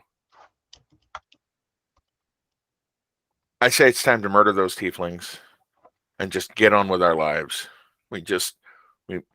You and me, we go out to the country together as a platonic couple, start an apple jam business. I think it's the only way to be sure. to be safe about these things. I feel like suggesting a business where I would be in charge of creating food goods is a little bit racist of you, and I don't appreciate it. I'm going to file a complaint with the captain when we return to the office. I totally I- understand. I was completely out of line. Yeah. Absolutely. How dare you? I feel like it would have. I'm not here because I don't. But I feel like this is the horse now. This is. Hey, I'm talking horse now. I feel like the other way that could have gone was like I feel like putting me in charge of a business where I have to make sweet things and then not eat them myself. Is a bad business model and also racist. Your Because I saw business Becky- plan is flawed. I saw where Becky was going with that, and then she took a different turn on it than I. Yeah. I heard your joke, but I have notes, is what I heard. So what you were asking for was punch up on your role playing? That's what you wanted? Like all role players, yes. No. Tell me how my character feels. With their Gushy? hands, Gushy. You feel gushy. damn. Moist. So you want to go back and stake out the and Josh, I am remembering correctly that we came up in this last one that we came up through at the Amber Hammer, yeah? Yes. Okay. You want to go back and stake out the entrance near the hammer? Essentially because they've already, if they're watching the joint, they've already clocked us front and back of house. Especially after now. Yeah.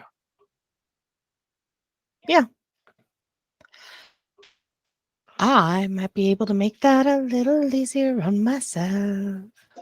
I mean, don't get me wrong, I love cabaret. Right?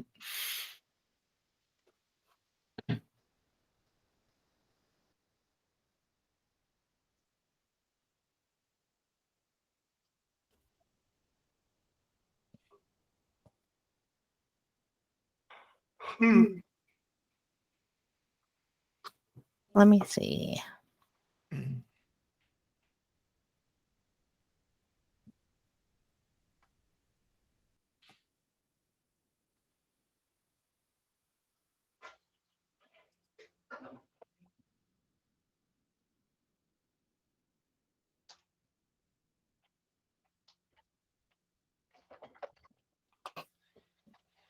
Hmm.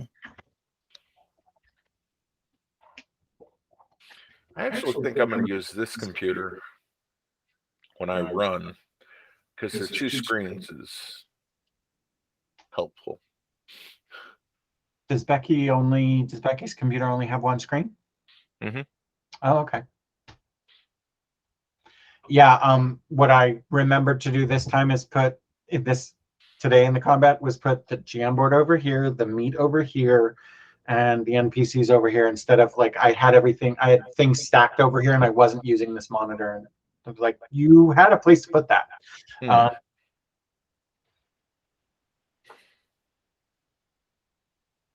I may add the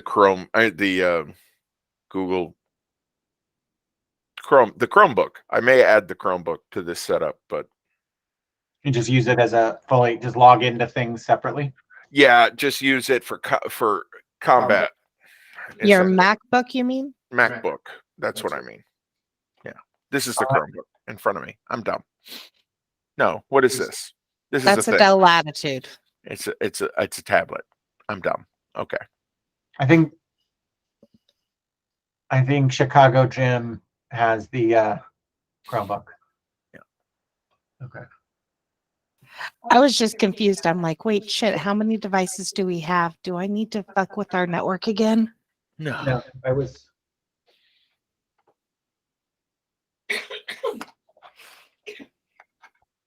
Okay, so the decision is we're going to stake it out at the apartment building where they came up. I was going to see if I had any spells that would allow me to do any sort of disguising, but it appears I don't. So we're just going to try and be sneaky about it. Trying to disguise like a disguise self or Yeah. disguise self is not for the wizard. You know, It we is- also didn't. You're muted. Well, Or the sorcerer, I mean. We also didn't check the building itself at all. We might want to do that. Yeah, we'll do that. We'll Okay. do that with any extra time we have, because they'll be starting and then having their show. Yeah. okay. You get back to, you return the horse. You get back to Middle Bottoms with about a half hour to spare. So is this the taint Middle Bottoms? Is that what? Never mind. I'll go ahead and mute myself. I'll show myself out. That's good. Clearly, Infernal Alley is the taint. But only after you've been eating really hot chilies. That's when it's meant. Get it? Because your butthole is on fire. Okay. Okay.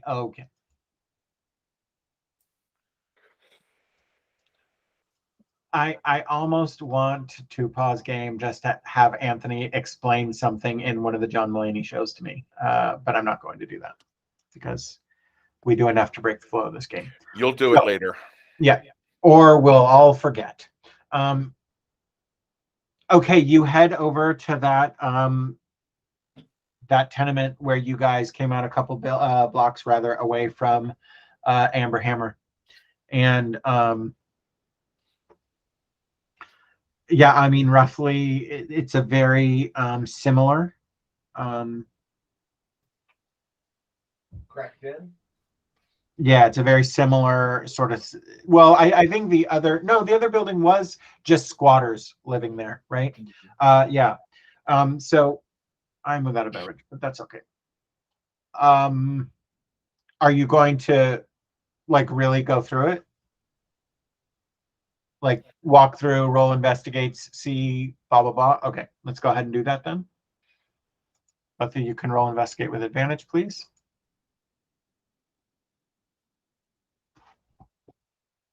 $19 all day.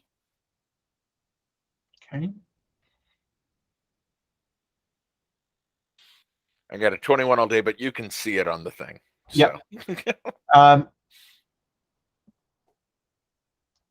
Yeah, okay. So you go through the building, and as you go through, a thing that, just because, I mean, you know the conditions under which you were heading in and out of that building before you left the building initially with a, oh, no, that was the other one near the Brass Bear. But still, you were paying as much attention to the area. Where does it come out? Oh my God, we're right by the Amber Hammer, yada, yada, yada, right? What you've noticed is that any windows on the first floor have been whitewashed out or whitewashed over, however, whatever preposition you want to put with that. And no signs of life on the first floor. On floor 2, there looks like there have been squatters, but that they're probably not coming back here. They've left some detritus, but not their belongings, if that makes sense.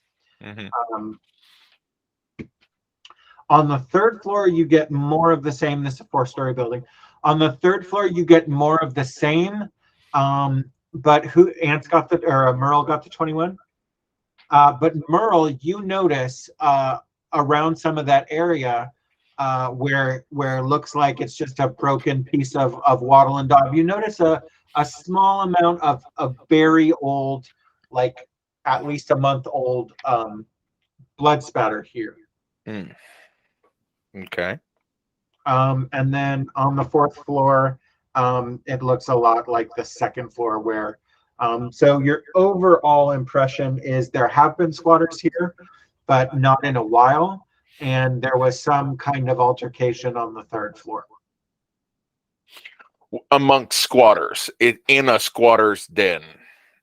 There was an altercation. It's so let me say that anything that's been moved here is at least a month old, and it's hard to say what might have caused that blood spatter other than there was some sort of altercation. You can just sort of the general state of the room, and like somebody got thrown into that wattle and daub wall because the plastery bit, the white bit, has been not enough to break through the wall, but has been like somebody was thrown against it and it left that sort of crack and impression sort of thing. And it was one of the beam parts where somebody's body or something got hit. So yeah. Okay. What's going on, Bex? You're making a what the fuck face. I'm picking an echo up on everything. Okay, try again now. Are you still? No, but when Anthony's unmuted, I'm picking even you're an echo, Josh. So Anthony, can you check your inputs for your audio and make sure it's set to your mic or something, or go into the settings on the Meet. So it's the 3 dots. I think there you go. Go to settings. Can you change your microphone from the microphone array up top? Change it to, why is your headset not showing with the microphone? What the heck? I don't know. So I don't know. even when you're muted and Anthony is unmuted, you're still getting an echo? Yeah. Okay. So I don't know. I think it's a Mac OS thing, but I was going to say, like, I've had to quit and restart each of my Chrome profiles because it wasn't seeing the camera, which for me is also the microphone. It's not, Chrome isn't seeing his headphones. It did. I switched everything. I mean, the sound is going into your headphones, right, Ants? So unmute real quick, Ants. Okay. So are you getting an echo now, Bex? I switched it all to Real Talk. The Real Talk, it wasn't set on all those before. I in under settings, I went up here. So the microphone array, it was on default microphone away, but I set it specifically to microphone array Real Talk audio. Bless you. Excuse me. Josh, talk back to me for a while. I think I'm going to order some DoorDash. What should I get from DoorDash? How's that, Bex? No echo. Okay, so what I think might have been happening is Anthony's, I'm not going to try to make this sound like it's anyone's fault. You both have been leaving mics open more tonight than has ever been in a couple, and I honestly think I can be more on top of this, is I have been quietly in the background as the host, muting you back and forth. So I think maybe we've lost the habit. I will be more on top of it if you'd like. Because I do hear, again, I've been catching that echo as well, but when it's not right in my ears, it doesn't bother me. So I haven't been on top of it.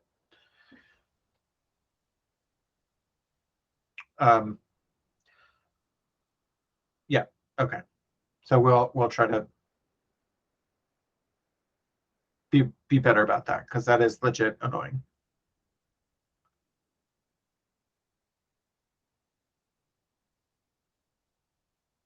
We're also starting to hit the time in which Becky's pain levels start to shoot up. So okay.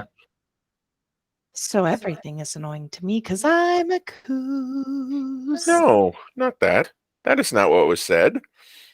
I am going to grab a bottle of water. I think we've investigated this building enough. We're going to kind of stake it out for a while is the plan. We can do that. I'm going to go grab some water so I can take some ibuprofen, though. Okay. Stop trying to follow me, kitten. Young kitten, get out of my heart. My love for you is way out of line. Way out of line.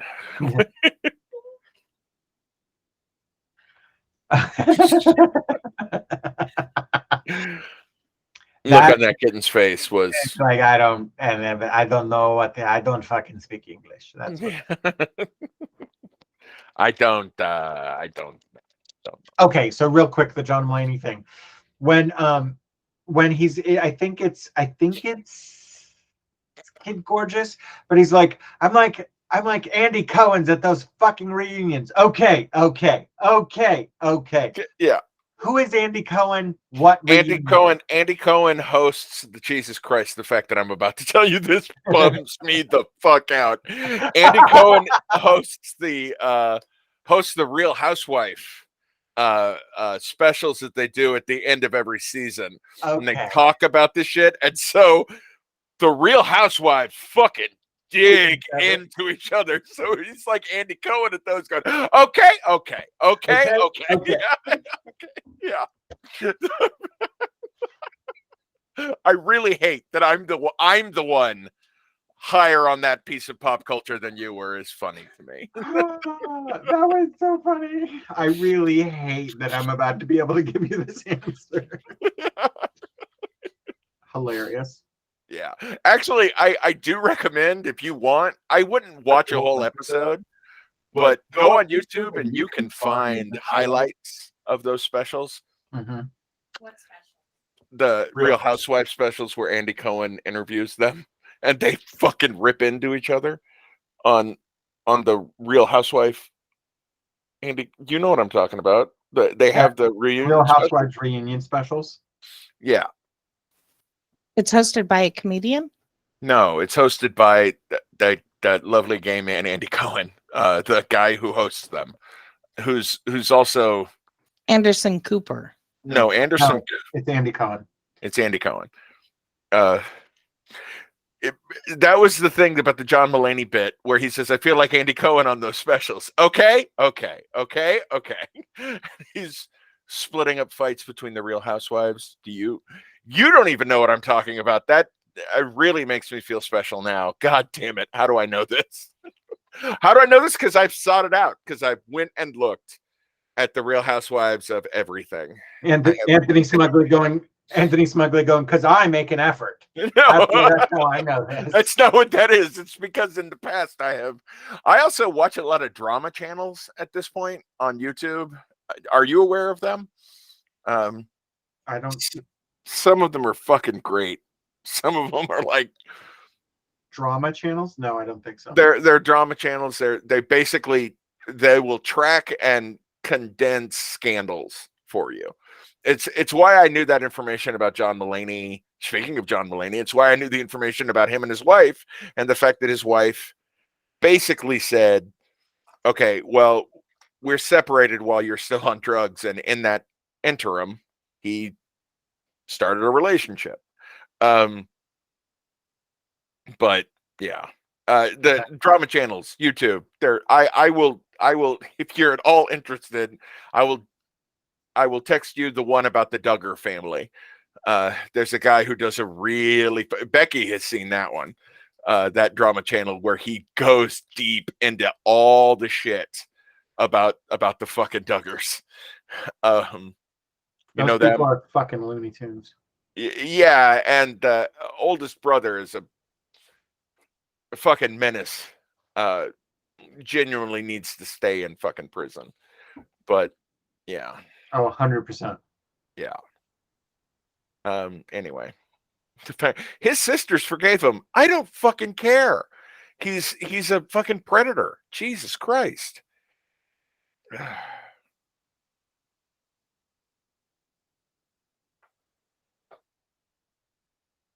Okay, bummed everybody out. I'm sorry. No. I'm legit ordering dinner. Sorry. Okay, no, you're fine. I had a big ass bell pepper full of sausage and onions and stuff. It's very filling, surprisingly filling. It's the rice. It's the rice, yeah.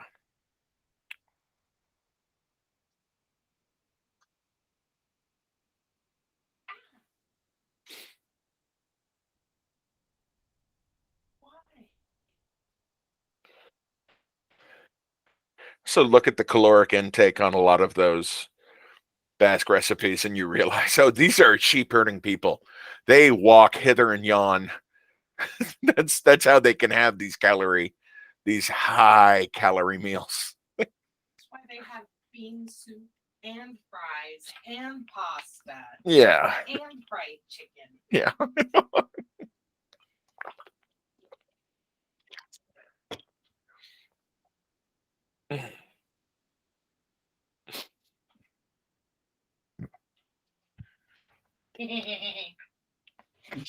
Dick and balls. That's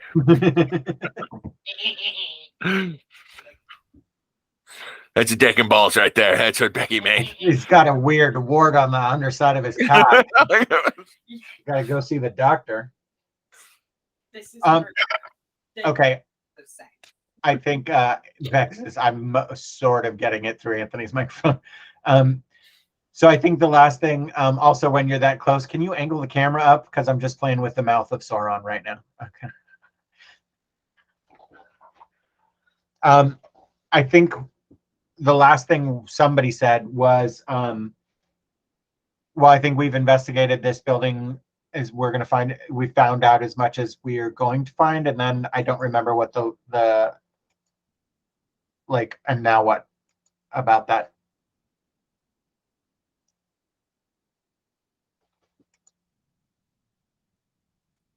Here's a question I'm going to shoot at Erie. So,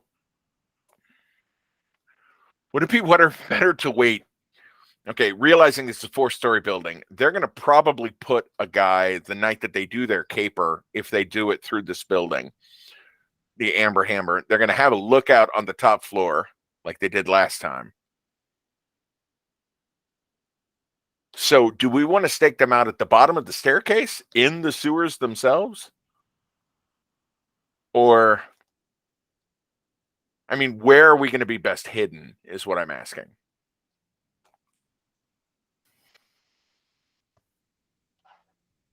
I mean, there's not many hiding places on a roof for the most part. That's true. I don't know that there's many in the sewers either. Well, no, actually, let's go look at the 4th floor again Okay. to try to see if we can solve the echo. I'm trying to. No. He's muted. You were muted. I was saying, okay, let's go. Okay.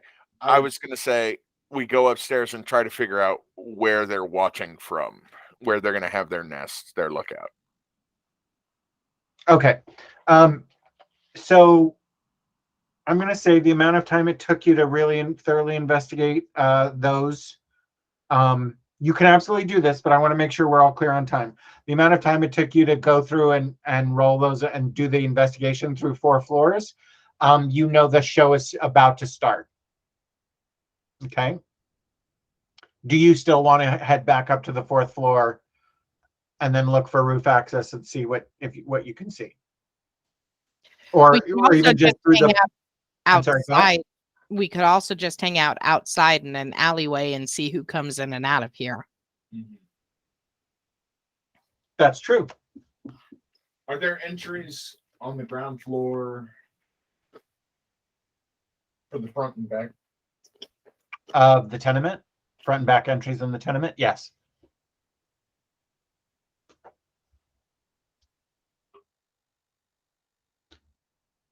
By the stairs.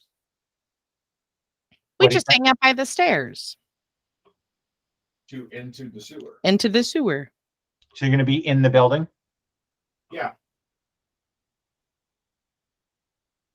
At the bottom of the stairs. I'm a little worried it might spook them, but yeah. At the bottom of the stairs. Not So like just inside the gate to the canals? I'm expecting that to be where they come up from. Okay. Yeah. Or come down. Mm-hmm. Hey, you didn't turn in your goggles. No, they took it. They took all the gear that they were supposed to. I got our healing potions back from them, but have not turned them in yet because we're not at Constable Command South. Right. No, but the goggles were like checked out in their name, so they're not gonna just, yeah, sure, cop it up with those. No. No, yeah, it's the same reason that I got the potions back from then. This okay, let's give our gear back and 100%. Yeah. Cool. So how long are you going to wait? So let me also say this. You know that the Glowing Glade Twins as headliners are not going to be on for, well, it is a, what is it, Wednesday night? They're not going to be on probably until, so about an hour after sunrise, or really, Josh? Sunset, which is 4:30. The show starts around 5:30. They're probably not going on till 8:30, right? And then because it's a Wednesday night, they're not going to be open like they are on the weekends until some crazy hour. So again, I just want to make sure we're all in the right, that we all understand the clock that is ticking in Josh's head. That would definitely be ticking in Merle and Erie's head. You know, when I run your names together, it is sort of Errol, but it works. We understand. Jake Yeah. and I get it. Jake and the African nation Eritrea. Eritrea forever.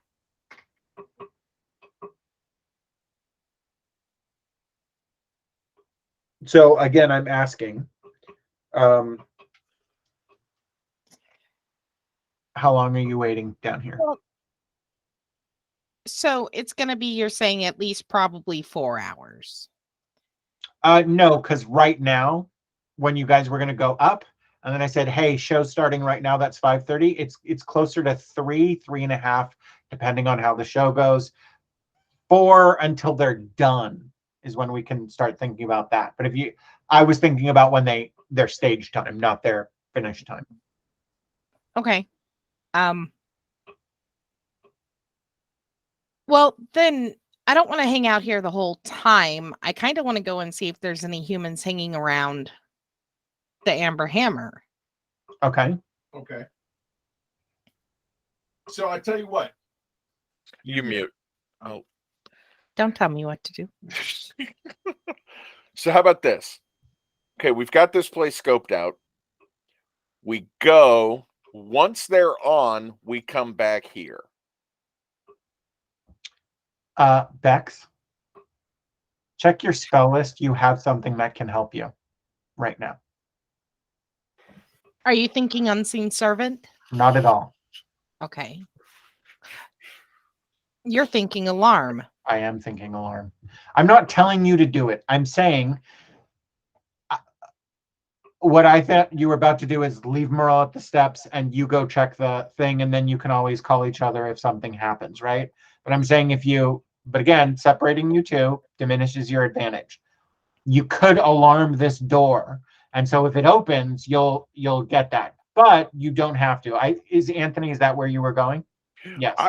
I was not thinking that we would split up. I was thinking we would go together to the Amber Hammer so as to not cut our advantage. Okay. And then once the twins go on, we come back here. Oh, no, I had looked at Alarm, but I didn't realize that it does the mental within a mile. I thought it was all within 60 feet. And I'm like, we're further than 60 feet.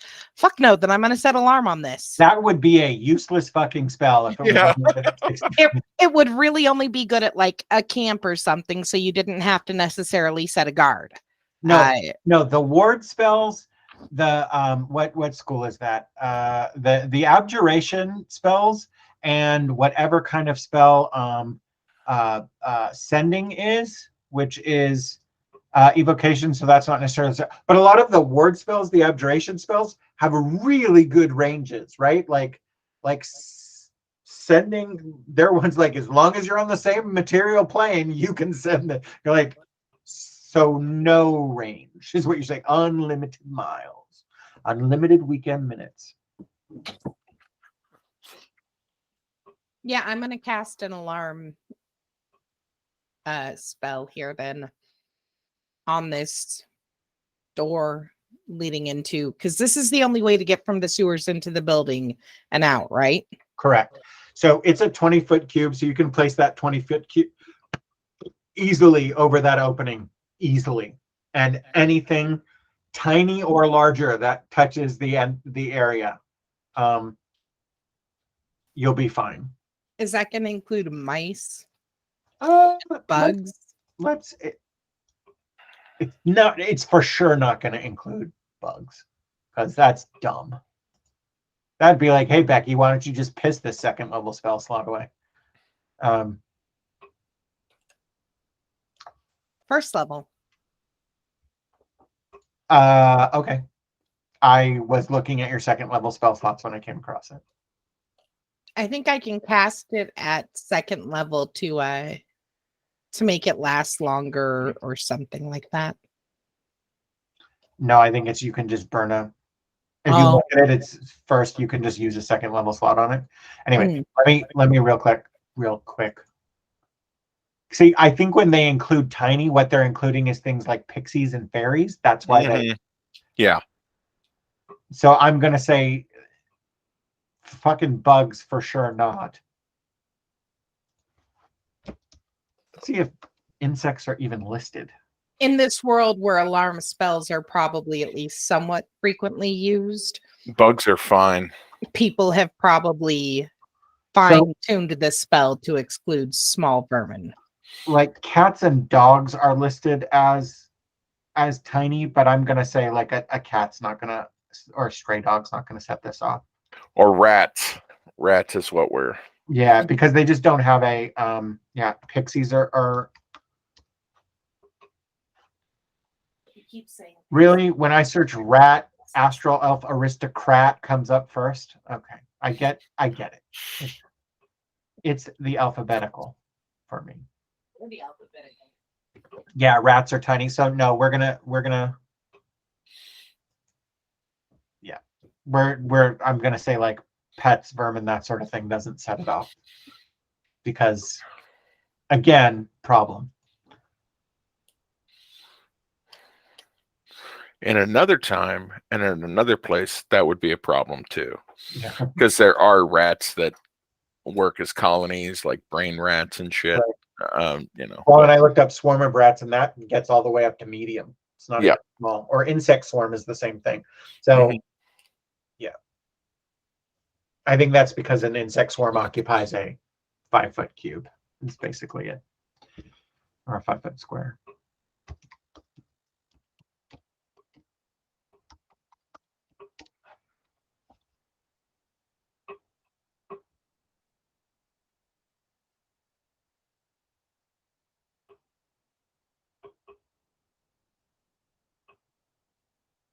Yeah, all the swarms are medium. Anyway, not important. Okay.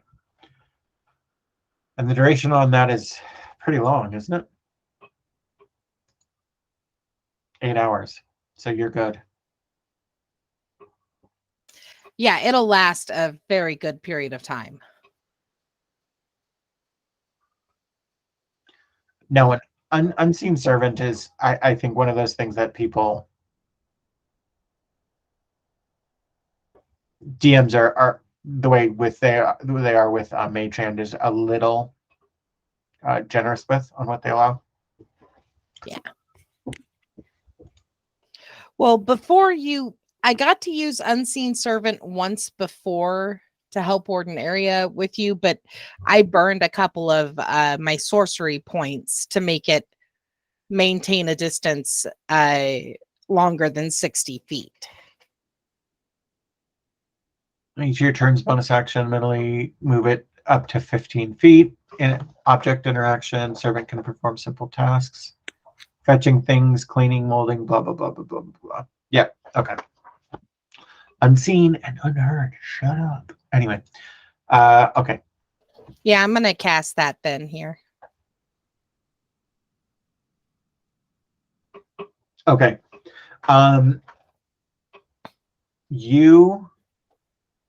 So you head over to the Amber Hammer. Yes. And it looks like he's seriously monitoring cat traffic in the background. I am. Okay. The kitten is crazy. No, the kitten I think is it's running from Petra. Petra, and Petra is mad dogging him. Okay. You're going to the Amber Hammer. Are you? Tell me what you're doing. You're there. You've put that alarm on the canal entrance. Are you going Trying to check and inside and out? I assume? I'm sorry. Both inside, like there's, the show is just starting. There's still a little bit of people like milling around out front, figuring out if they really are coming in, versus. Well, we're Yeah. here for racial profiling. Here, you unmute while you smart. We're here for racial profiling. Yeah, we're looking for humans, with hats, with flaps. Okay. Hat flap humans. I'm wearing my new blue hat, by the way. That guy gave me that hat. See this? It's mine now. Yeah. All right. So I think what I'm asking is, are you like going to do the perimeter first or just the front and then go inside? How are we breaking up this task is what I'm asking. Yeah, we'll walk around out front and then go inside. Okay. Give me the outside perimeter or perception with advantage and then do the inside perception with advantage. Let's just do one, both of you with advantage, and then we'll see what you get.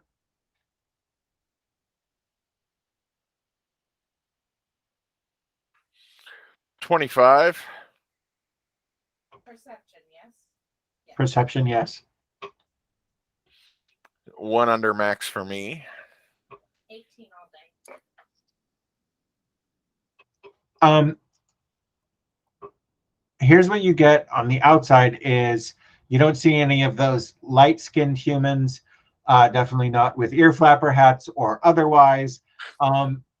And you don't notice any other humans. Like you don't see any of the other darker skinned or almond-shaped eyes ones, et cetera, et cetera. You do remember at your briefing what is technically this morning in game, but last game session, is that racial tensions had increased throughout Cheapside and the Bottoms. Yeah. Okay, you head inside. I'm going to remind you that you're both still wearing your tabards because you have not said anything different yet, and you were very clearly wearing them when you were in Honor Oak at the Samwell house. Mm-hmm. Okay, so roll another perception for inside. That is a strange face my wife is making. I don't know what it means. I'm thinking of things. I got a 21 all day.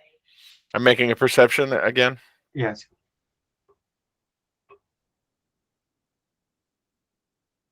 Mm-hmm. 16. Is that his butt that just made that noise? No, this is my face. Oh, okay, I was clicked away. I wasn't watching your part of the screen.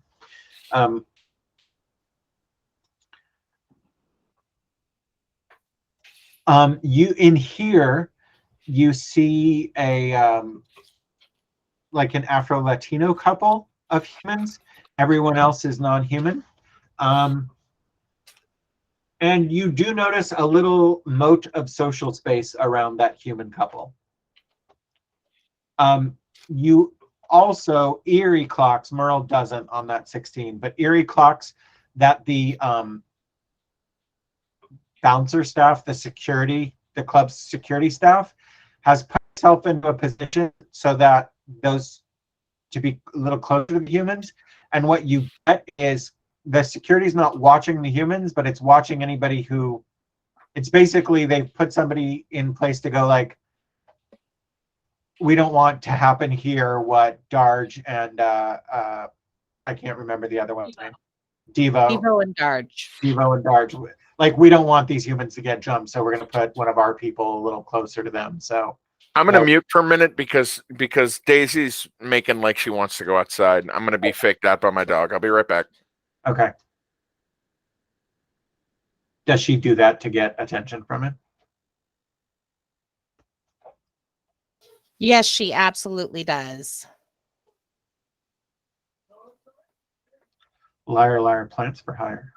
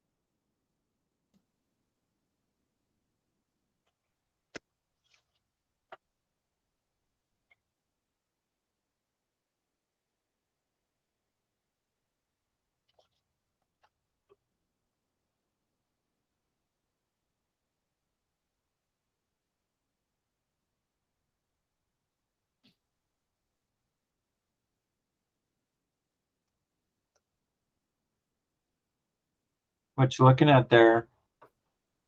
Me? Yeah. My faction's running a raid. Oh, So I'm pulling up attack sheets because I just flew back in. So I'm hitting while I'm in town before I fly out again, and they can't fucking hit me. it looked like you were looking at a really long spell list. This one is a very, very large list of their faction members. They've got us, in terms of numbers, they've got us outmatched about 3-1. Mhm. In terms of abilities, they're going to go down. Seriously, at this level, they should be. It's stretched on for almost 2 days. There's no reason it should be running this long when you've got us outnumbered like that. Especially when marked factions are a thing and our fake wall expired, which means we're no longer getting early discharge or advanced medical cooldown percentages. It shouldn't be happening, especially when fucking 5 of our guys have stayed in Torn and have left their fucking revives on, so they're getting farmed every fucking 16 minutes. Except for these guys, as low level guys, don't understand the concept of farming, and so they hit them and they hosp them, which is great. And then somebody has to burn the E, and eventually the chance of a revive does decrease every time it has to be used within a 24-hour period. Anyways, this is minutia on a game that neither of you play nor care about. I apologize. I would also add to that, nor understand about 2/3 of about half of what you just said. So, Okay, I'm gonna tell X because that's what she was angling for. Uh-huh. And I also opened the back door because I saw the kitten was out. Someone might have been hiding in the closet, but It's not the kitten. Petra's here. I doubt it's Izzy. It's definitely not Sage or Abby. yeah.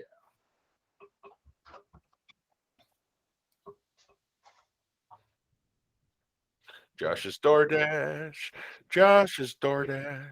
yeah. I don't It know. sounds like jeans, but it's food. Oh, 2 minutes ago. I have a desk out in front of my door. Remember my wooden shitty desk that was here? I was like, I got to get this out of the apartment. Then I left it. And then I kept like, as I'm coming in or going out, like setting stuff on the desk. I'm like, hey, it's really helpful to have a table right outside the door. So I've been leaving it there. And I just added to my directions tonight. Please leave on desk. No, on the ground. Thank you for putting my hot food on the ground. Hooray! Okay, so that's what it's like inside. And give me a second, please. So you can hosp those noobs and revive their refresh rate and fuck them up, or whatever you got to do right now. I'm just going to use words. Fuck. I should not have hit. You should what? I went after one of their 3 bill stat guys. No, right now we're just breaking their chain because we're breaking their chain so they can't land their bonus hits on us. And we keep letting them get really close and then breaking it so they're close to is because you have a chain cooldown as well. In order for a successful chain, you have to make attacks within 5 minutes of each other and keep it going and keep it going. Every time a chain ends, it takes half as long as it took to build the chain for the cooldown to end before you can start another chain. During a chain, certain hits such as the 10th, 25th, 50th, 75th, 100th, 250th, 500th, 750th, 1000th, and so on have extra bonus respect available for them. So we keep letting them build their chain up to about 980 or so and then breaking it by hospitalizing everybody so that they can't med out in time to rebuild their chain and hit. So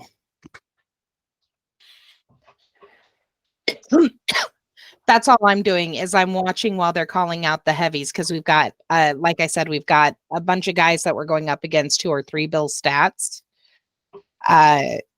So we're trying to hit them down.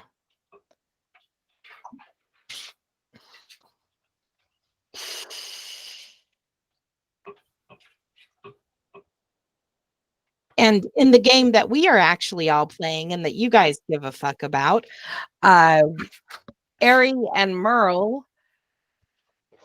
are just hanging out inside watching the bouncer manager be like, there's not going to be any trouble for these humies. You got it? We're leaving them be.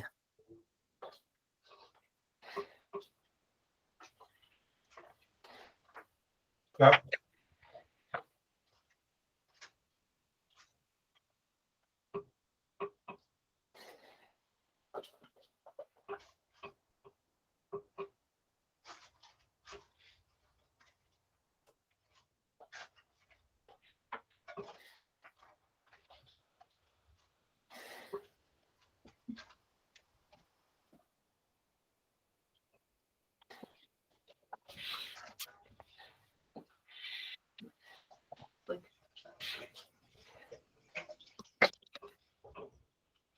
Hair tie that got wrapped up in the tissue.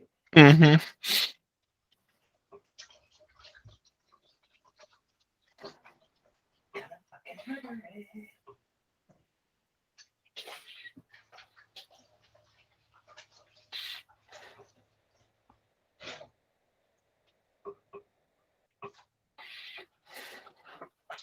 Getting food that I have to eat with my hands that is a little greasy right now was not my best move. It happens. Because reasons. I don't want all my computer equipment fucking greasy.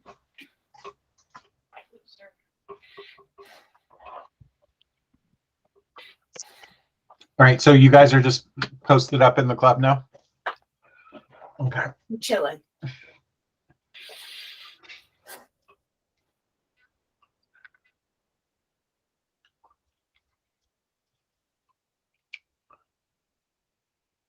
I'm sorry. For what? The pauses and shit. It happens.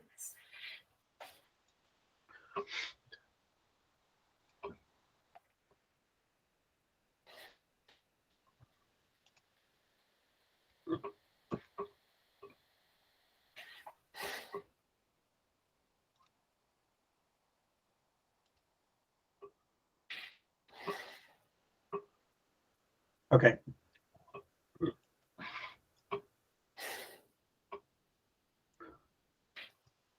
You are in there for another. So that was 5:30 outside investigate, 4:40, 5:45, 6 o'clock, around 6:15.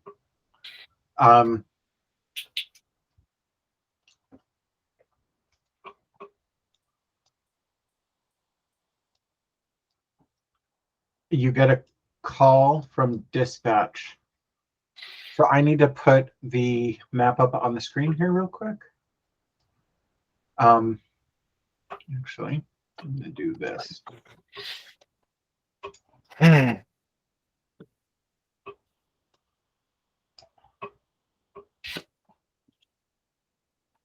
To everybody's best recollection,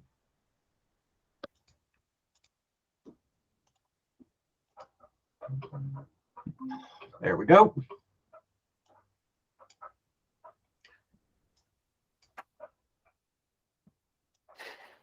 The Amber Hammer, or was this where this is where the brass bear was, right? Yes, because brass bear is in middle bottoms. Yeah, and Amber Hammer was out on the edge. It was. Does this seem about right? I think it is, but Amber Hammer is on the border with little bottoms. this is the black here is the little bottoms. Okay.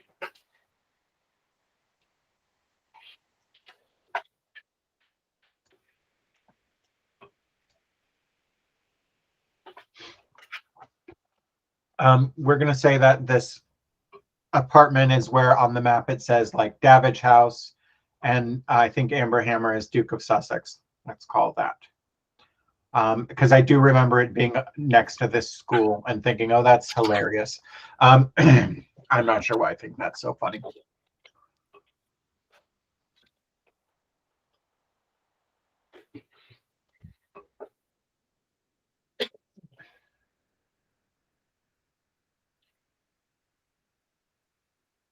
Okay. So you at about 6:15, your badges come up, and you say you hear attention all units in the middle bottoms, lower bottoms border area.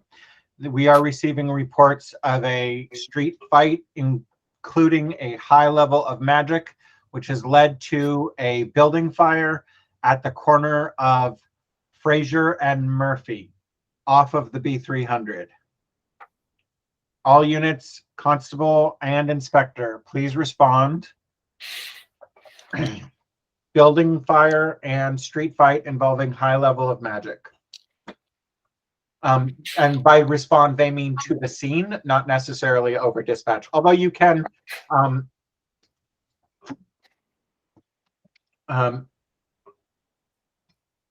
This is exactly how you pull shit, by the way. This is exactly what you do. does Merle say that to Erie, or That is exactly what Merle says to Erie. This is exactly how you do this. Yeah, we're not going. okay? That fire, that with the brawl and everything, that wasn't at the building, the derelict building we were just looking No, the at. derelict building is here on Coral Street. I mean, Yeah. zoom in a little bit. Is he over here on Coral Street down the road? Mm-hmm. And you're being asked to. Well, all units is sent to be. Yeah. Are sent to be asked over. And It's over here. Fuck. I'm sorry. I think I lost us in the Zoom. I'm gonna mute Anson and Erie unmute. Can you show us where we are again? I think I lost us in the Zoom. I have to look away. You are right. You are right here at the Duke of Sussex. Okay. We are right by that abandoned building then. Okay, yes. Yes, okay. Yeah, no, Yeah, we're not going. fuck. We stick to the plan. We'll stick to the plan. I do have the alarm. I know. And we'll be Okay, defending so that We could hear it from that far away. you for sure could. You would be putting yourself 700 feet away from the front of the building. I could do it. We could come back as soon as the alarm goes off. So Beck's just doing the math for you. If you dash the entire time, you're a minute away. You're a minute and 15 seconds away. Okay. Stay on the twins. I'll go. I know we're splitting the party again, but if we have to respond. So I will reiterate, no one is coming back on and responding. So constables, right? I've never made this clear, but plainclothes constables have only listening badges. They can only hear. It's only the inspectors who respond back. And I'm going to say in the first minute, nobody responds. You guys are having this conversation, right? You're like, this is exactly how you pull shit. And you're like, well, blah, blah, blah. You were just here. Why am I repeating your conversation to you? And you hear somebody key in over the says, this is 273 Alpha. I have no Bravo right now. I'm en route from Command South. And Becky, did you meet the blue hair sergeant in Command South, Sergeant Thurleen Steelmoon? You recognize that voice,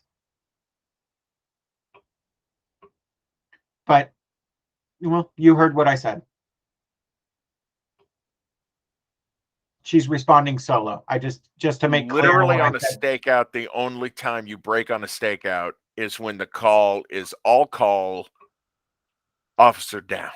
That's the Well, this is essentially an all. there was no officer down, but you did get an all units response. So like if we're going to go with what Ann said, and that's like what you've been told is all units, officer down. You're not getting that. You're getting all units. You haven't heard officer down.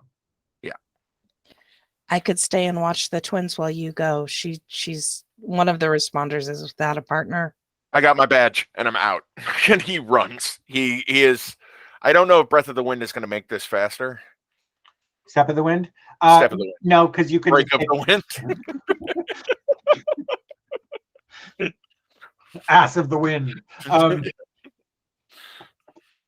So it's not really, Step of the Wind is not really a travel ability. It lets you do, it basically gives Monk cunning action for a, okay, you, like bonus action disengage and or move 30 feet as a bonus action. Step of the Wind is useful for sure, but it's more a combat ability than a travel ability. okay. Yeah, so he's just gonna run. He's gonna run. He's gonna dash with this 40. Fuck. I hate that I'm doing this with his 40 feet of movement. He's gonna dash there. Want me to fail a con save? I can do that. No. This is only 800 feet, and you're not carrying anybody. Would I be able to modify my expeditious retreat to cast on him? It's normally self, but I mean, if you want to burn sorcery points on it, you can. how many would you require? It's fine, Bex. I got. Also, like, I don't. You know what I'm gonna? Okay, this should be over here. Just real quick, while you're on this stakeout, don't do it because I'm gonna do it for both of you. I'm gonna give you both a short rest, and Ance is not down any hit points, and I don't think you are either. So I don't know if short rest gives you back sorcery points or not, but we're gonna call this is a short rest. So I don't know what that does for if Ance had spent any key points, I think he gets them back. I don't know if sorcery points come back on a long or a short. Restore balance doesn't come back. Looks like sorcery points are per long rest. Okay, well, whatever. Sorry, them's the rules, kids. It's the downfall. I can cast fire from my hands for a limited period of time. Right. Okay. That is so much. I can't say okay as I'm transitioning without thinking of that John Mulaney bit. And now that I know what it actually means.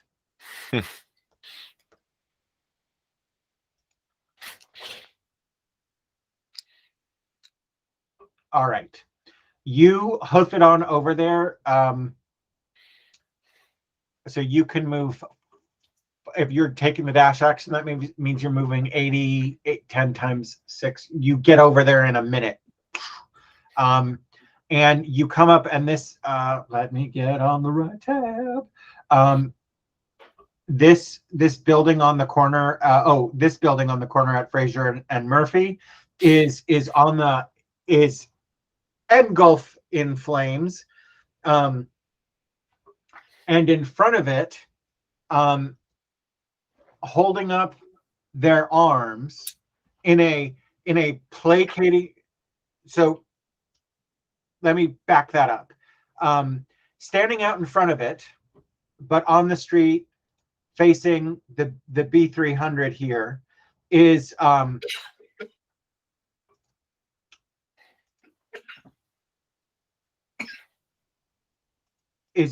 very familiar figure. I'm just taking a look and seeing what, okay. Shouting in Dwarvish.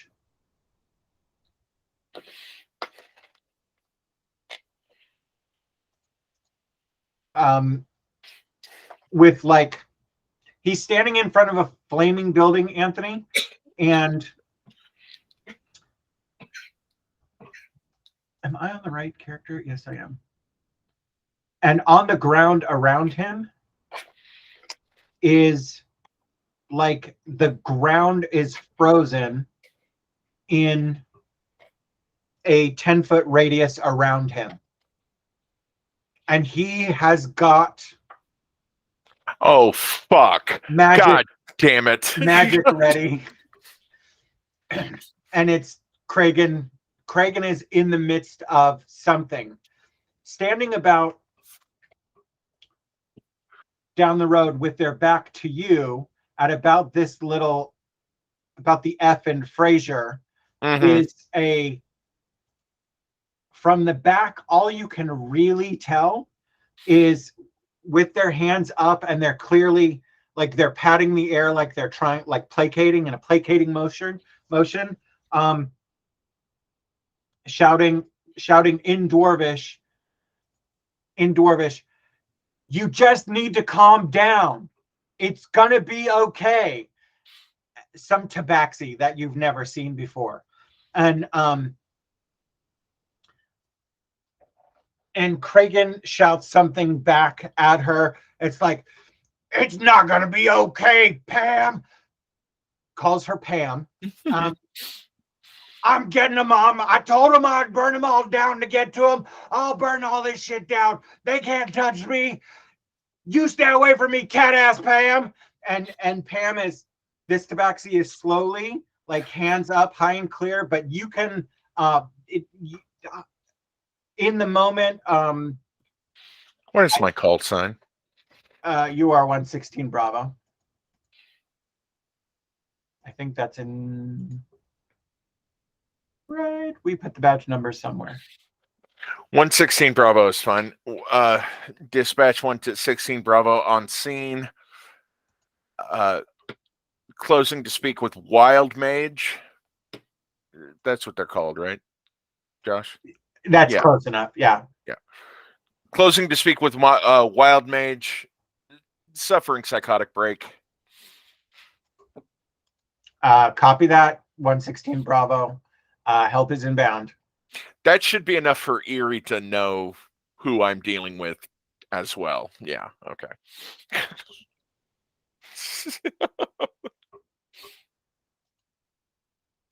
Bex, is it on your character sheet? Because I'm not finding it on Ant's.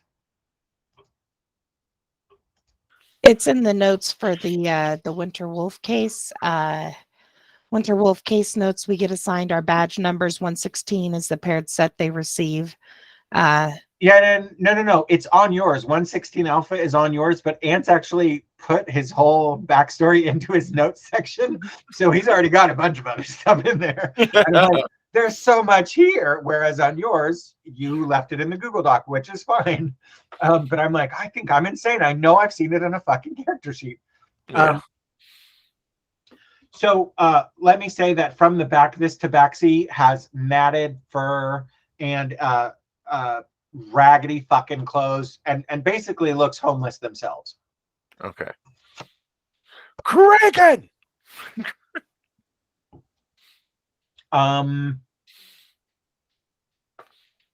Persuasion or intimidation, Jeff? Yeah, what are you trying to do? I'm going to try to talk him down. Go ahead, roll. Okay.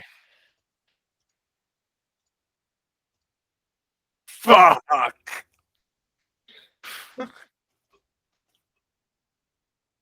That was a 1.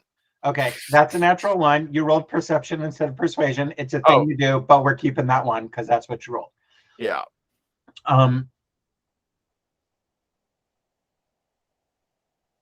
Yeah, the irony is you're not proficient in perception. Oh no, you are, but it's charisma on persuasion, so it's better. So say you just yell Kragan. Do you follow it up with anything else? Hey, Kragan! What are you doing? Yeah, that's a 1. That's a 1 roll. That's what I shouted him. Okay. Nothing helpful. Nothing helpful.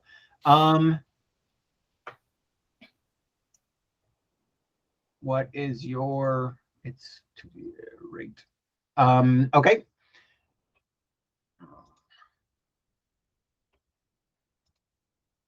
You shout that at him.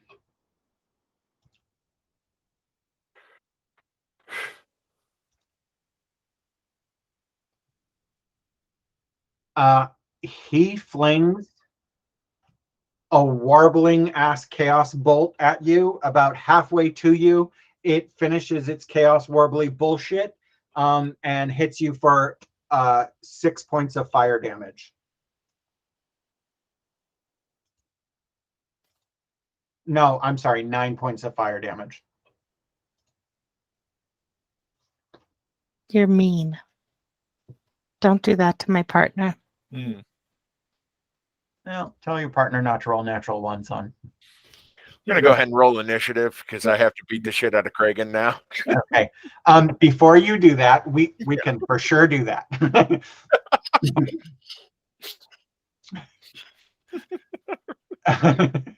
What was it? Is it because we can for sure do that? Is how it was.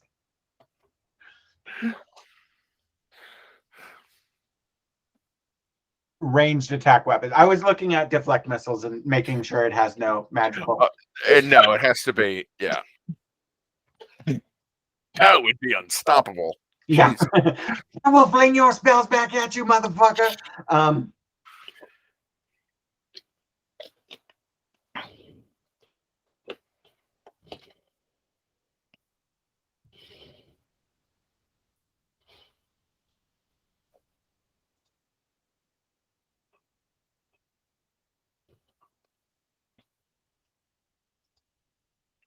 When you do that, the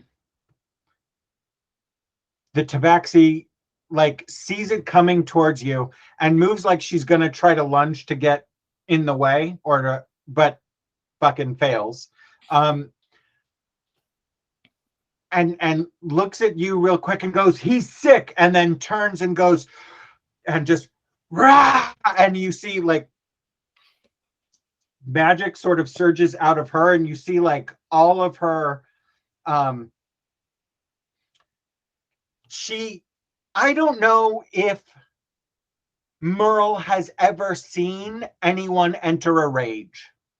You tell me if you think that that's happened. Yes.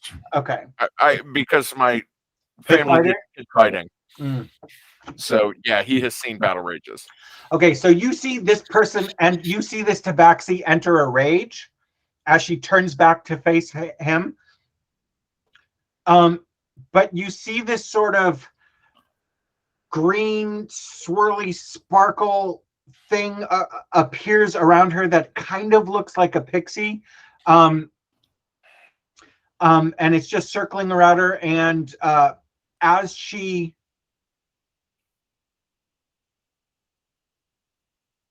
just roll a quick she's not that close to you, and then there's this sort of poof, as the pixie dissipates real quick. And there's like a force blast that radiates out from her in 5 feet, and she fucking bolts towards Kragan, and you move fast. She's moving fucking fast. She's not magically enhanced. She's just like, she's on all fours for part of it. So now we can roll initiative.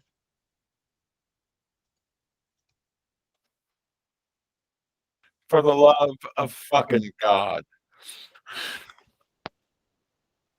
Change your dice that you're using. Change it to a different set of dice. Go into your collections and go to your dice. There's only so many good rolls, and you've clearly used all of them up.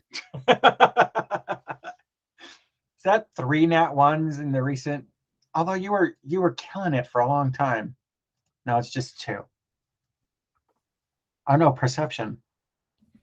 Yeah, it's just 2. Okay.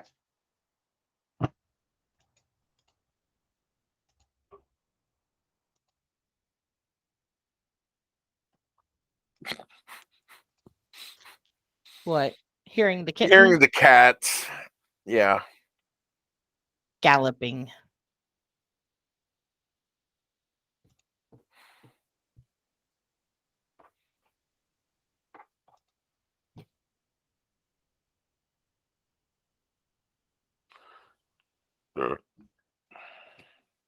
Burp.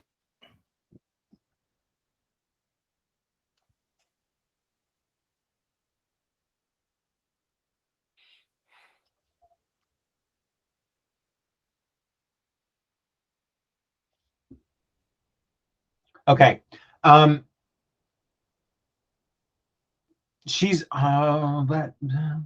let's do a little fun stuff with the ruler. Okay, Josh. Okay, she's on him super fucking fast. All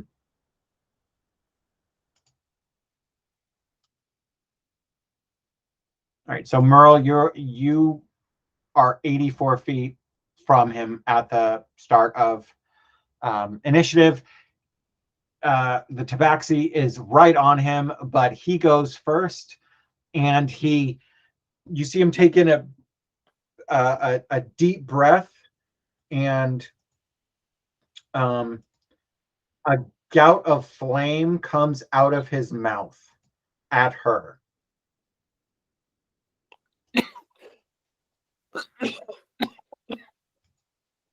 She dodges that.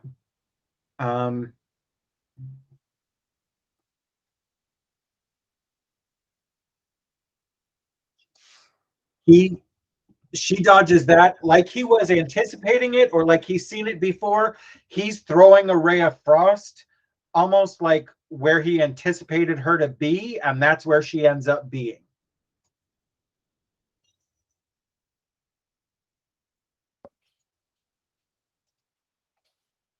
And it fucks her up.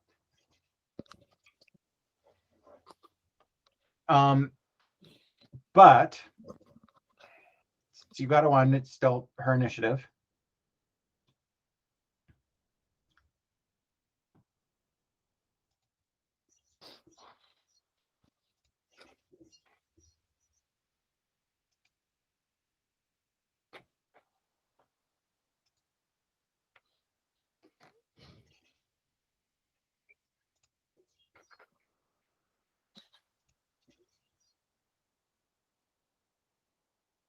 Okay.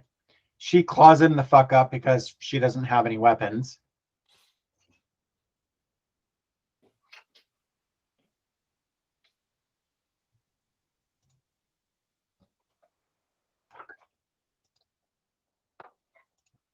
Sorry.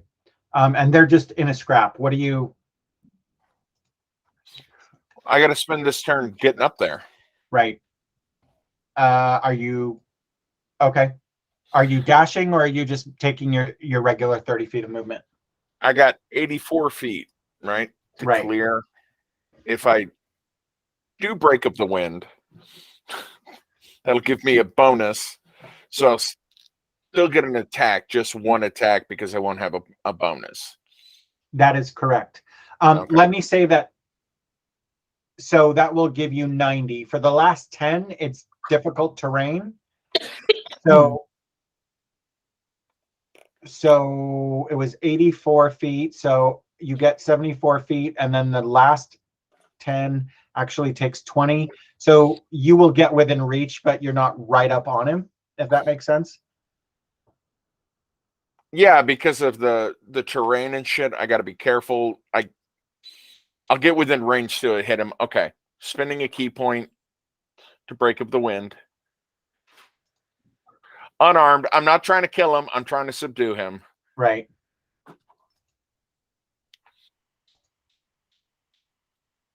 I come up and I do a little dance in front of him, I guess, because I rolled a 2. So, you know, I did switch. I don't see your roll. Unarmed strike, 8. I don't see. That is sometimes why you gotta. Oh, now I see it. Okay. Okay. Well, that barely misses. Does it really barely miss him? Well, he's just got standard armor. There's nothing to give him armor class right now except for the 10 that everybody gets. Right. Okay. It's because my feet are cold. This ground is all slippy. Yeah.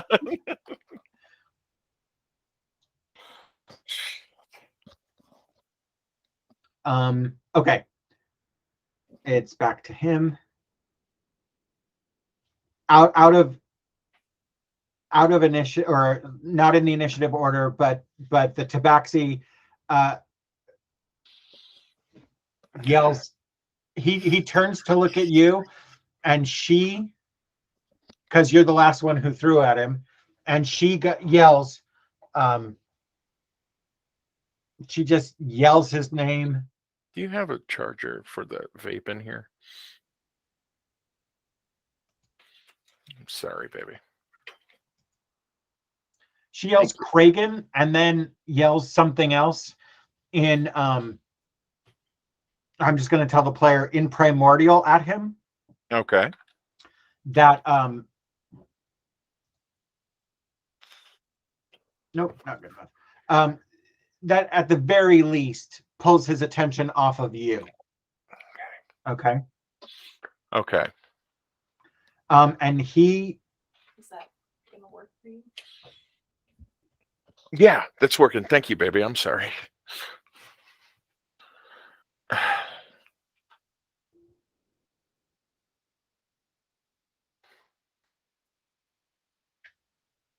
Oh, I needed to. No. He gets distracted by her, and you see him doing that same summoning, and well, it's pretty hard to miss at this range. He throws another chaos bolt at her, or he throws a chaos bolt at her, which is force damage. And yeah, it doesn't. It's bad. The ground is covered in ice.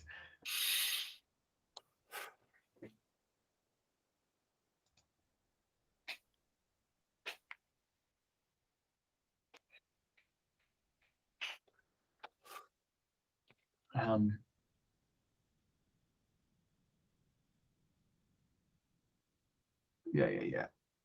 Okay.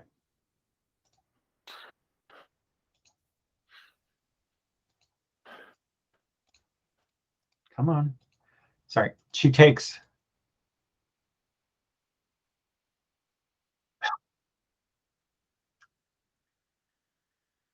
Let's just roll ourselves a little Dexy Dex. Okay. 12. Okay.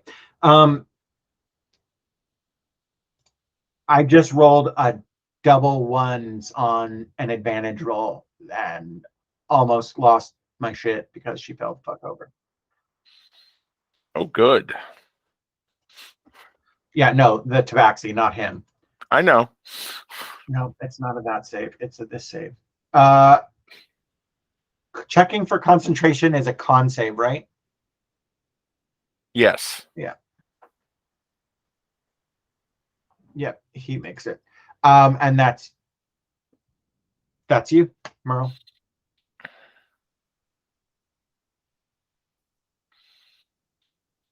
14. 14 hits him. Okay, we're gonna flurry of blows. All on right. top Well, of that. roll your. I'm gonna roll damage. Yeah. Yeah. Roll that first, and then you can flurry of blows. Roll that beautiful damage. 6 all day. Okay. Now go ahead and do your flurry. Your first hit from your flurry. Excuse me. An 8. That does not hit. How? Okay.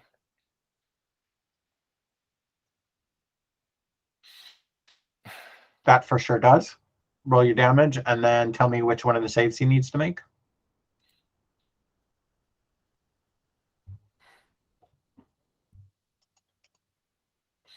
We're gonna have him as a dwarf make a dex save of DC 14.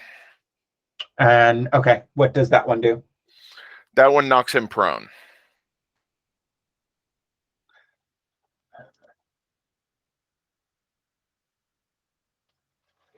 Okay, your that flurry of blow hit that you landed on him, was that a punch or a kick?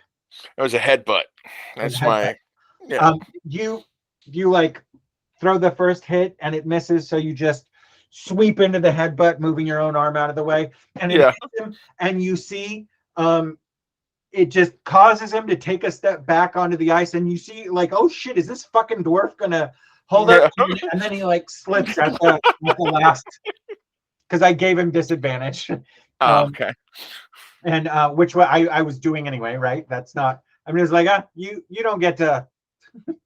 Everybody else not immune to this. Okay, so ooh,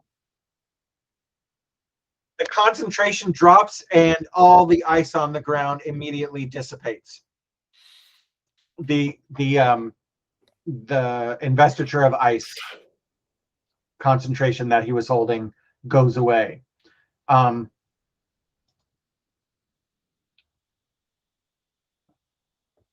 And he's still he what did we say? It was half your movement to get up from prone? Mhm.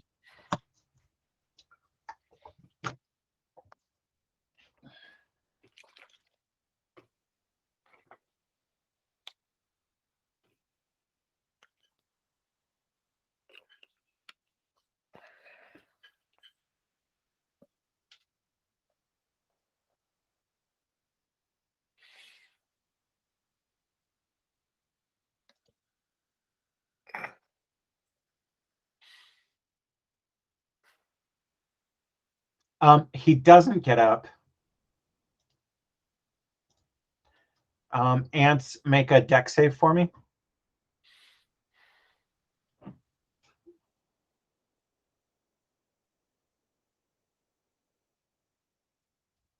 $22 all day. You weave out of the way as from his prone position, he breathes a gout of flame at you again. Or at you.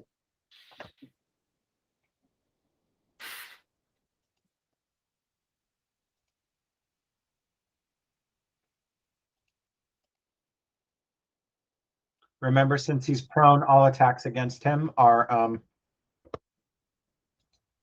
with advantage. Okay.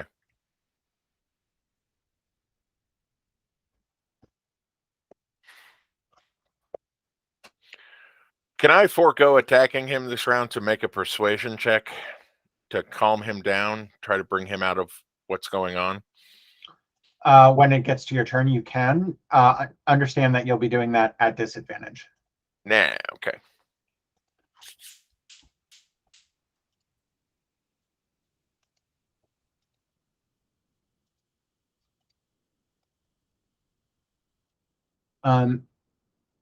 Pam, on the other hand,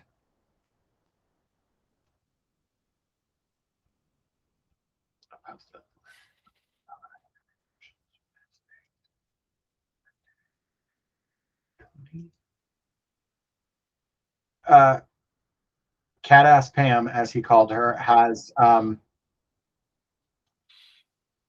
swiped at him once and has him fucking grapple and then jumped on him and has him fucking grappled. And the trade-off to that is she's pretty much basically covering him now.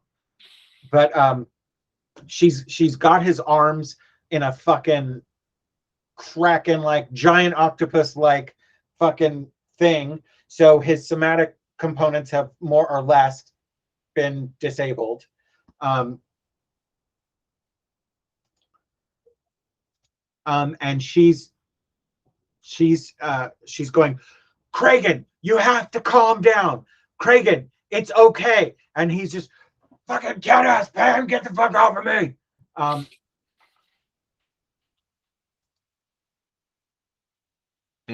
ass Pam. You can, it is your turn. You can forgo your attack now, and it won't be at disad. It'll be flat because Pam's got him, so where he can't be like. You almost called her cat ass Pam. She is cat ass Pam. That's what her NPC sheet reads. 11 on a straight persuasion, nothing. Yeah. Kragen, you got to calm down. Hey, calm down, Kragen. Kragen, calm down. Chrissy, wake up. I don't like this. Yeah, okay.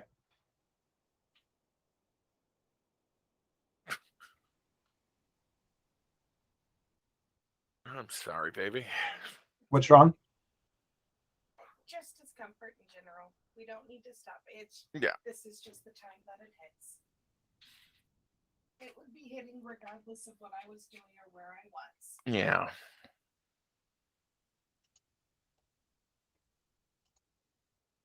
Because life is misery. Oh, poor baby. Winter is coming. That's their name? That's lame. We got schools matched. I'm watching it as it goes. I don't do blow-by-blows of the fight. So you're yelling at him. Cat ass Pam and Kragen.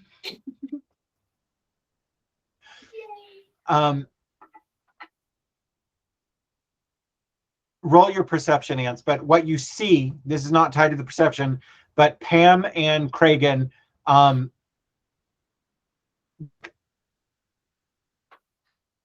like not static, but sort of phase out of existence for a second. Tell me what you got on your perception. 19. You just heard an enchantment behind you.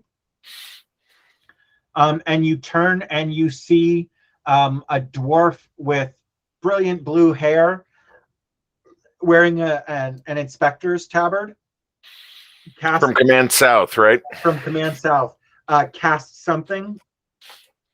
And you just realize that you are now real fucking close to a burning building. Mm-hmm.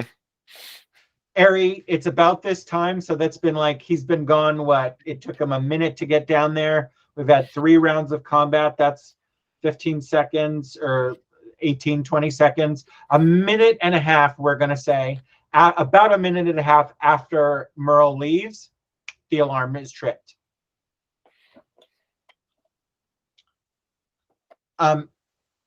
So I'm going to just finish this verbal interaction. And she goes, I'm Sergeant Steelmoon. I've just put him in a pocket dimension for a second. They'll be back here and hopefully we can get somebody to restrain him. But in the meantime, you should get away from that fucking burning building. He steps away from the burning building. He goes, I was on a stakeout. Oh, Literally a couple blocks from here. Oh, are you Aries' partner? Yeah. She smirks and goes, oh, I heard about you. Get back to your, go ahead and get back to your stakeout. Thank you so much. and he goes running back to the Amber Hammer. And I'm gonna burn a scent on my badge because I think this is where, since he's leaving that, we can drop him from combat. I'm going to burn one of my casts and tell him Merle alarm just tripped, heading to the abandoned building. En route is my response, which I get for free. Yeah. As you're leaving, you see her starting to cast some sort of a cold spell, like she's trying to deal with the fucking fire. You were also doing the MCU hand waving. No, that's teleporting. That's not cold, Josh.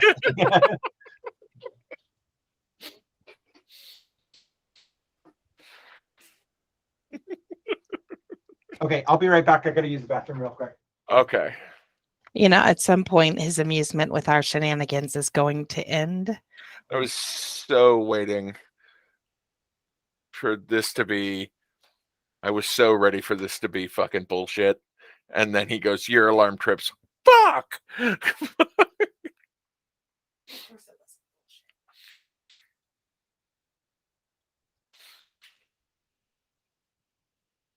best way to rob a bank, you set fire across town. Yep, on the other side of town. Fucking ask my stepdad about that shit. There was too big. Whatever else you could say about Bakersfield, it has a really fucking excellent antiques market. Like it, they get fucking. And anyhow, it got out that after the best time to hit them was Sunday night, because all the LA buyers would come into town and drop thousands and thousands of dollars on these antique stores with very little security. So they started setting fires on the other side of town and robbing the antique stores. And they did it fucking twice and then ditched out of town. They never did it again. And Phil was like, "I want to catch those motherfuckers." It's like before he retired, that was what I want to catch those motherfuckers, because it was a whole crew doing it. Who is that? That was my stepdad, Phil Crosby. I didn't realize Phil was a former law enforcement officer. Oh God, he was an undersheriff, Josh. Huh? He was the undersheriff. He was one of two. There's the sheriff, the elected position, and then there are the guys who climb up through the ranks to undersheriff. He was one of the two undersheriffs when he retired. In LA County? In Bakersfield, in Kern County. Oh, but even though those antique fire center guys were in LA County, he still wanted to catch them? No, the LA County buyers go to those antique shops in Bakersfield and drop thousands and thousands and thousands of dollars on these businesses that have like a floor safe as their big security. Right. So like they would leave at night on Sundays with hundreds of thousands of dollars, literally in their safe. In their, well, no, to cash out at the end of the night. The one at Woody's, the one that my mom knew really well, who used to work in social services, yeah, he got lifted for over $100,000. He got robbed for over $100,000 on that. So they robbed them like from their face, and yes, they put guns in their faces, masked, and went up and as they were leaving. And the other place got robbed for even more money than that. And the fires were to pull law enforcement away. Right. Yep.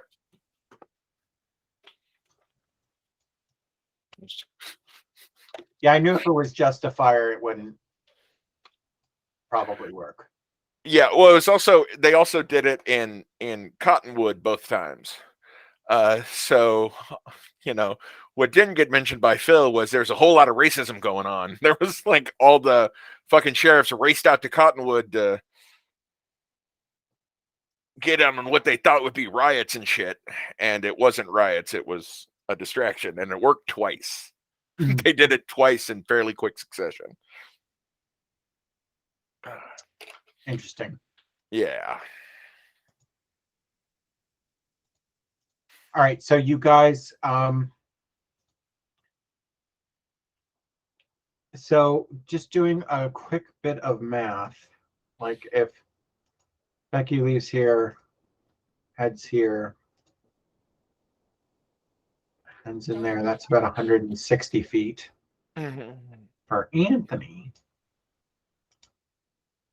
nope, this. Yep.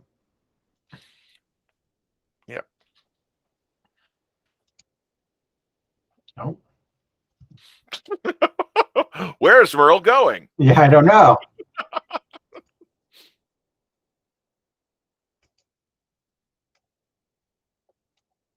I have Merle cutting in a little bit. Can I ask if Merle can?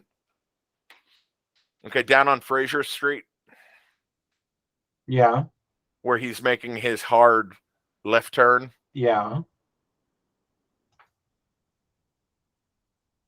No, I guess that's the quickest route. Yeah, that looks like the quickest route. Yeah, I'm Okay. kind of cutting you up through buildings here and then. Yeah. So dash action is 80 feet every 6 seconds. This is just under, so this is going to take you about 50 seconds. So just under a minute. Becky, 50 feet. This could take you 20 seconds. I have my boots of speed. Yeah. Oh. Which double my movement. Right. Double my walk. I was going at 50. So, okay. So 60 and 60 is 120. And then, so instead of about, what did I say, 20 seconds, it'll be closer to like 6, 12, 15 seconds. Jesus fucking Christ. What? That serendipitous for these pricks. That's all. Yeah, you have a much shorter reason to go, which is why it's going to take you 15 seconds and Merle 50 seconds because he's much farther away. Yes. Shouldn't have fucking gone. Hand. Okay. You wouldn't have been there much faster anyways. One of us will be there very soon. You're not there and you don't hear this. No.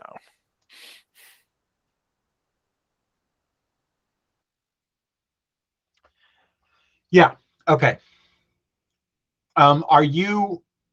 Here's what I need to ask you is Becky or Ari rather is are you timing it so that Merle and you arrive approximately the same, or are you getting out?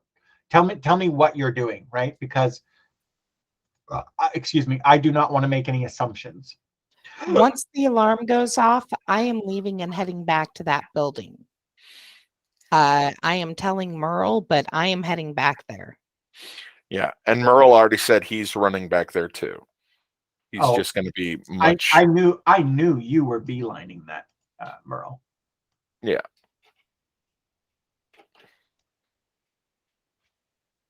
Okay.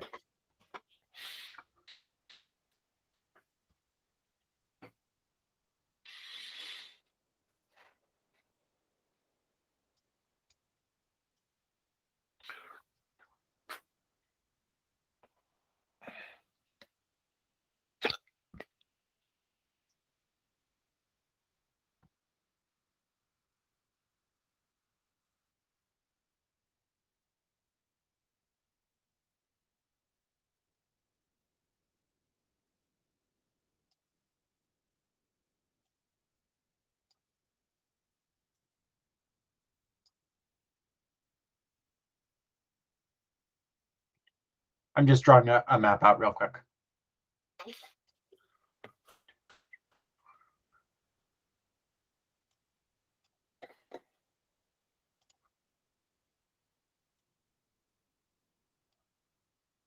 This is where a Wacom tablet would be really useful, actually.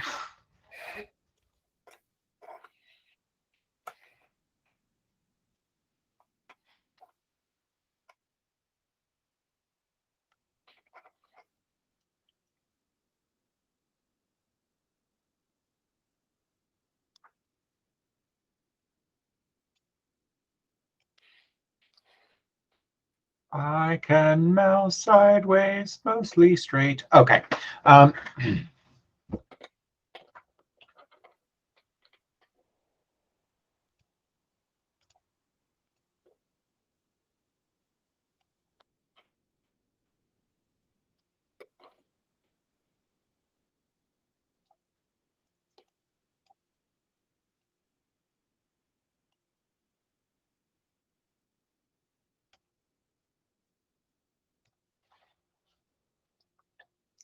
Okay. So Lex, tell me, I know you're heading to the building, and what are you doing? The alarm's gone off. That means somebody's already messed with the door. Correct. I'm muting. Somebody's already messed with the door. I'm heading towards the building more to see who's coming out of it, who's around it, who's where.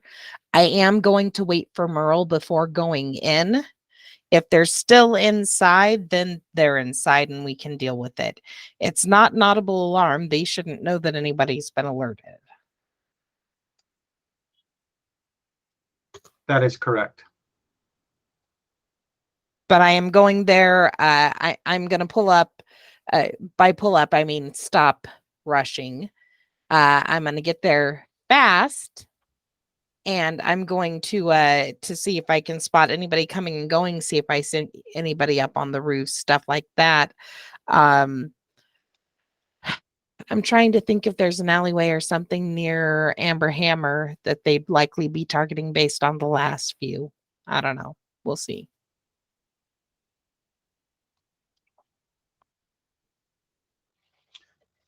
Go ahead and roll a encounter. Nice. Roll a perception for me.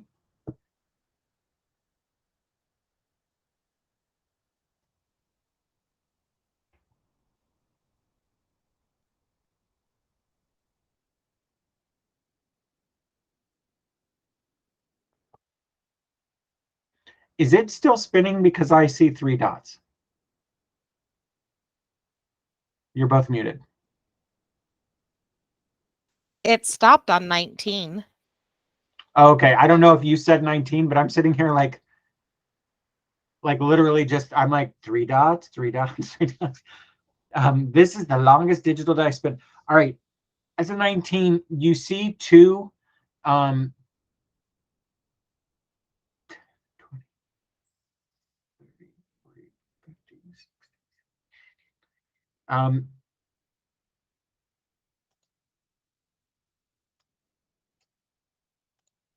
you see 2 people, 2 ninja wannabes skulking out of the front. They're moving actually pretty stealthily. You just happen to have caught them. You are the green diamond there, the black squares. This is the building. Let me turn on the this red outline thing is the building. This is you. This am them. This is the dividing line down the road. I'm just trying to make sure it's clear. Each of those is 5 feet. I can count stuff out if you need me to. So 20 seconds. Get there in 20 seconds. Merle, we have 30 seconds left. Okay. And which way is the Amber Hammer? Behind that. Back that way towards your toolbar. Okay. Yes. That's a, hey, how about I use words like Becky? Less fun. Why would you bother with that shit? Yeah. The Amber Hammer is that way. Okay. And I'm not even going to make you roll. They don't seem to have noticed you. Well, I'm not too out of place around here. And it is dark, so they might not easily be able to see my tabard. Mm-hmm. Okay. I'm going to watch them and try and see what they're doing or where they're going. Can I try and slink back into shadowy space? You can roll a stealth. I mean, if you got to describe it that way, I guess okay. 19 all day? Okay. Yeah, I was doing that. So your perception was 21? Yeah. But you said 19. Okay.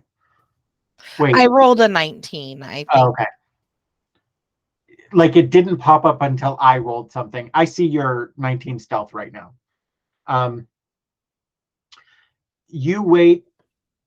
you slink back into something. Merle is 20 seconds away.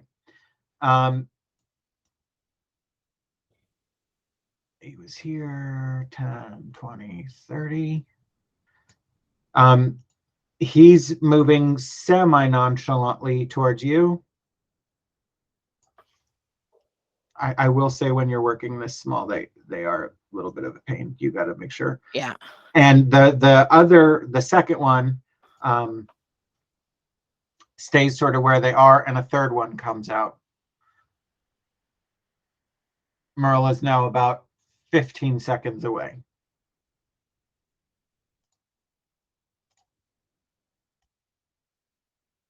Of him, his 30 feet, I'm just gonna 10, 20, 30.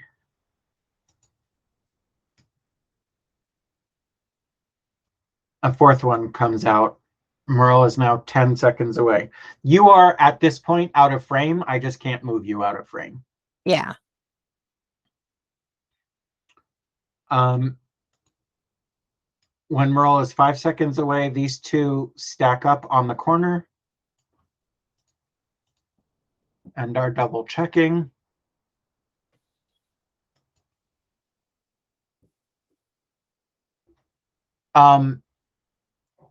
What was that? On a 20, on that, still on that 21 perception, you hear them speaking to each other quietly, and you don't understand it, but you recognize it. I was going to say, does it sound a lot like what I was hearing Marie and Bernard speaking? It's very much that, yes.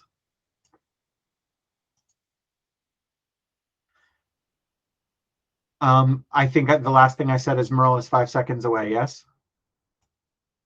Merle, you are going to come out exactly where you see that blue diamond. Okay. Ari, you see Merle come in, and you're going off of moon and starlight because you don't have night vision, Ari. Yeah, I do not. He has moved up, and a fifth one, 1, 2, 3, 4, 5, and now this one is moving up as well, behind each other. And Merle, are you flat out the whole time? Mm-hmm. Okay. Merle, go ahead. I was going to say, at some point, can I burn, as I'm seeing them come up, can I burn and badge back to Merle about how many I'm seeing coming and where I am? Yes. Okay, that is what I'm going to do, so And he you doesn't run into them. You can give them, here's what you didn't say, but I'm going to maybe remind you. You can also give them their disposition, because these two are clearly hanging out on the corner, sort of scanning around. You're not sure. They're doing it in an over paranoid way that you're like, you're not even looking in the most obvious, like, just look ahead of you. I'm right here. And he doesn't, ow, fuck. I like having long hair. I like the way it feels, but it's gotten to the point, or longish hair. It's gotten to the point where it's starting to tangle. And like, I'll just do this because I love the way that feels. Turns out that's a good way to get your hair to tangle. That's not a. I got Anthony a beard comb for Christmas that he loves because it detangles and smooths it all out. He wants to be donated to science with it. Okay, so you tell Anthony they're hanging out on the corner. So Merle, what is your approach like? Are you just like, I'm gonna run into him and just start punching? Which is totally okay. You're both muted at this point. There's two entrances to this building, right? Yeah, there's one back here. Where I don't know where that is, Josh. It's back here. Oh, okay. And she told me where they are on the street. Yeah, yes. I'm not going to go up there. I'm going to go to that back entrance. And I burn a charge on my badge. I actually have to go and burn charges on my badge anyway. Hang on.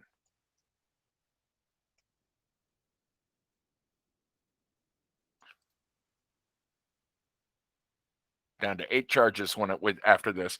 I say, I say, I'm entering the back of the building. All right. As you enter the back And of the building, I say that mentally, not okay, out of course. As you are saying, I'm entering the back of the building, and you come through. Just, you know what? Never mind. I'm going to do it. loud. Okay. 15.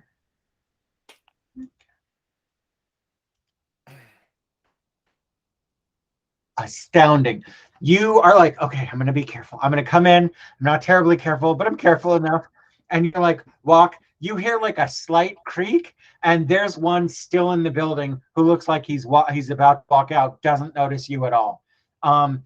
Anthony gets this guy on surprised. You are 35 feet away. You can close. And then after we resolve that, will be an initiative.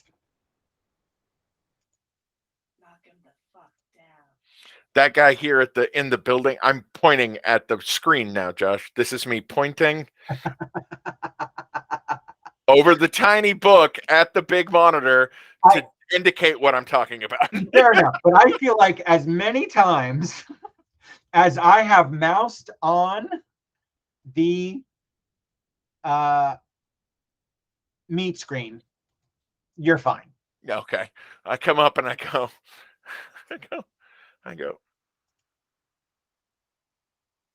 hey, the fuck you doing in my squat? And I rush up on him.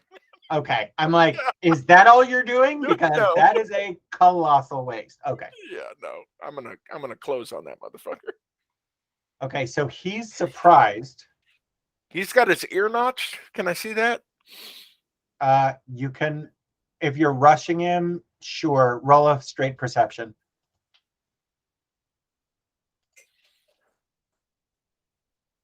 How about 11? No, I don't see shit. I'm not sure what to.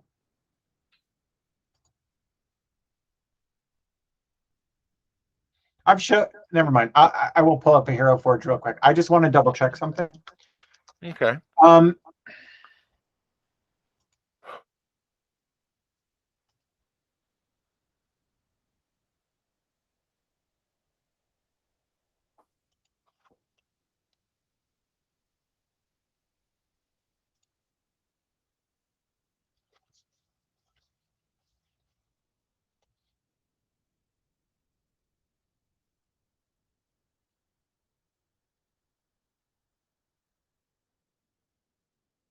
You're like, hey, what are you doing in my squad? And he just pulls this face. And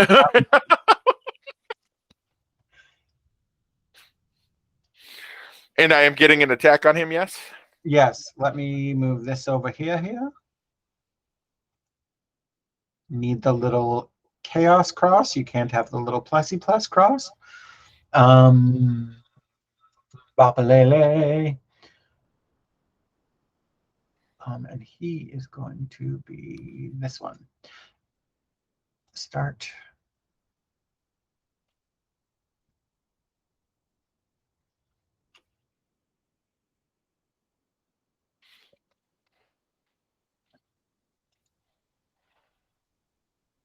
Wait, sorry. I need to do something real quick. I apologize so much right now. Josh, you're juggling like 15 things. It's fine. Well, it's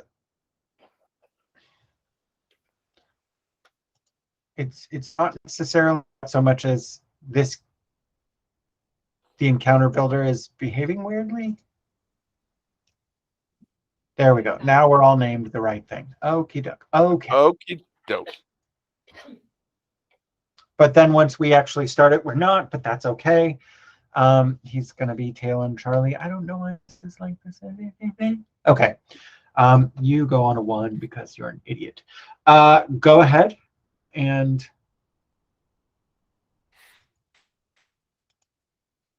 make your attacks. I hit a 17 on the first one. 17 hits. And a nat 20 on the second. So I'm going to roll my nat 20 damage first. I'm going to do 8 damage with it, and then I'm going to roll my straight unarmed damage. Come on, fuck off. Fuck off. You can like click on the XE thing to heal it. 7 on that. Did you get my total damage on this dude? I did. Okay. 8 and a 7. He took Okay, 15. and now you two go ahead and roll initiative. I need you to tell me these are building inspectors. They're all private contractors, and you guys are just they're doing some night contracting. And 6. 12.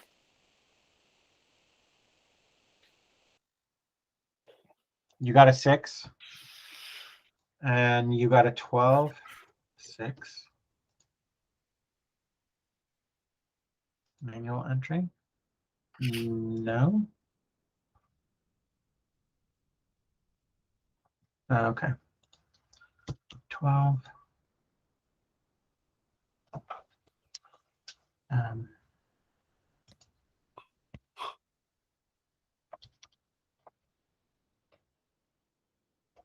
That guy gets a 1. This is behaving really strangely.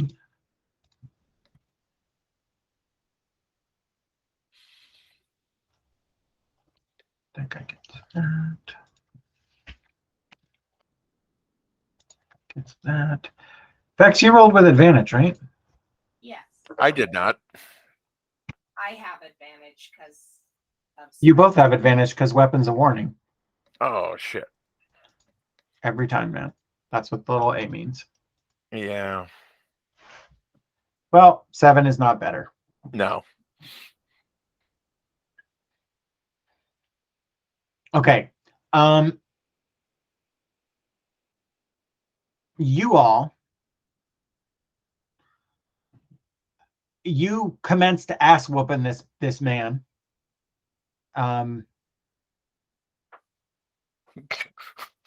You commence to ass whooping this man. And that causes quite a bit of a stir outside. So, what's their movement is 3 feet. So everybody, like basically these turns to head back in. 20. Basically, my stealthy partner is not exposed. Correct. Yes. Okay. That's what I was hoping. you gotta remember your headphones. You gotta. He comes in behind. Merle, it's your turn again.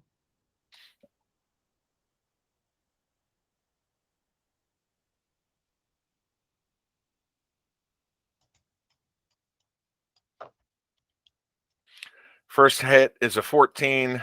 Second hit is a 8. The 14 hits. You're not burning key right now. I'm not burning key right now. I got 2 key left. I'm trying to save him. 8 damage on the one that it connected. Okay. 15 plus 8 is a total of. The one on the corner, like turns and looks back, but he's actually Vex. He's posting up. Do you remember back way? What was your stealth roll? Was a 19?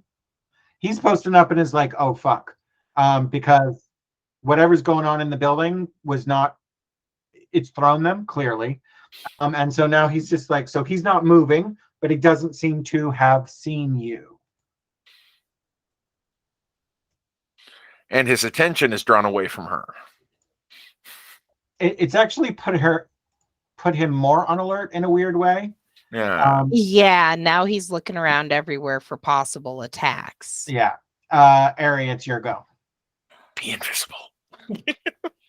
I can't be invisible, unfortunately. Oh, okay. I wish I could. No, I meant that in the Batman sense, like one with the night. I am the knight. I would have a banana. What did you say? I wrote. What did you say? I will have a banana. Oh, okay. So I heard banana correctly. Yes. What I thought you said was I wrote half a banana. I'm like, I don't know what the fuck that means, but that's fucking weird. It means I wrote Ben or Nan or Anna, or 3 A's? Not wrote past tense, but rode as in to ride past tense. Like I rode half a banana. Yeah. It's a weird masturbation joke as far as I can tell. I mean, it's not about length, it's about girth. Fair enough. Okay. What is Miss Not About Length About Girth going to do? No Uh, one believes you. fuck it, I'm gonna move forward. They're clearly alerted. I'm gonna move forward. If I have to engage the one outside, I will. Are you just moving in a straight line forward? I mean, I'm gonna try and be sneaky, but I'm not gonna spend all of my time looking for the perfect moment to move. Okay. But it's the fastest way to the building where I suspect Merle is making that ruckus. You have 4 of these dudes line of sight Mhm. with this one is looking and somehow doesn't see you because he doesn't get more a check just because you move. These 3 have their back to you. They are all heading into where your partner is. I'm going to tell you as a DM, simply moving this turn, not good news for Merle. The fact that he's about to, he's fighting somebody inside because all that thump and ruckus. One has already gone back into the building. Another one's right at the door. 2 more behind. Firebolt these seasonal freelance butchers. Well, what I was going to ask is if you would let me. I don't think I can get close enough to do burning hands on all of them. What's the distance on burning hands? It's a 15-foot cone. Yeah. Well, don't you have what does your distance spell do? It doubles it, so it would be 60, but I think that's still more No, than. it doubles it to be 30. Oh, 30, yeah. So yeah, that's still shitty because that's 1, 2, 3, 4, 5, 6. It'll only get the first guy again. So if you used your boots of speed, that would have picked you up to 30. So 1, 2, 3. It would have taken me to 50 because it doubles my walking speed. Yeah, but if you go to 50, it doubles your walking speed? Yes, my boots. Oh, okay. So 1, 2, 3, 4, 5. And we could move you offline here. And then 1, 2, 3, 4, 5, 6 is 30. And that's double burning hands. What you can do is, but it will cost you, it's what we did because I just watched the fight with you and Kathra with those guys, Mm-hmm. where I let you spend 2 sorcery points and split hand. You could get to 1, 2, 3, 4, 5. And then, no, you wouldn't be able to do that. If you had a little bit more movement and get between the 2 of them and light them up, but you don't have enough movement, even with your boots of speed. Can she zip out and run in on the 3 entering the building?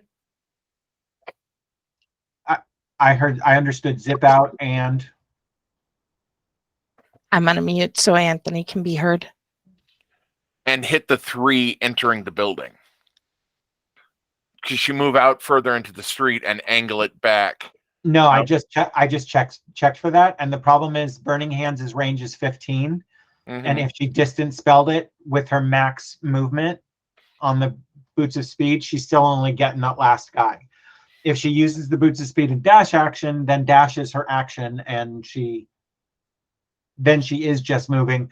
And in that case, what she'd have to do is shout, "You're all under arrest," and try and give them pause. Mm.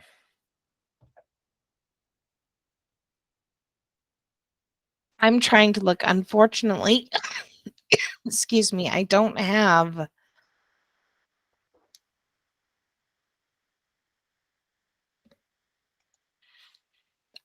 I don't have anything that will hit more than 1. However, I can try and take aim at the one closest to the door and make him rethink about going through it. That's, yeah. Okay. Firebolt. I'm glad I did there that long. 26 all day for a firebolt. I'm also going to say, if you can call officer down, You know, if Merle gets his ass kicked, it's a glorious death, and we have enough guys to take him down. Fuck him. I'm sorry, that was a 26 or whatever to hit. Yes. Yeah, roll your damage. 7 points of damage. Okay.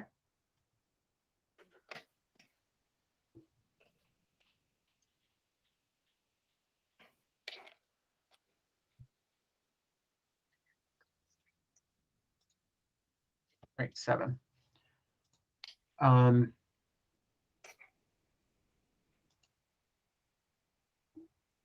Encounter Builder's done something really weird, and I don't know how to fix it. So I'm just gonna have to kind of wing it. You mean like always happens with Encounter Builder? That doesn't always happen to me. All the other fights we've had in this case have gone really well in terms of around that. So 10 or 5, 10, 15, 20, 25, 30.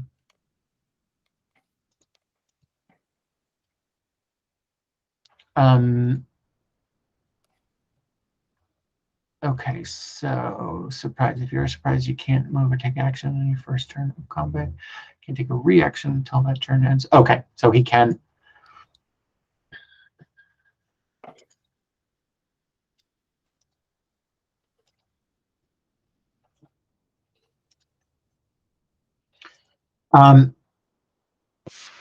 He takes a swipe at you with a short sword, and you either throw a bracer up out of the way, and then he comes back under and stabs you hard in the gut.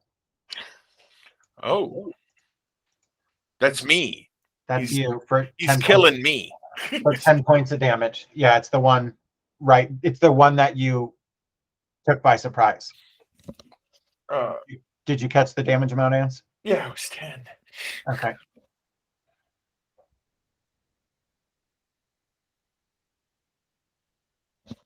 Okie dokie. I suppose we can go lethal on these guys now.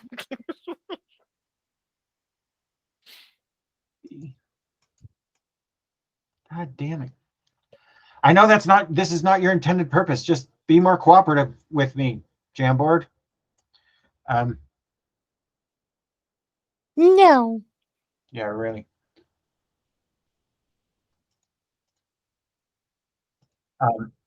He takes a couple of swipes at you and or a couple of whatever and misses. This one out here sees that everyone sees this firebolt arc over and hit one of their friends, and he sort of out of reflex wants to get out of wherever that line of fire was, so he goes 10, 15, 20, 25, 30 and like turns to spot Airy. So he's kind of looking around, trying to find you. Rolls a natural 1 on perception and puts his own thumb in his eye. Or can I tell you that every perception roll I've rolled for them in this encounter has not broken a 5, and I've rolled like 4 of them. I'm just like, or let me pause it. He's a little bit racist and doesn't think to look down closer to the ground. Yeah. He's like a cop in that he doesn't look what? No, cops don't look up. Okay. Yeah. Merle Sanderman. Yeah. You've got 3 guys within reach. Yeah, I do. Here's how I die. Okay, the guy who stabbed me is the one directly in front of me, right? Yep. Let's see how he likes getting stabbed. He likes it fine because he didn't. Yep. So then we're going to flurry of blows because I'm going to die.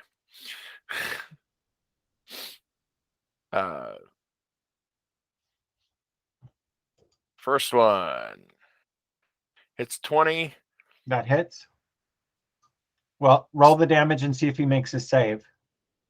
Okay, so it's a 7, and then he's got to make a excuse me. I'm saying excuse me to my own character sheet. He's got to make a strength save, DC 14. Very much fails that. Okay, so he gets pushed 15 feet. He can't take a reaction until the end of my next turn. Okay, you knock him back into the door. Okay. Yeah, no, that's good enough.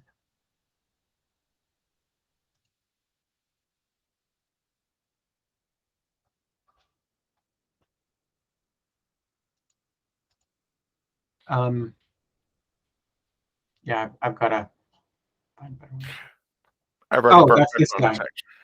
That's this guy. What was your stealth, Becky?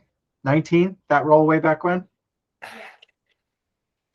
Yes. Oh, so I haven't moved at all? Abner the Observant. Yeah, let's do your movement. Abner the Observant does not seem to notice you. But anyway, Move it back 40 feet. You're going to draw an opportunity attack from him. Fuck it. I got to get back long enough so that I can take a potion, or I'm going to die if I get attacked again.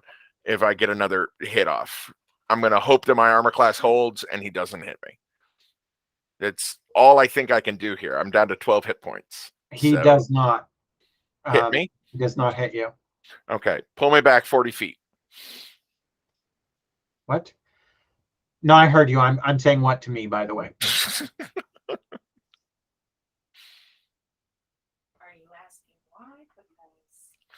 Because I'm gonna die, Josh. That's why.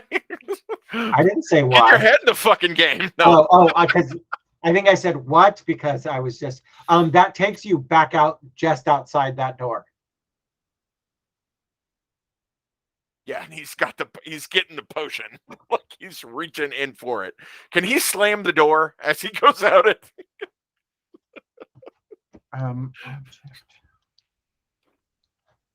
You can.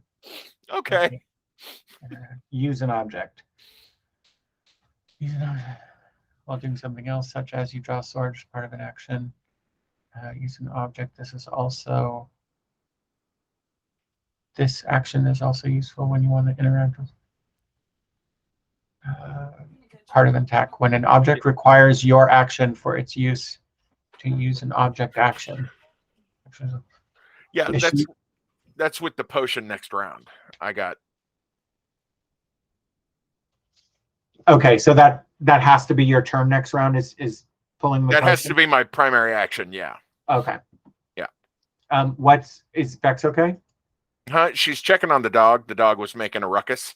Oh, I see. In our bedroom with a closed door and a door open to the outside. So who knows what's happening? Ooh. It could be. It's probably nothing, but it could be something. That's why she went to check. She apologizes. She will be right back. No, it's fine. Or thank you. Yeah. All right. He's trying to find out what the fuck that came from. It was because it's thundering a little bit out there. Oh, of course. I'm sorry, Daisy. What happened? It's thundering outside. Oh. Daisy does not like loud noises.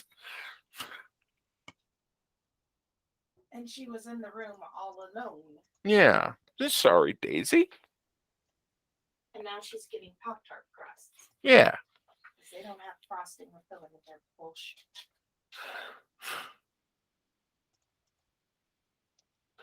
And he turns into a giant. No, I was just seeing if I could make another template. No, write on him. If I could put letters on them, it would help me track some things. Okay.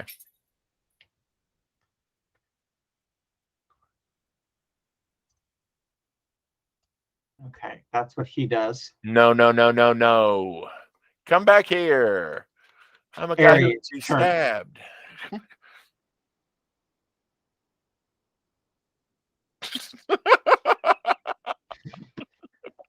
Ari, I think just noticed that one of them that they're starting to break off and divide their attention.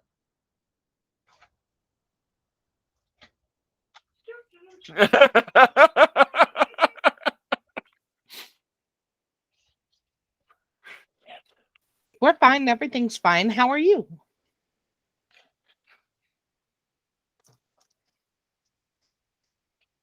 They finally spotted me. Hmm. No. No. Oh, they're looking for you. Direction to try and figure it out.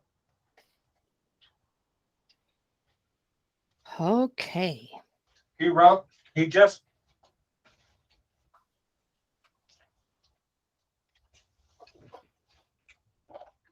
as far as he saw, his guys were beating the shit out of whatever was happening in there, but there's a lot of shouting up front of I don't know where it's coming from.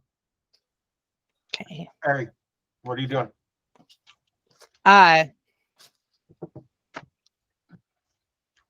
I'm creating a harmless sensory effect. Shit, it's only 10 feet though, and I don't really want to use. Especially not to bring it up to just 20 feet. That's still too close to me. Because I think 10 feet would still be too close for me to drive a noise across the way and make them go look across the way, right? It is. And it's pretty close to you. Sorcery point, you could do it across the street. No, I think that's with the sorcery point. No. 20 feet. No, it would be alone. Distance spell. It would double it and make it 20 feet. It would put it in the middle of the street. That's still not believable. Or down the side of the building. But I'm already here. 20 feet away from you, down the side of the building. Josh, where would 20 feet away from me down the side of the building be?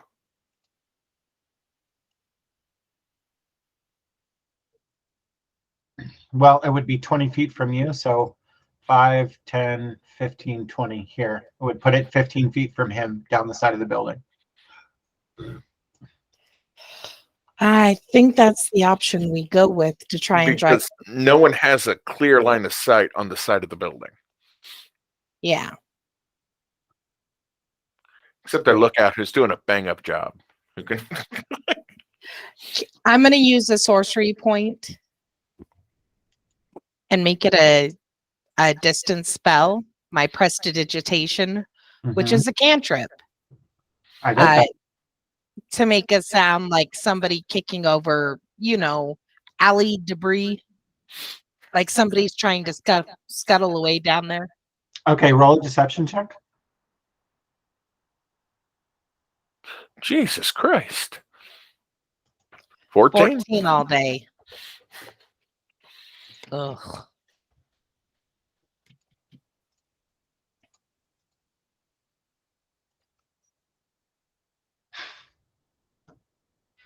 I think it's coming from down the alley. Yeah, their rolls suck too. Equal opportunity shit sandwich. All right.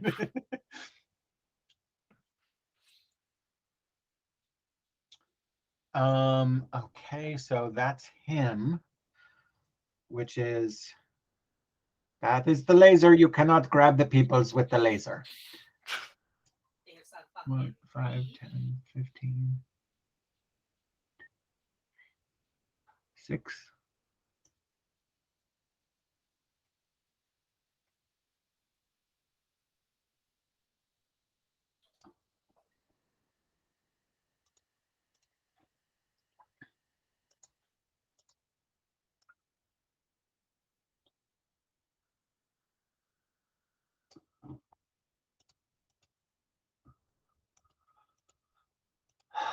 Okay.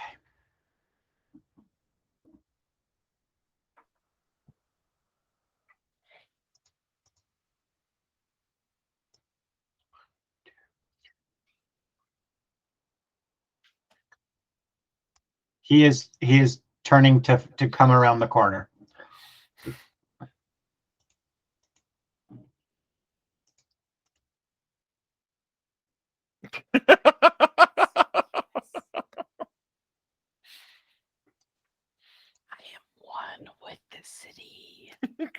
on with the night. You are invisible. That is all on. That's all on a really good stealth roll, and just like what? Who? What? So much shit, Merle. Roll your fucking healing potion, man. How much is it, baby? 4d4 plus 4.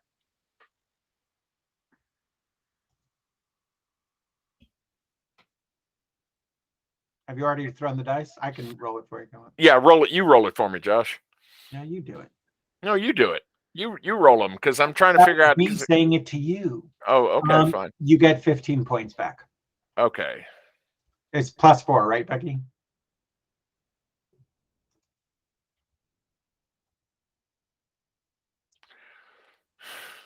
Okay.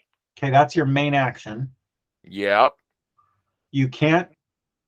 Flurry of blows has to follow an attack action, just FYI. I know.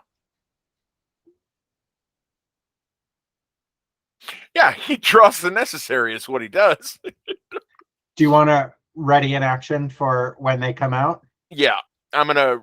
Yeah, he's just gonna sit there. I know you can see me on the side camera, Yeah. but he's just gonna be like, "Fucking, come through that door. Come through that fucking door." Okay, the first one who comes out of that door, you will have advantage on. Okay. Oh, look at you! You're almost back up to full. I know, right? It's fun. Healing potions. Why did we never think of that before? With how much we forget to call back up, come on. We got to be getting more healing potions.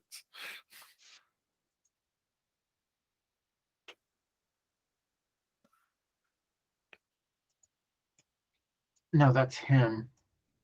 5, 10, 15. He stops and doesn't move, and he's really looking down, and he kind of slowly starting to say, guys, I don't think it's, but everything's sort of, I don't know if it's that way. Charlie is this one. 5, 10, 15, 20, 25, 30.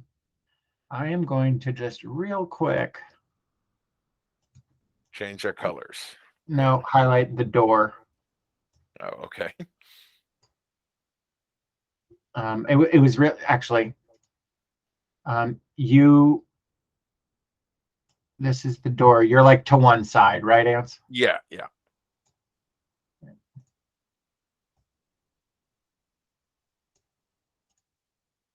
They call it a choke point. Yep. Ari. Ari coughs and chokes.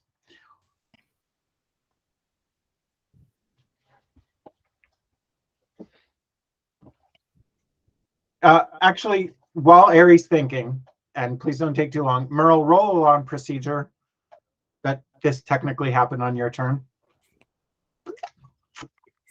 15. If you were following procedure, you for sure should have called for backup by now. That should have been an object. I meant to tell you that should be an object interaction on your last turn, or free action rather. Okay, can we say that happened? Because Yeah, I'm not forcing you. I'm saying you should have. You're like, fuck it, I'm gonna John Wayne this bitch. No. We need assistance at this location. Please and thank you. Okay. Hey, are they all close enough for me to do burning hands on them?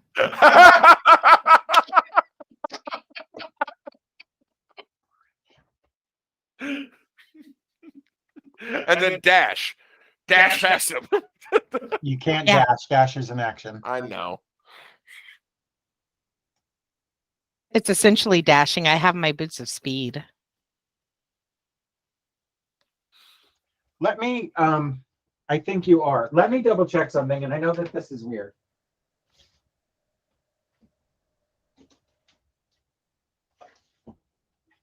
Nope, that's the wrong box. I think you are.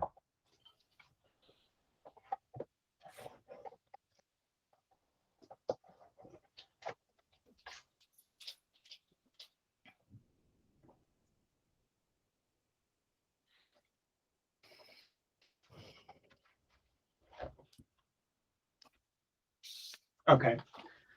So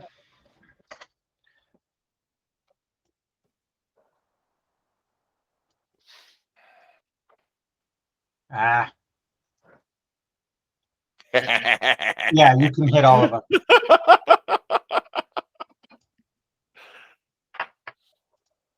So, fun fact, a 15-foot cone is 15 feet at its widest point.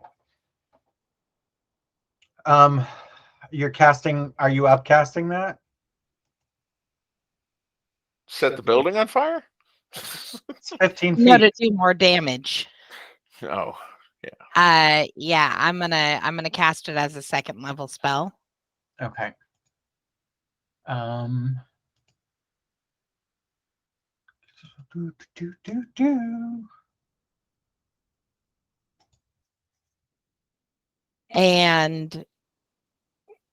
everybody has to make a dex saving throw, Mm-hmm.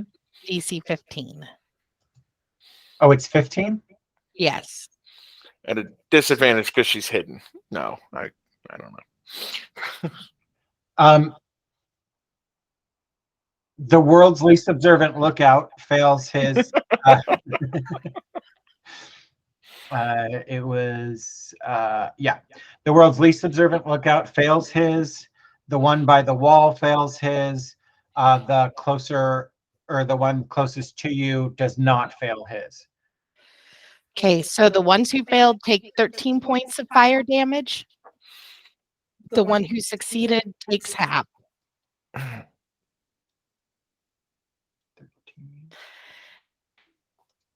And in time with the fire, I'm going to announce Haven City Constable Inspectors. Throw up your hands. It's a party. Mm. D. Oh, right. No, who's he? Yep, him.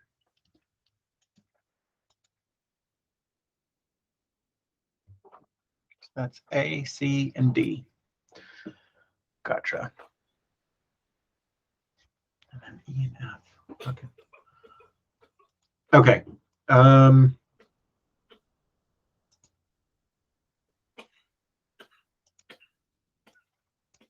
No. 1, 2, 3, 4. Merle swing.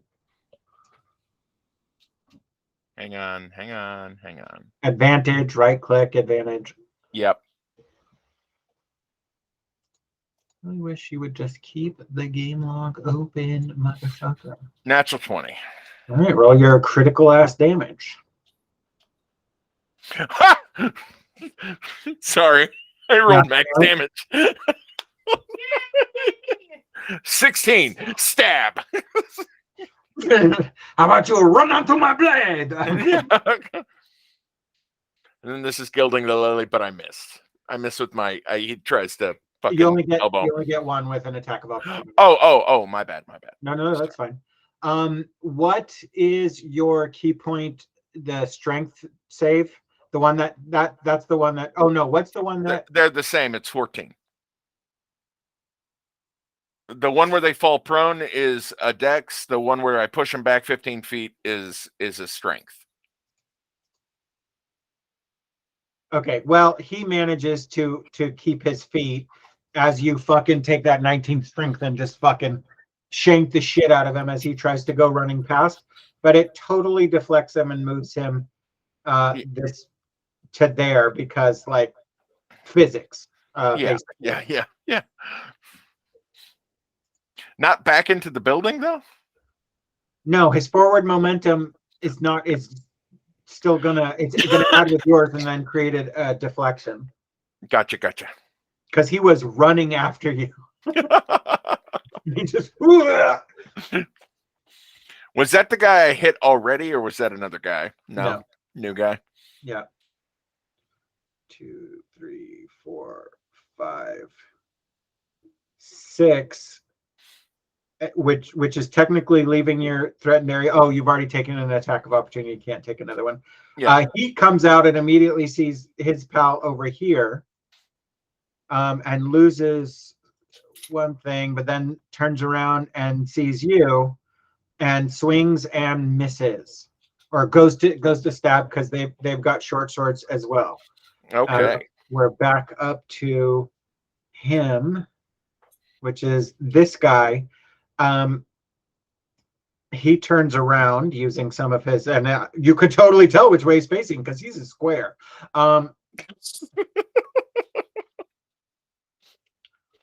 Fucking nerd. Fucking nerd. He takes a swipe at Airy and misses, and he takes a swipe at Airy and hits for 7 points. I will be right back. I have to use the bathroom. Okay. Jesus.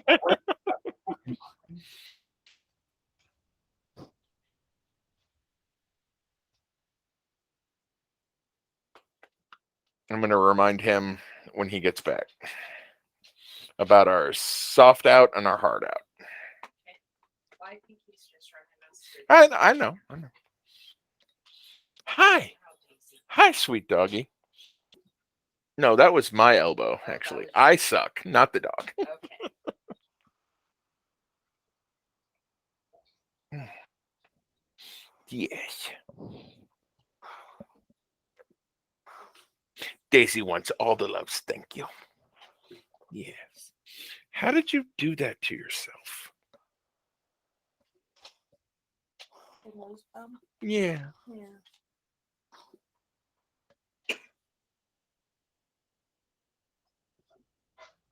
You can have that one. Sure.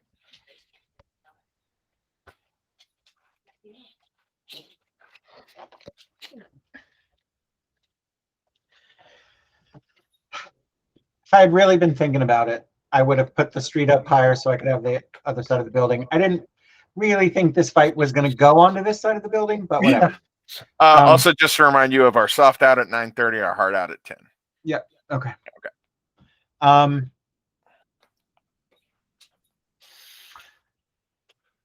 That guy went. D. That hurt pretty bad. That was pretty scary. Isn't D the one who hit me? No, B is the one who hit you. Okay. D's this guy. And I need to make a blah, blah, blah, blah, blah, bloop, bloop. I'm blooping. Bloop, bloop, bloop, bloop, bloop, bloop, bloop.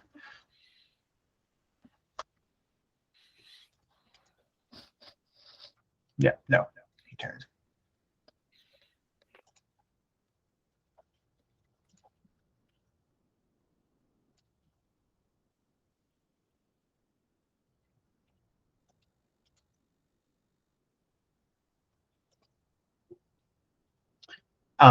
Ari gets hit for 4.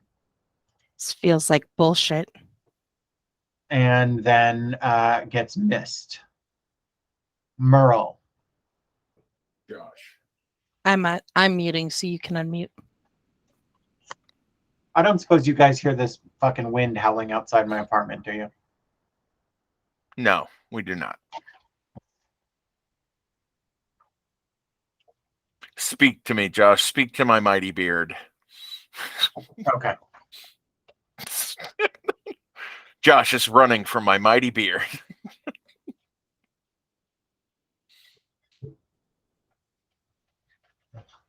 My watch just alerted flood warnings and blah, blah, blah. And then it occurs to me the toilet's still running, and my only thing in danger of flooding up in this bitch is my toilet. Okay. Yeah. All right. The one who you first fucked up is the one who's immediately in front of you. Oh, okay. The one who stabbed me. Okay. It's his action, yes? No, Or it's mine? your turn. Oh, well then fuck. That's why you unmuted, dude. Natural 20. Roll that beautiful bean damage. It's like we're gonna count down with both dice in unison. I think I'm okay with that. He took 14 damage.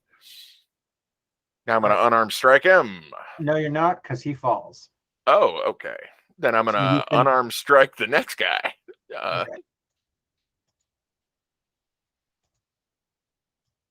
Yeah, put me on top of that guy. There we go. Then I'm gonna I'm roll. teabagging him.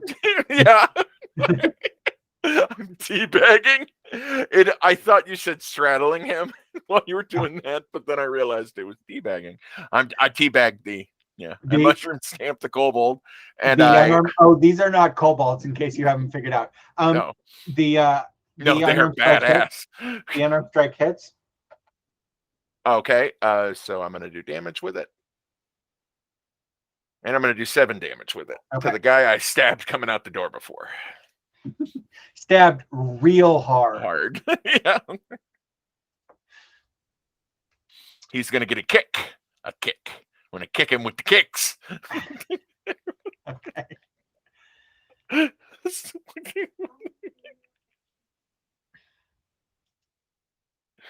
What did you say, baby? All the other kids with the pumped up kicks? Yeah. With the kicks. I'm actually quoting a Game Grumps episode where Aaron is really fucking up and he's got to get him with the kicks. With the kicks. And he's like failing to get this guy over and over again. It's a funny bit on a Let's Play you don't watch. Yeah. So the world's worst lookout turns into the world's worst combatant. And so we said this one was B and this one was D, right? Yeah, 1 + 6 + 2. Yes. So D, so this fucking dumbass, like, he rolls his natural 1 on a swipe in close quarters battle, and then on his deck save rolls a 1, and just on his follow through stabs his homie. We're not bringing Chad anymore. That's what. Abner is a fucking retard. R word. He's bad. He's bad man. We do not like him. What the hell, dude? Just, and I'm legit fucking just oh my god, I'm so sorry. 1, 2, 3, 4. Like, backs away in horror at his own incompetence.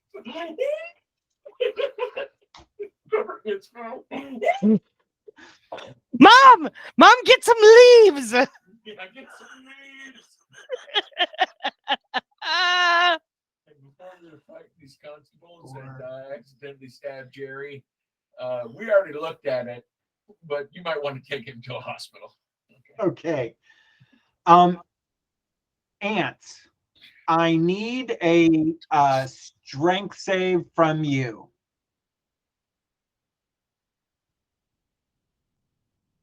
Natural 20. 26. Okay. Roll me unarmed strike damage.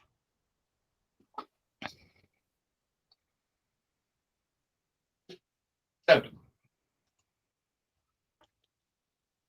Casey, what you needed apparently was choke point. So here's what happens. This guy, Tail End Charlie, somehow I have oh no, I stretched all of a sudden. Yeah. Whoops. He ends up down here and is prone. So what happens is he comes barreling out of the door and runs into you. He fails his deck save, which takes him off balance. You, sensing that really quickly, just grab him by the shoulder and go bam and just flip him the fuck over. And he goes, and he makes the universal side of you knocked the wind out of me. Yeah, the wind from the soul noise. And Ari, that takes us to you. He backed off 20 feet, so he's out of your, because that's the movement he had. Because he's just like, he literally, I'm going to rule that he drops his short sword and just like in his crazy horror. I don't know what the fuck's going on with that guy, but he's a Looney Tune right now. I'm casting Burning Hands as a first level spell, which is 3d6. It's still a dex save of 15. Oh, fuck you. Only 8 points of damage if they fail their dex. B, the one who saved before, makes his, and the one who just got stabbed did not make it. Seems a little distracted right now. That's all Yeah, I'm that's saying. it. So He's it's accusingly looking at Jerry. it's half if they save, right, Bex? Yeah. Yes. Okay. Also, The one who's been stabbed and burned twice now is looking pretty fucked up, just FYI. excellent. Unfortunately, that's all I can. Wait, I can move. I'm gonna run. Can I try and run around them, not within their area of opportunity of attack area? Well, you will get an area of you will get one because you can't disengage. But you could use your 50 move speed to run around them in which direction? Down the side of the building? Yeah, I mean you can do it one of two ways. You can go this way and still miss his threatened area because his threatened area now is just his reach anyway. There's no way you can get away from him without an attack of opportunity. You can swing out this way, or you can loop around that way. Or you can swing back to the club, towards the club, or go across the street. I'm not sure what your movement is. A good idea, no matter what. I'm not sure what your goal is. So let me say what I was saying earlier is I wish I'd drawn this map up higher, is because this building goes for about another 10 feet off the map, and then you can run around it. But I'm not sure what your plan is here. I'm just trying to advise you of the conditions. I heard Merle call in for backup for us, right? Yeah. There should have been officers kind of close for the fire. I have rolled a d4 to tell you how many rounds of combat until they get here. I'm not telling you, but they're on their way. Okay. So, I have not seen Merle, though. Let me tell you this way. You know I did not roll a 1. They have not showed up yet. Yeah. I haven't seen Merle. That leads me to believe he found the back door into the building, or he's around the back of the building fighting. I think I've got a better chance if he can see me too. So I'm going to try and run along the back of the building. I know it goes out a little further. I won't get the whole way, but I'll scurry. Are you going straight? Are you going this way or that way? I only get an attack one way, right? I'm sorry. Yes, there's no getting out of an attack of opportunity. Let me put it this way. You should go this way because it's 10 feet from him to where you can run. The amount you'll have to swing out to avoid him too, you're going to burn up a bunch of space. Yeah, let's just go the fastest, shortest. All right, let's see if they hit you on there. Why do you never just like go away now?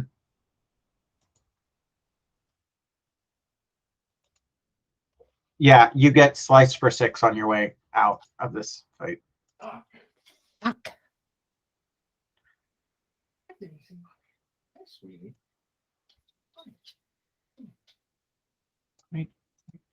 Okay.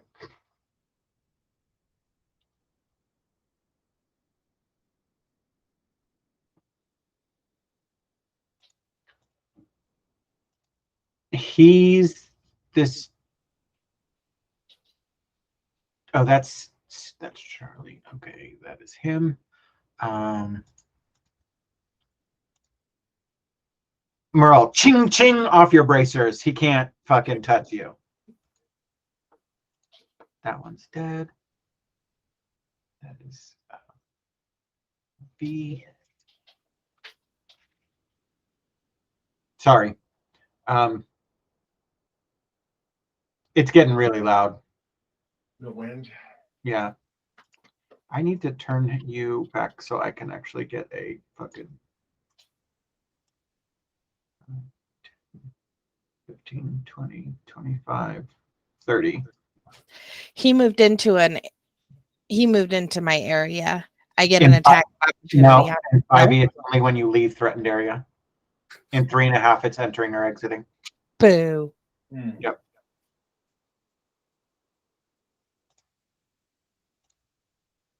A miss and another swipe at you for 6.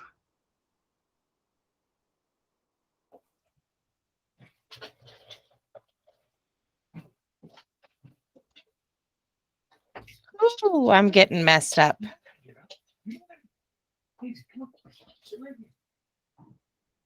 Okay. Who is next? Is it Merle? No, there's another one of them. Okay. Oh, that's right. I'm gonna put this in. There you go. There you go. Jesus Christ, dog. Why are you fighting me on the thing you clearly want? I am unmuting. Okay, now it's Merle. Okay. You have one prone below you. We're gonna say south of you, bottom of the screen. Mhm.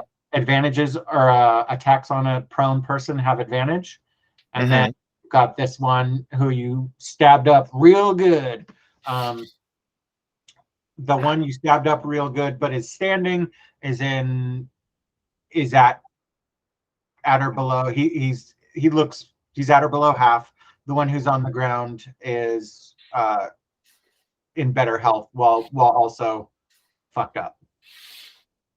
Well, we're going to be unsportsmanlike. I'm going for the one prone. I didn't roll advantage, but I hit a 22.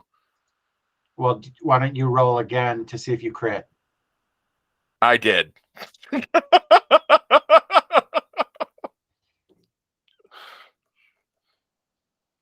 Roll your damage. 11. Okay. Now you can either flurry of blows and possibly hit at both of them, or you can just unarmed strike without spending the key. I'm unarmed striking the prone fella, so I will get my advantage.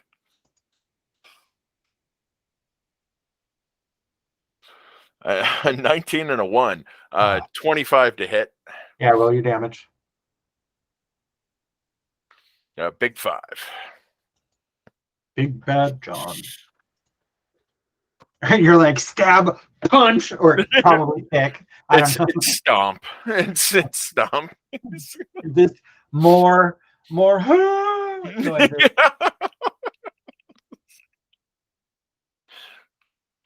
The one who's standing next to you goes, "You dick." He actually probably shouts some like snout dick or some fucking racial slur.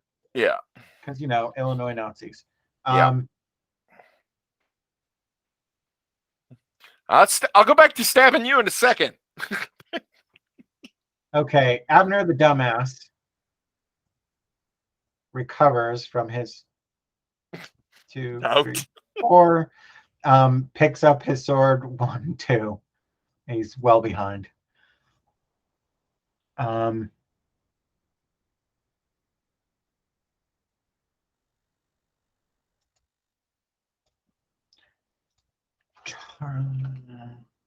Well, he's got to get the fuck up. So he uses half of it. This guy who was prone uses half of his movement to get up. First attack is at disadvantage and misses. Misses you again. Airy. Running. I am going to cast Thunder Wave as a second level spell at them to push them back so that I can then run Even without more. them getting an attack of opportunity on me. Run. Yes. Thunder Wave is what kind of a save? A con save of 15. and it's half damage. So 9 is full damage. So I think 4. I don't know if you round up or down. Down. Rose has written it down.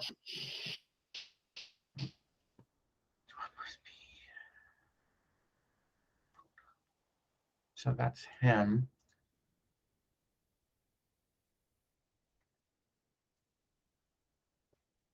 The one who has been saving saves, and the one who has not been saving saves. Does he take half on? You take half damage and you're not pushed back. And it was, what was the regular damage? 9. Okay, so 4, 9. Jesus. Fucked up. The good news is it's the one who was the closest to you. So 15. Yeah. 2, 3. Okay. Will I be able to move out without an attack of opportunity landing on me? Yes. Yeah, I'm going to keep running down the side of the building then at 50 feet. 1, 2, 3, 4, 5, 6, 7, 8, 9, 10. Ari, you are technically off the board. You are at the corner. Sorry, I just got a super low noise that I'm never going to hear again, I guess. You are off the map. You are at the corner of the building. On your next turn, you can turn the corner. Okay. Does just out of curiosity, does upcasting thunder, is Thunderwave a first? Wait, yes, it is. Does it do anything when you? Does it just do more damage? Yes, when it's just more damage. Okay. Ugh. Do you have anything that lets you re-roll ones and spell damage? Or it's just the D20 lucky thing, right? I think yeah, for an attack, ability, or saving throw. Yeah, not damage. Okay. Not damage.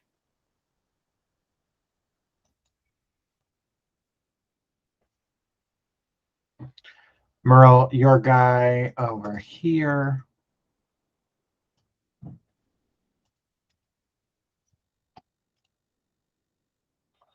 Ching, ching, you trap it, knock it to the side, and then trap it out with your bracers. Having your elbow to wrist covered in magical metal is very helpful.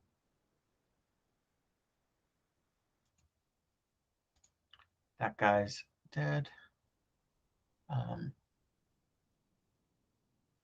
Remember, he wears the long sleeves with the bracers so that I know, but when metal Yeah. hits it, it's still going to make noise. it's still going to ching, yeah. But specifically because of that joke in 6. Crouching Tiger, Hidden Dragon, where she 2, 3, 4, 5, 6. Okay, so B uses his dash. Right, B uses his dash to catch you. You're off board, but that means he can't do anything. yeah. This one is on fucking 1, 2, 3, 4, 5, 6, 8, 9, 10. So he's parallel to the corner of the building, but he's still like 20 feet off of it. And again, now those are their full dash actions. All right, Ants, you've got the guy to the south of you who is very, he's the one who's the most messed up. He was prone, he's not prone anymore. And then you've got this guy, but this one, the one at the bottom, is the one who's the most messed up. You're both muted. Okay, we're going to knock him out first. The guy to the south. Okay. We're going to miss him with a 9. All right. Then we're going to try to flurry, not flurry, nothing. We're going to unarmed strike him. We're going to hit an 18. That nod I took as I hit him. So that's a 6 all day for damage to him. Okay. Are you out of key points? I have the 1 left. Okay.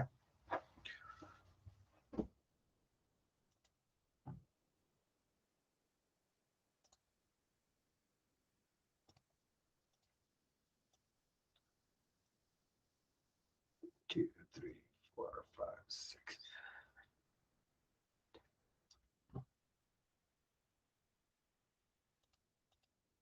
Oh, damn it. If I undo, will it go back 1 step? Okay, good. They cannot suddenly, after fucking you up, cannot put a finger on you, Merle. Ari. So we're gonna say you're at the bottom. I'm just gonna move everything up.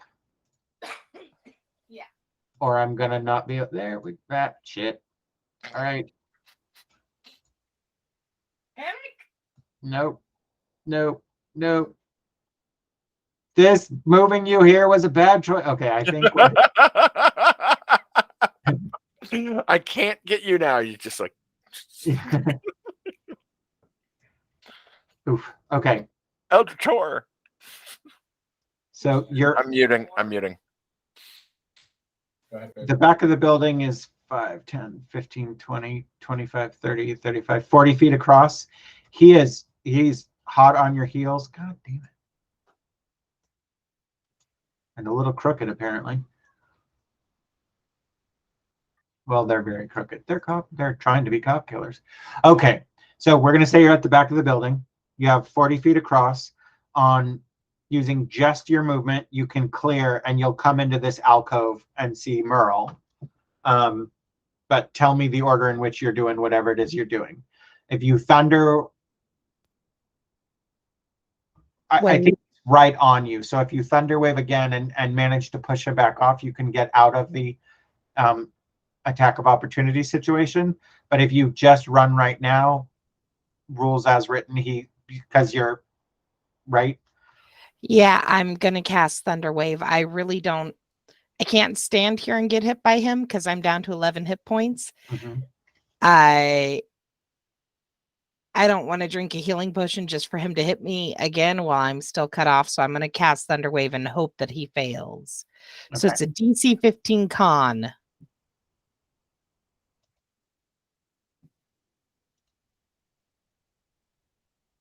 He saves. Roll your God damage. Damn it.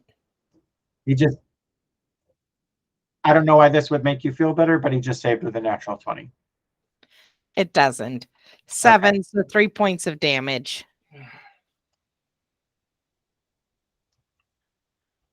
Shout alarm.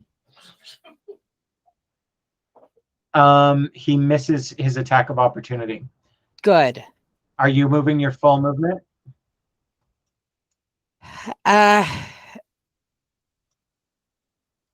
Yeah. I can still do action and full movement. I can't drink a potion though. I know that's another action. Another action. So yeah. 25, 30, 35, 40, 45, 50. Okay, well, I'm not going to move up on somebody who's... No, stop. You're 10 feet below. Okay. Let me see if I can... No, because it won't let me select a group. That's not how Jamboard works. So you're 10 feet below him. So, yeah. So Erie comes racing around the corner, and she's looking a little fucked up. She's looking more than a little fucked up. You know what, Erie? Here's the other thing. Oh, no, you couldn't have taken a dash. You cast Thunderwave. Yeah.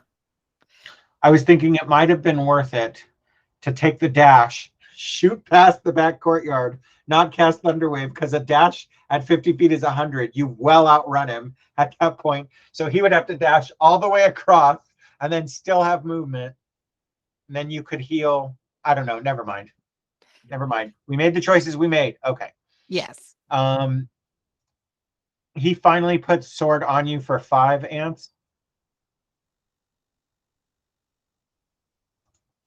and then gets you again for 5 again. So you finally figured out your rhythm. Now you've knocked them off his rhythm. Okay.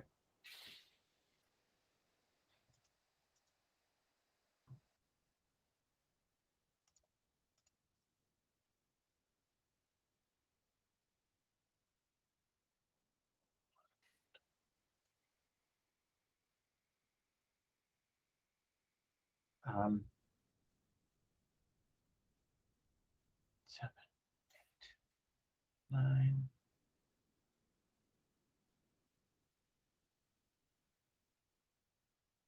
Yeah, 10.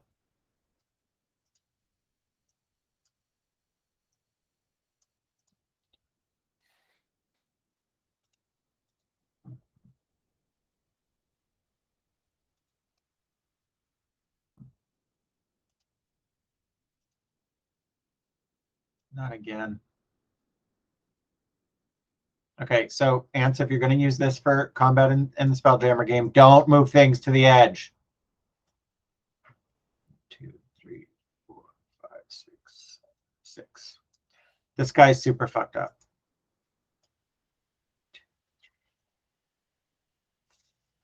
4, 5, 6. He's not at the corner yet. So he's still one behind him. Oh no, that was A. I accidentally skipped Merle's turn, but that has nothing to do with Merle. Okay, Merle, your turn. Okay, the guy who's most damaged, the guy to the south of me, correct? Correct. Hit him on a 22. He takes 5 damage. He's barely standing. Flurry of blows. Not flurry, unarmed attack. 12. A 12 misses. Yeah.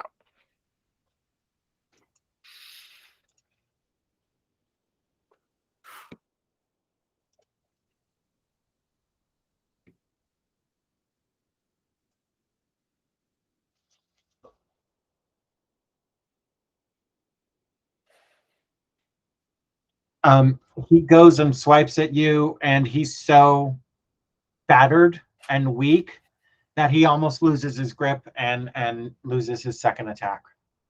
Okay. Airy, rather.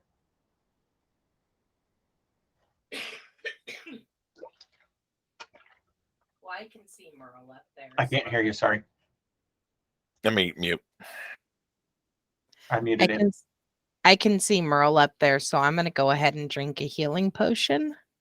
Okay. Are you going to stay where you are? Or are you going to move?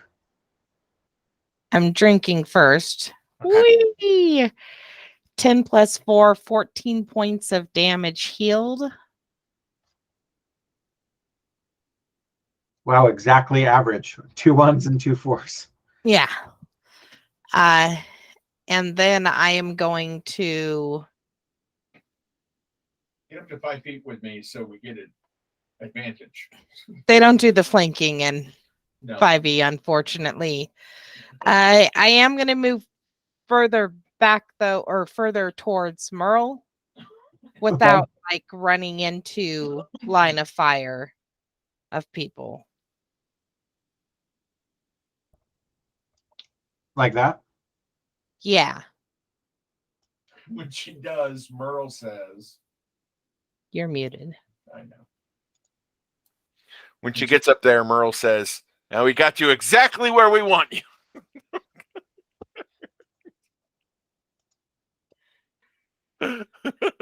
And laughs and does start laughing like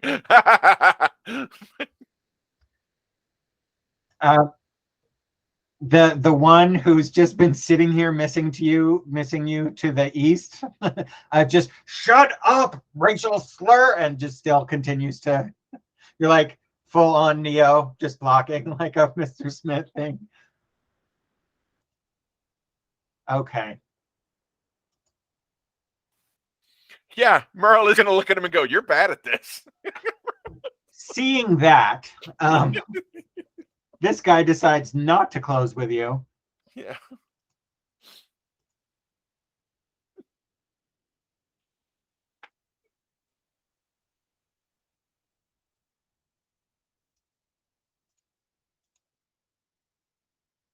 And throws a dagger perfectly in between your defense move and goes, but I'm not.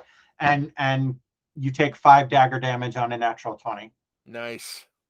And then the next one, but I'm not. Thunk, ow! And then he sails one past your head. That go. It just he like the arm that he's using to protect from the guy from the east. He just points at the dagger that hit the wall. He goes, "You sure?" Actually, wait a second, Josh. Okay. Threw that Deflect dagger at me. missiles. Deflect missiles, motherfucker. Yeah. So you can reduce that 5, can't you? To 0 for free. Let's find out. No. Deflect missiles does not cost a key point. You use your reaction to deflect or catch a missile upon attack. You reduce the damage 1d10 plus 8. Your plus 8 covers the 5 already, Anthony. Okay. If you reduce to 0, which you do, and you have a free hand, which you do, you can spend 1 key point to make a ranged attack, as with Monk Weapon. Now, that point, if you want to fling it back at him, so heal yourself back that 5. You want to spend the key to flip it, to catch it and throw it back at him, that's up to you. No. He's just going to knock that one out of the wall, and then the one that hits the wall is going to go, Way to fucking take the wind out of a natural 20, man. I know. No. It's all good. Got to catch a break sometime. Okay.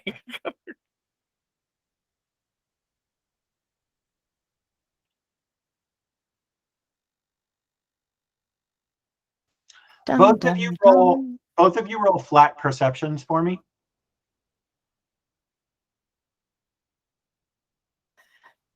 I'm re-rolling that because I can. Yeah.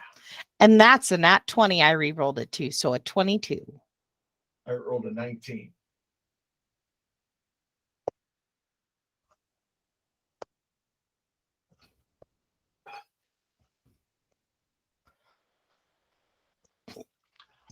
You hear from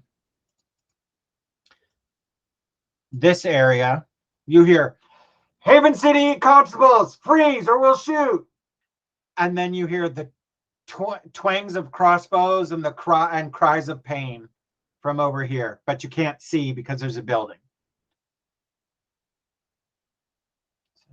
Twang, twang. Stop or we'll shoot. Yeah. Stop or my mom will shoot. Really, Josh? I've never seen that movie. I just think it's a dumb. It's actually not terrible. Oh, really? Yeah. It's still good. It's really funny in it. That's my opinion.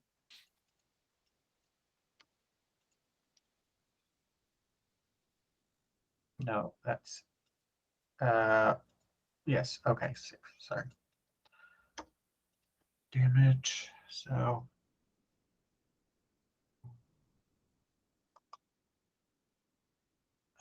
he's just gonna like, well, let me see if he hears that.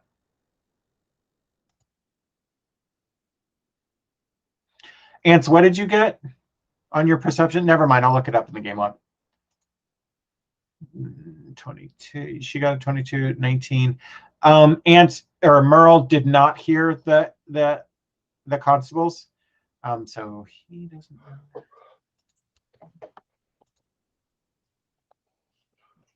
know. More daggers go sailing into the wall behind you, and Merle, it's your turn.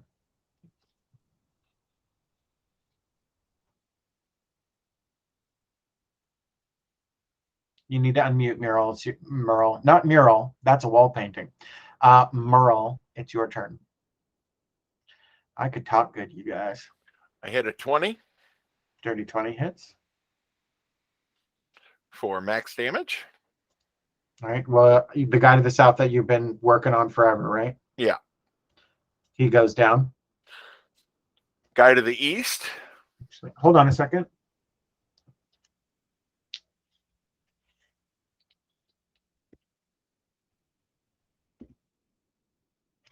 2. It's 2 failed. 3. Okay.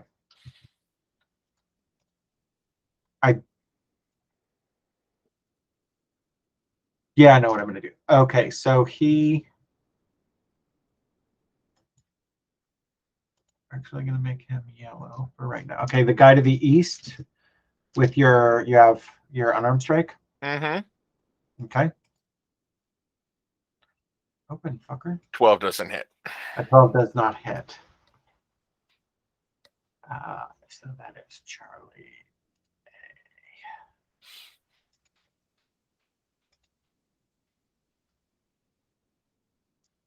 And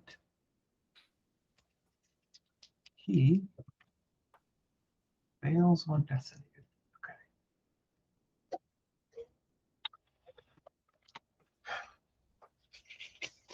No, I don't. That didn't need to come up.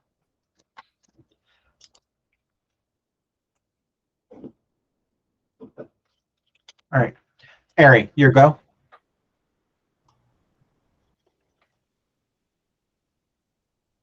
Lightning bolt.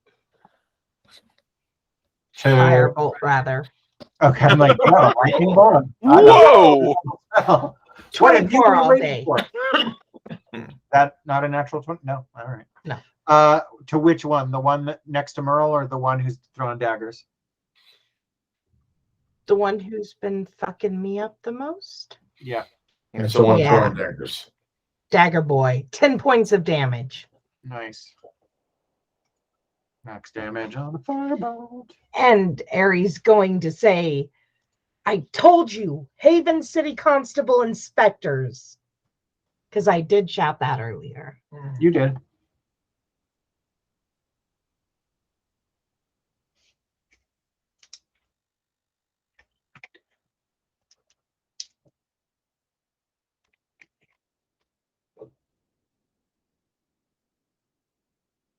Or maybe that's D. Nope.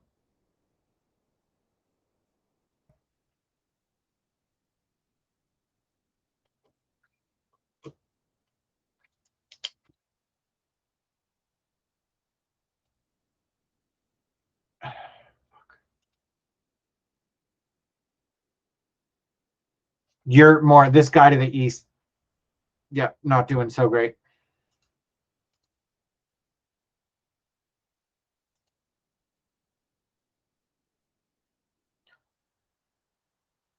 This one closes with you, Ari, the one that you just fucked up pretty bad, and says something along the lines of, "I'm gonna fucking kill you for that, you goddamn little nugget." That doesn't feel like much of a racial slur. And hits you once for 6.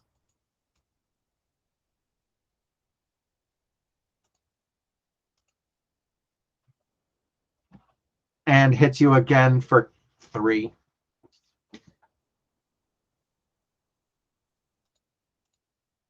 Oh, D.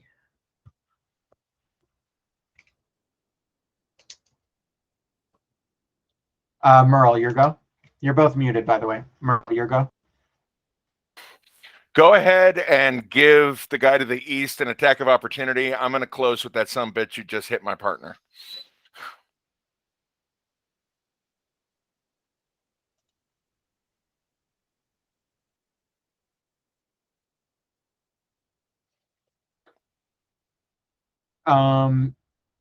No, he misses. He whiffs it into the wall real bad. Yeah. Okay. Did he roll a 1?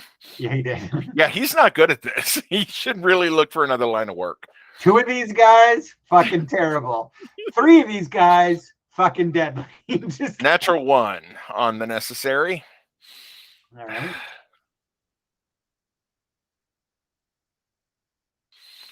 Flurry of blows. Fuck it. I'm going to spend my last key point. Flurry of blows 1 to this guy. I'm going to miss with a 14. 14 doesn't miss. Oh, okay. Then No, I'm going to hit him. How about this? When you call your own misses, I'm gonna let them stand, even if you're not right. Okay. So I hit him for 6 damage. And then my next, and he's got to make, because I hit him with a flurry of blows. If you knock He's him gonna, prone, if you knock him prone, your next one is at advantage. yeah, I'm gonna knock him prone. So That- he's got to roll DC 14 Dex. deck save. Okay. All right. He manages to stay up. Okay. Roll your And next then one. 23 hits. It does. Their armor class is 14, by the way. Okay. For 8 damage. Oh, he's looking very bad, my friend. Yeah. Basically, I really do basically turn my back to the guy to the east to go and kill this motherfucker. Yeah. He said, you will address her as Inspector. Yeah. You turn your back and step away from him, and he just whoofs right into the building. And he's saying to the guy attacking area, you will address her as Inspector after his weak ass nugget line. Okay, now I'm muting.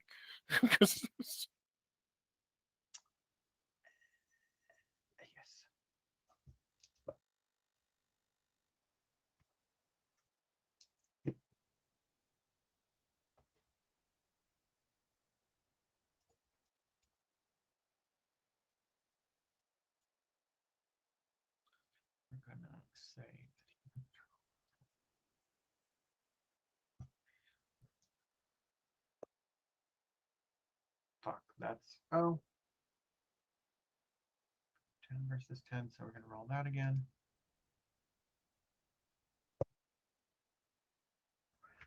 All right. He's grappled. Let's see. Save and get under X.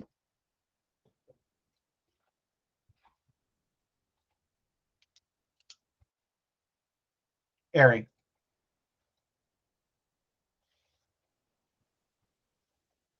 This guy who Merle just punched some of his teeth out. He's looking on death's door. He definitely should not have closed with you. That was a mistake. Okay. Well, I'm going to go ahead and hit him with a firebolt, maybe. 20 all day. That hits. 4 points of damage. He goes down. So how many are left up? In front of you, Just the one. one. Just unlucky Abe over here. Unlucky Schmendrick. Yeah. Aries going to turn to him and say, you want to end up like them? Fucking lay down. Roll No. and intimidate. 18 all day. It's pretty good. It's really not very scary, though. Well, I mean, you know, our snarling little creature's scary. I'm a chihuahua. Well, the incapacitated bodies of half of his number are standing in front of you.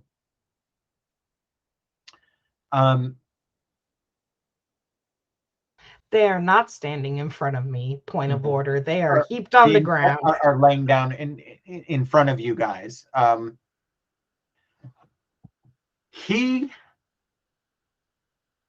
You guys look at him and he fully, like, he goes into he basically has a small moment of panic. And what I rolled to resist that was bad enough. It wasn't a 1, but it was bad enough that basically he loses his turn, and both of you on because we don't, Merle goes next and then Airy, and that's what's in your area of initiative. Have advantage on your first attack on either one of them. Now, you have incapped 1, just so you know. I've been rolling death saves. So if you wanted to try to grapple him to put him in fucking cuffs, this would be a great opportunity to do that. If you are full of, no, we're going to kill all these Nazi ninjas, then that could be what happens as well. No, we need to arrest them. Yeah. Well, That's why we're here in the first place. They've got info we need. Yeah. I was going to say it's Merle the Pearl's turn. So you need to roll unarmed to hit, and then if assuming you hit, we will do opposed athletics. 20 to hit. That hits his AC. Roll your athletics. You didn't use your advantage on the hit, so I'll let you use your advantage here, although that's pretty good. Fucking.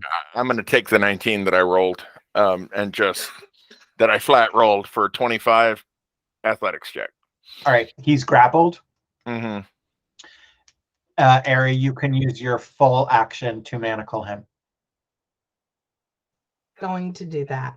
Okay. While we are doing that, he gets a save.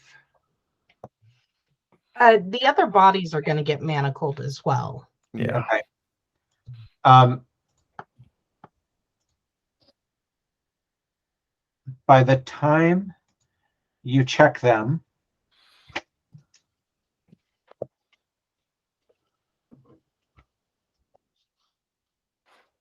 nat 20 on a death save is automatic. Is 2 successes or automatic success stable? It doesn't matter. He only had 1 left. So I'll tell you right now, the 2 white ones, the 2 white ones are stabilized. Mm-hmm. The red one is all dead. And when you get out here, the constables have all dead. Oh, don't right click. That's not what you mean to do. Have just all dead, killed 1, and have this other one. They fucking there's 3 of them. 2 of them are fucking grappling the shit out of him. And you see that it's Abner the Chucklehead who stabbed his own guy. And Now is when he gets good at fighting? Now? No, he doesn't get good at fighting. He's been put into fucking handcuffs. He did so much missing that they could close. And you're just like, fuck it, you're under arrest. And they're just like, you come in, he's alive, you come around the corner, and they're still kicking him, even though like, don't you ever fucking just like, they're full on, not to death, but there's a little Rodney King-esque. I'm gonna and Merle is gonna step in and go, you got him. Hey, you got him, buddy. You got him.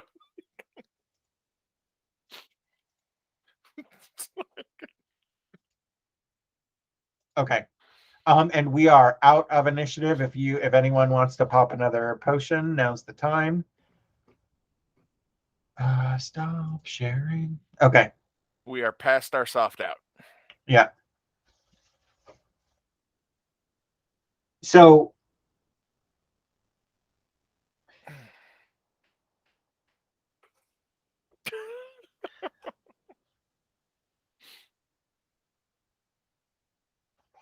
would you like to narratively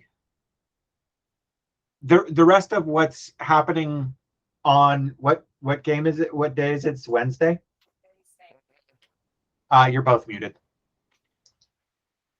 Why am I Wednesday, muted? yes. I don't know. I didn't mute you. So give me just a second to think about a couple things.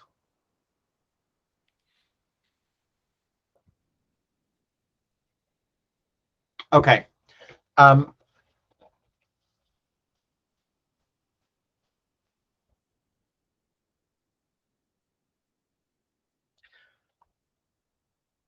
I think you're both muted. Oh no, Anthony's not muted. Good, because you both did it again, but you didn't.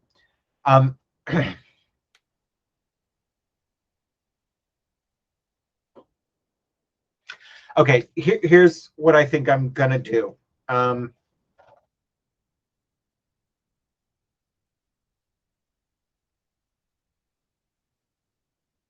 I'm a little concerned about this being an unsatisfying ending, but unless you make some colossally weird choices, I know how it would go from here. So are we okay if I narrate through towards the end? Sure. I We am. caught the guys doing the kidnapping. Right. Yeah. Okay. So when you check them all, left ear, clip, clip, clip, clip, clip on every single one of them. You've got 2 who are conscious. You've got 2 who are stabilized. What you find out, so you have them brought to CC or 1CC. You have the alchemists revive the ones who are jacked up. Going to what happened over with Kragan is Senior Sergeant Steel Moon tells you that when he comes to, he's as coherent. Everybody who's ever worked the middle bottoms knows Kragan. That Yeah. he's more coherent. What you find out is Pam, or as he calls her, cat-ass Pam, was a former compatriot of his. They're both completely destitute at this point. When he loses it, Pam can usually calm him down. He thought he saw Ice Boys going into that building, tried to carry out his threat of, I'm going to burn everything down to the ground to catch you motherfuckers. The firefighters get there. Another guy who Sergeant Therlene, her name's Therlene Steelmoon. Sergeant Steelmoon gets into a really gnarly fight and needs some backups, not with one of these guys, but ends up killing one who has a left ear notch, but he's fighting with a big ass 9-tailed metal flail. And you see her after, and she has gotten fucked up. But they won. You see that body carried in. She's you can tell, Ari, she has lightning bolted a big ass hole in this motherfucker, and it's Bernard Samuel. Yeah. And you have them check the bodies of all. Not only do the ones you guys fought had the clipped ear, he's got some ritual tattoos and shit on him. It takes you a few days to interrogate everyone. And what you find out is they are all connected through the bailiff's office in Upper Sydenham. They are families that can trace their lines, or so they say. If you bother to do the genealogy work, you can trace their lines back to pre-Union days. You're not muted. I'm not muted. Excuse me, did you just say if we bother to? You remember who she is, right? No, I remember that she has a research assistant that she keeps sending on tap. Yeah. Like, she don't necessarily do it herself. Yeah. Okay.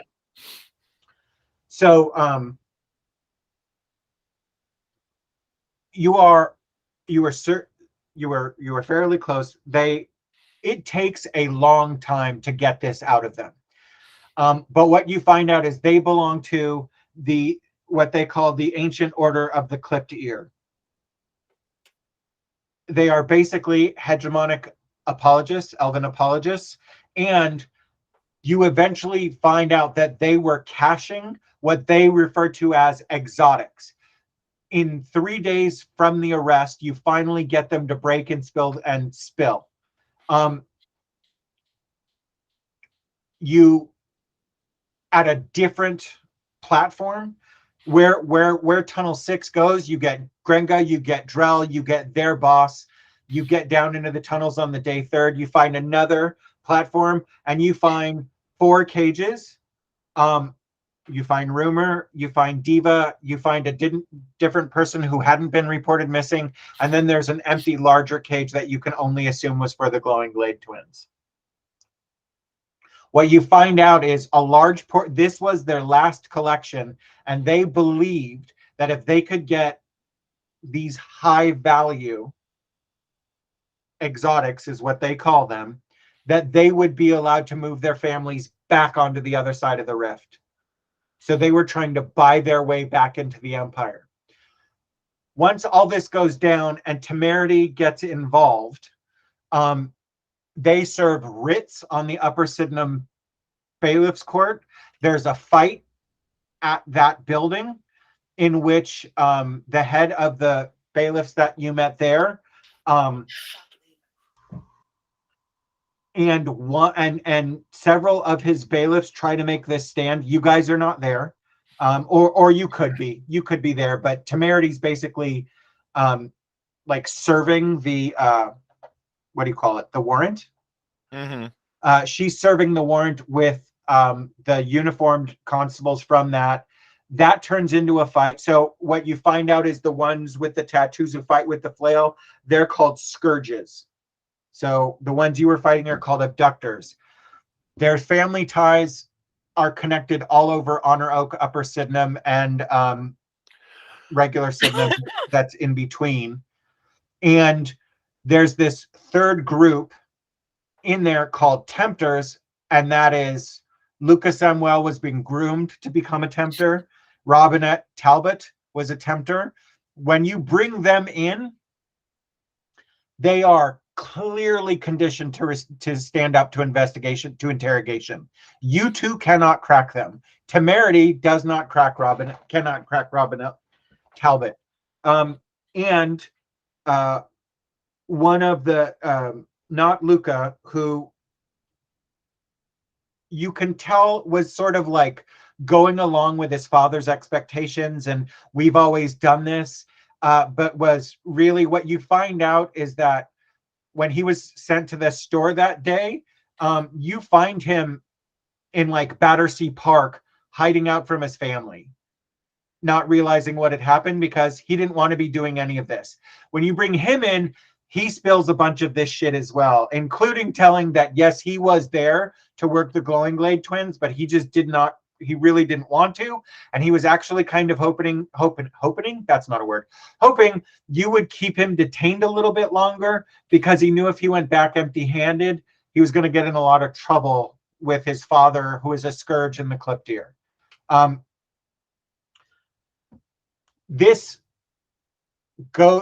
It takes the next 3 days for all this stuff, all the investigations, yada yada. You then get you should be, even when you should be done with your 10, which you were about halfway through on this case. What ends up happening is there's all this, it gets out into the press and the gazetteers. The certain human communities start to protest and say they're being targeted. All the cult stuff comes out.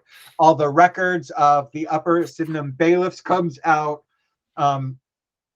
This whole secret society, you dig digging a little deeper, you find out that the whole scourge thing, and then Tenacity is called in to look at the runic tattoos, and we find out that these are devotees of, say it for me, Anthony. Demons. No, Leviatar. Scourge, of course. Leviatar. Yes. Yeah. So that brings Tenacity and her investigations into it. You guys are kept on into your days off, and you end up working 20 in a row, and you get told you'll get 8 in a row off. But what happens is, over the course of this, another precinct's bailiff gets pulled in. Public opinion about the full autonomy of bailiffs starts to weaken and totter in the press. Temerity starts, coming out of court. Hey, Prosecutor Vorlance, do you care to comment on? And she says, for the first time that you've ever heard, this is why we need legislation, so that the bailiffs can be centrally monitored, even if it's just who's in charge and da da da da da. And they're like, won't that upset the autonomy? Well, they have autonomy, and look what happened. We had traffickers who are trying to go in. Well, that's anti-human. It kicks off all this horrible shit. By the end of it, they are all convicted. Everybody is convicted. Lucas Samuel turns state's evidence, and what do you call that? Not immunity, but like is sort of sentence. A plea deal. Yeah, he's good. He pleads out. He's forbidden in his plea deal to work any law enforcement position, and he's forbidden from having contact with even any of the just always go look up at the camera. Isn't my turn, Mr. Hello. DeMille? Also, check this ass. Yeah. Yeah, he's as part of the conditions of the people who plea out. Some of your people plead out as part of the conditions. They not only can't be in any law enforcement anymore, they can't have any contact with the families of the other members of the Order of the Clipped Ear, the Ancient Order of the Clipped Ear. By the end, people are calling for Temerity to run for mayor, Lady Mayor, because she is very outspoken about what this means and all these things. Tenacities calls in a small team of justiciars, and the Church of Tyr and the Church of, what's the one that Ants you said is the red cord, the one you said they soft Dom subs with the other one. Yeah. I can't remember right now, but yeah, that one. Yeah, of endurance or suffering or Yeah, whatever. the- Red cord god. Another church gets in. That was your joke, Josh. That I'm wasn't. pretty sure that was yours, but okay. No. You said. Oh no! Don't tie me up with those red cords. The red cords. In any case, it's very much a lot of the investigation and the prosecution is handled, but what ends up happening is this thing gets fucking messy because whole families are involved and just massive search warrants going through whole neighborhoods, which kicks off like it definitely divides the southern part of the city along huge racial lines, right? And then it puts the human community into a sort of colorism situation where the dark humans are good, medium humans are mostly good, light humans not so much. But literally what happens is there's something like first off, the Ancient Order of the Clipped Ear, like you guys went through a couple dozen, another 30 or 40 get arrested. Like this was a huge this was a huge multi-generational fucking cult. Think of an 80s or 90s LA street gang that is just huge. Massive. In addition to that, there's another 50 arrests of family members and known associates and all that.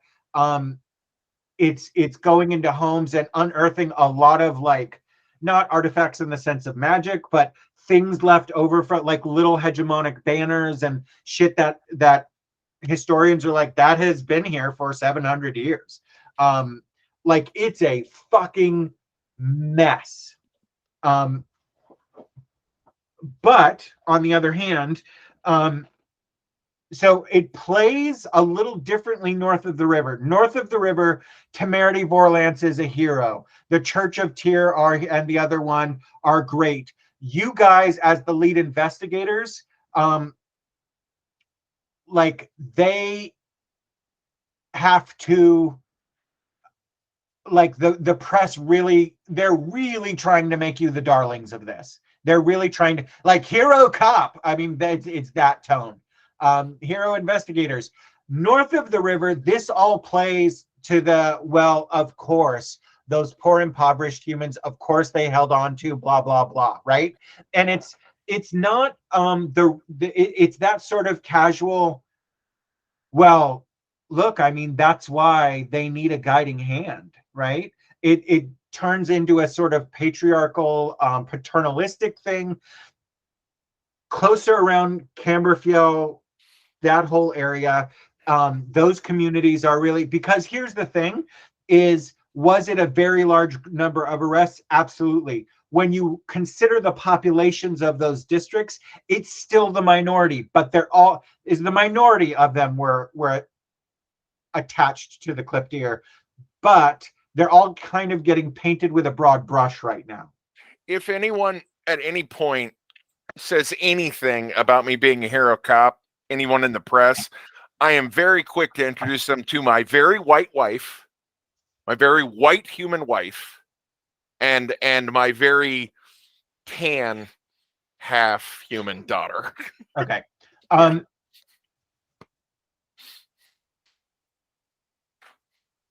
That stuff gets written about, right? Okay. I don't know that you want to bring them out. They're not coming to your house or anything. No. The constable's office are doing a whole lot to, like, you're both being brought in to Haven Head, which is the district where the courts are. Like, your area, you're both being sent to a place outside of your district where you're picked up on a river police boat and then driven around, so you, like, basically to just keep you out of traffic as much as possible. Jesus Christ. We just. Yeah, it turns into, like, it just grows and grows. Like, so many people get caught up in this. The aldermen of all three of Honor Oak, Upper Sydenham, and then the district between, temerity subpoenas all of them and serves warrants on their offices. One, Upper Sydenham, turns out to be connected, and he is arrested, and the Lord Mayor of Haven City has to appoint an alderman in his place. So this had really deep, broad fucking roots in a certain part of the city, and it, right, those political aftershocks are going to be with us for a while. You end up actually both not working, your 410. Your 10 honestly turns into a 20, which then turns into a 25 with all the court and going back and forth and in the investigation. And you spend a lot of time with the prosecutor's office, with the junior prosecutors, with temerity. You spend some time around tenacity on the investigations and the arrests and such, and all that. And it ends up getting extended. So by the time you get to day 25, and by the way, a lot of this is report writing, research, going into court, a lot of in and out of court, a lot of testifying, a lot of that sort of thing. You're going to end up having 10 days off by 2 weeks, because you'll have worked through 2.5 shifts, right? So 4, and 2. So you end up getting a 10 days off. So we're 7 minutes past your heart out. What I do want to say is, I do want to ask you is, given what I've just said, first off, I'm sorry if that was unsatisfying. But like, I don't know how anybody gets out of it. You've got live members of the order, and you didn't. The way I wrote the stat block on the Tempters, you have to get a nat 30 to get them to break under interrogation. They're incredibly well conditioned, or not a nat 30, but you have to get a nat 20. Basically, the DC on interrogation on them is 30, and they can. Never mind. I can geek out about that stuff later. But I think what I want, I will say during that time, you know what temerity's like when she gets into prosecution mode. She is full on Elliot fucking Ness during this. She is bulldogging through shit. She is nothing unethical, but she is for sure leveraging how awful this is to expedite shit and just pound and pound and pound, right? Tenacity, the more I think about it, the more you're right. I should have named them the other way. Tenacity is, you come to find, working with her and on the stings and the serving this and that is fucking clever and slick. And you can also see definitely likes to color outside of the lines. She's like, well, but this is what we need to do. If I don't have to follow the rules, I'm not going to follow the rules. She does try to get you to, and especially Aerie. Tenacity is kind of sweet on you and likes to work around the two of you, but especially Aerie. And I think that's where I'm going to leave it, and you can make any choices and whatnot. The only thing I will say is this completely overshadows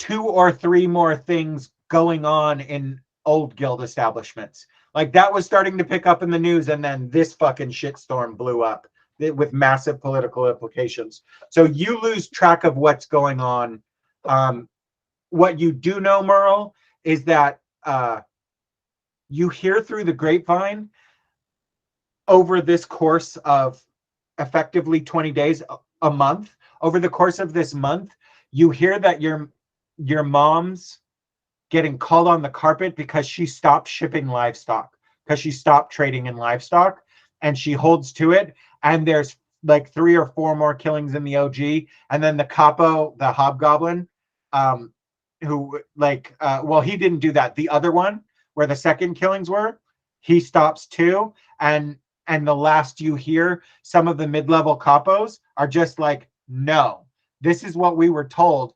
The upper level people are just like, we don't fucking bow. We're going to keep running business. And that's the last you hear of it, because you are so caught up in this thing. And then also trying to just keep your wife and daughter away from the fucking paparazzi. All I said was uncommittals. Yeah.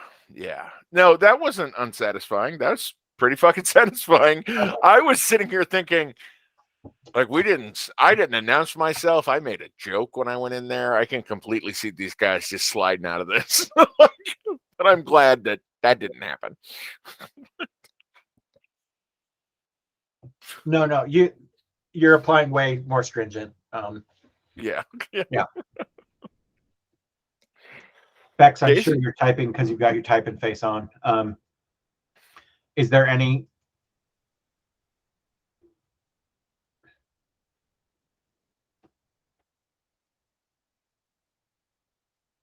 There are 33 pages of notes. Jesus Christ. And not sure if you want to do it tonight, but you both get to 5th level.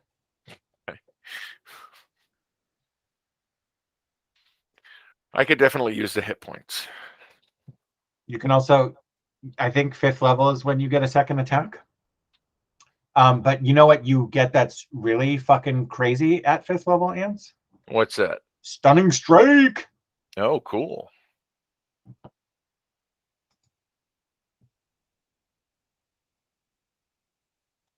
Any sort of narrative role play. I see Bex got her work face on, and I'm not trying to drag this out, Bex. I just like any role play. And you're not typing on the main doc, so I think that means. Oh, and 5th level is really key to you. Both of you, your proficiency bonus goes up to 3, but your martial arts die goes up to a D6. So your unarmed strikes now do short sword damage. You get another key point. You get an extra attack and stunning strike. Mm.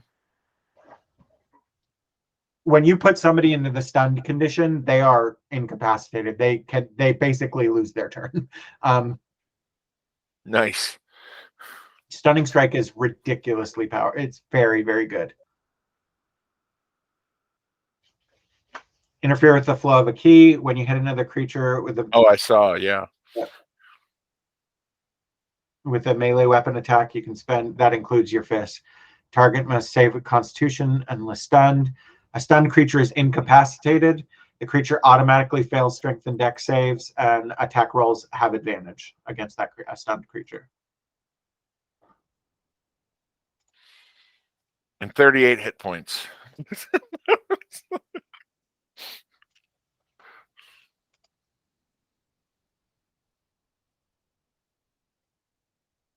Yeah, obviously, I don't think you need to take long rests if you level up, but yeah. Check out the facts. And then Persephone enjoys candy. that's the subset, but Yeah.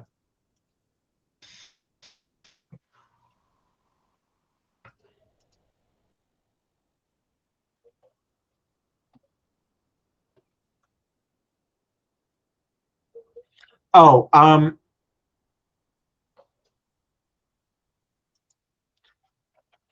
Moni, Diva, Dibdi, Rumor, the owner, the Glowing Glade twins, and the owner of the Amber Hammer also send you like very heartfelt notes, and say like, like Moni and Dipti, who are the owners of the H&H and the Brass Bear respectively, both say that like come by anytime, we're indebted to you, da da da da. Like there's an outpouring of gratitude and thanks to the from the Inferno Alley community, generally speaking, not to the inspectors, generally speaking, to you two in particular. Well, excellent. Yeah, that feels nice. That's good. You teach my daughter to dance? Oh, 100%. Yeah.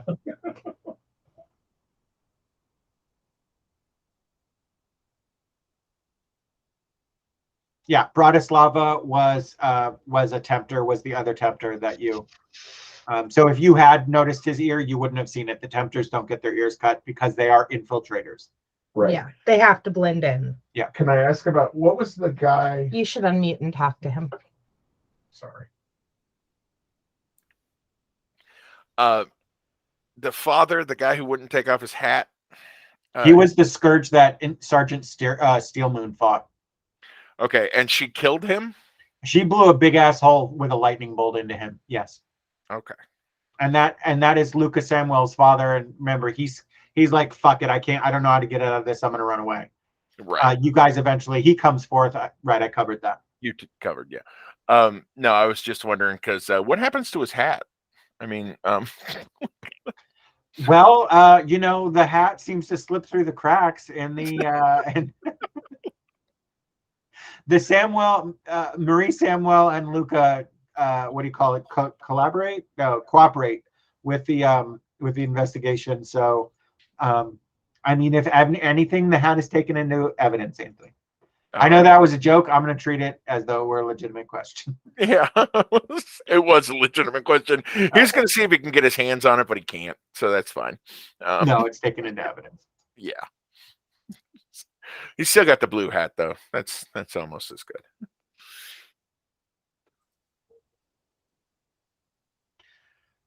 Is that under assistance? Would you like the department, the constable's office, to put that out as an official statement? Okay, so The top one is official. The bottom one will be an internal comment. okay. Oh yes, that's the other thing is while the internal process review, which is standard in a really big case like this, happens. What you wrote in the job description, and then in those 20 days of like going through all this stuff, your captain, whose name I definitely haven't forgotten, your captain super crazy leverages that, like drives the point. Captain Thorngage super leverages that point to get not only records clerks, and he points out that some of this might have been caught if the Command South had a records clerk, but that we need a research staff who blah blah, like basically puts on, we need a research staff who can tap, who are knowledgeable in these areas, who understand law and law enforcement needs, who have regularly blah blah blah blah blah. Inspector Clerk Terex is the model, da da da da da da da da. By the end of this, it's not only clear that there's going to become a whole set of people whose job it is to be the records clerks and get those rooms in order, but a whole set, a whole like subunit within the inspectors of research assistants basically get set up, and Terex is set up as the senior research assistant and is charged with training those people. So the official press release goes out. The Haven City Constable Inspector's Office would like to acknowledge the assistance of the Underground Vermin Suppression Unit of the Haven City Sanitation Department, specifically citing the bravery of Grenga, last name omitted, and Drell, who were essential in discovering the pathways used and allowing to end the city. That's the other thing, is because of this whole thing, people go, well, how are they going to go? All the river things are blocked. And then there's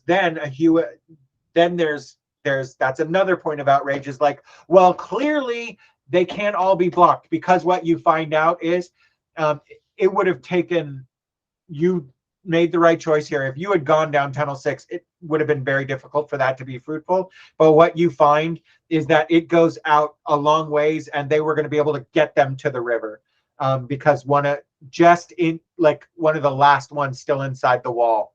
And then so that needs to be reinvestigated, and all those access points need to be resecured.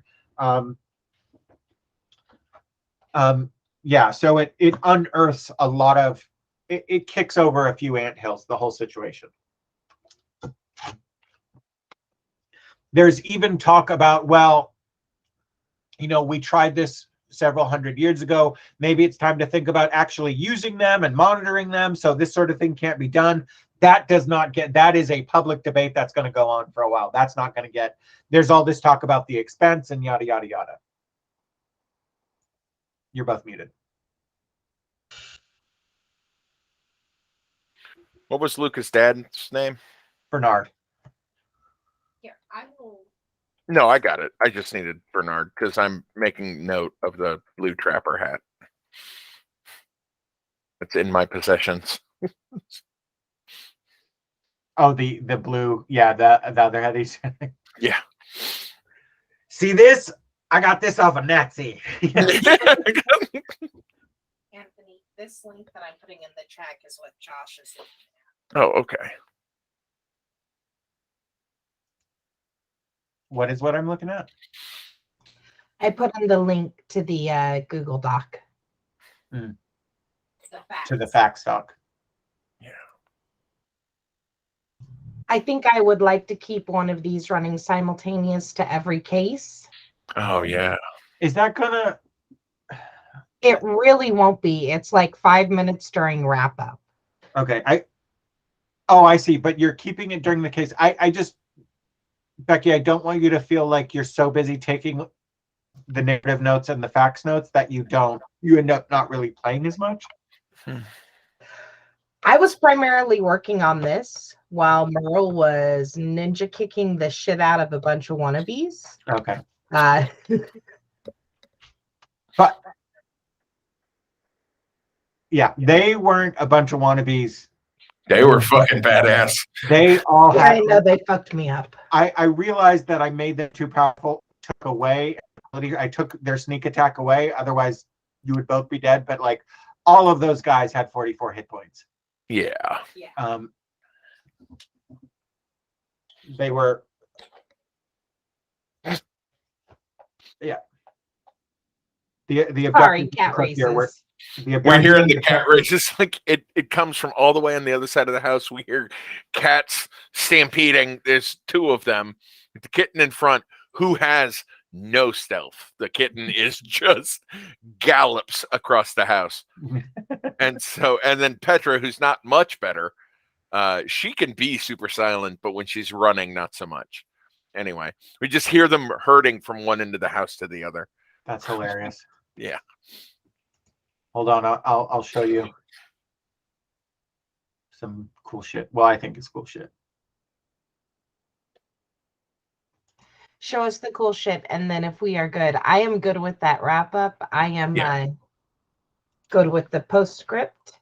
Yeah. So show us the cool shit, and then I'm gonna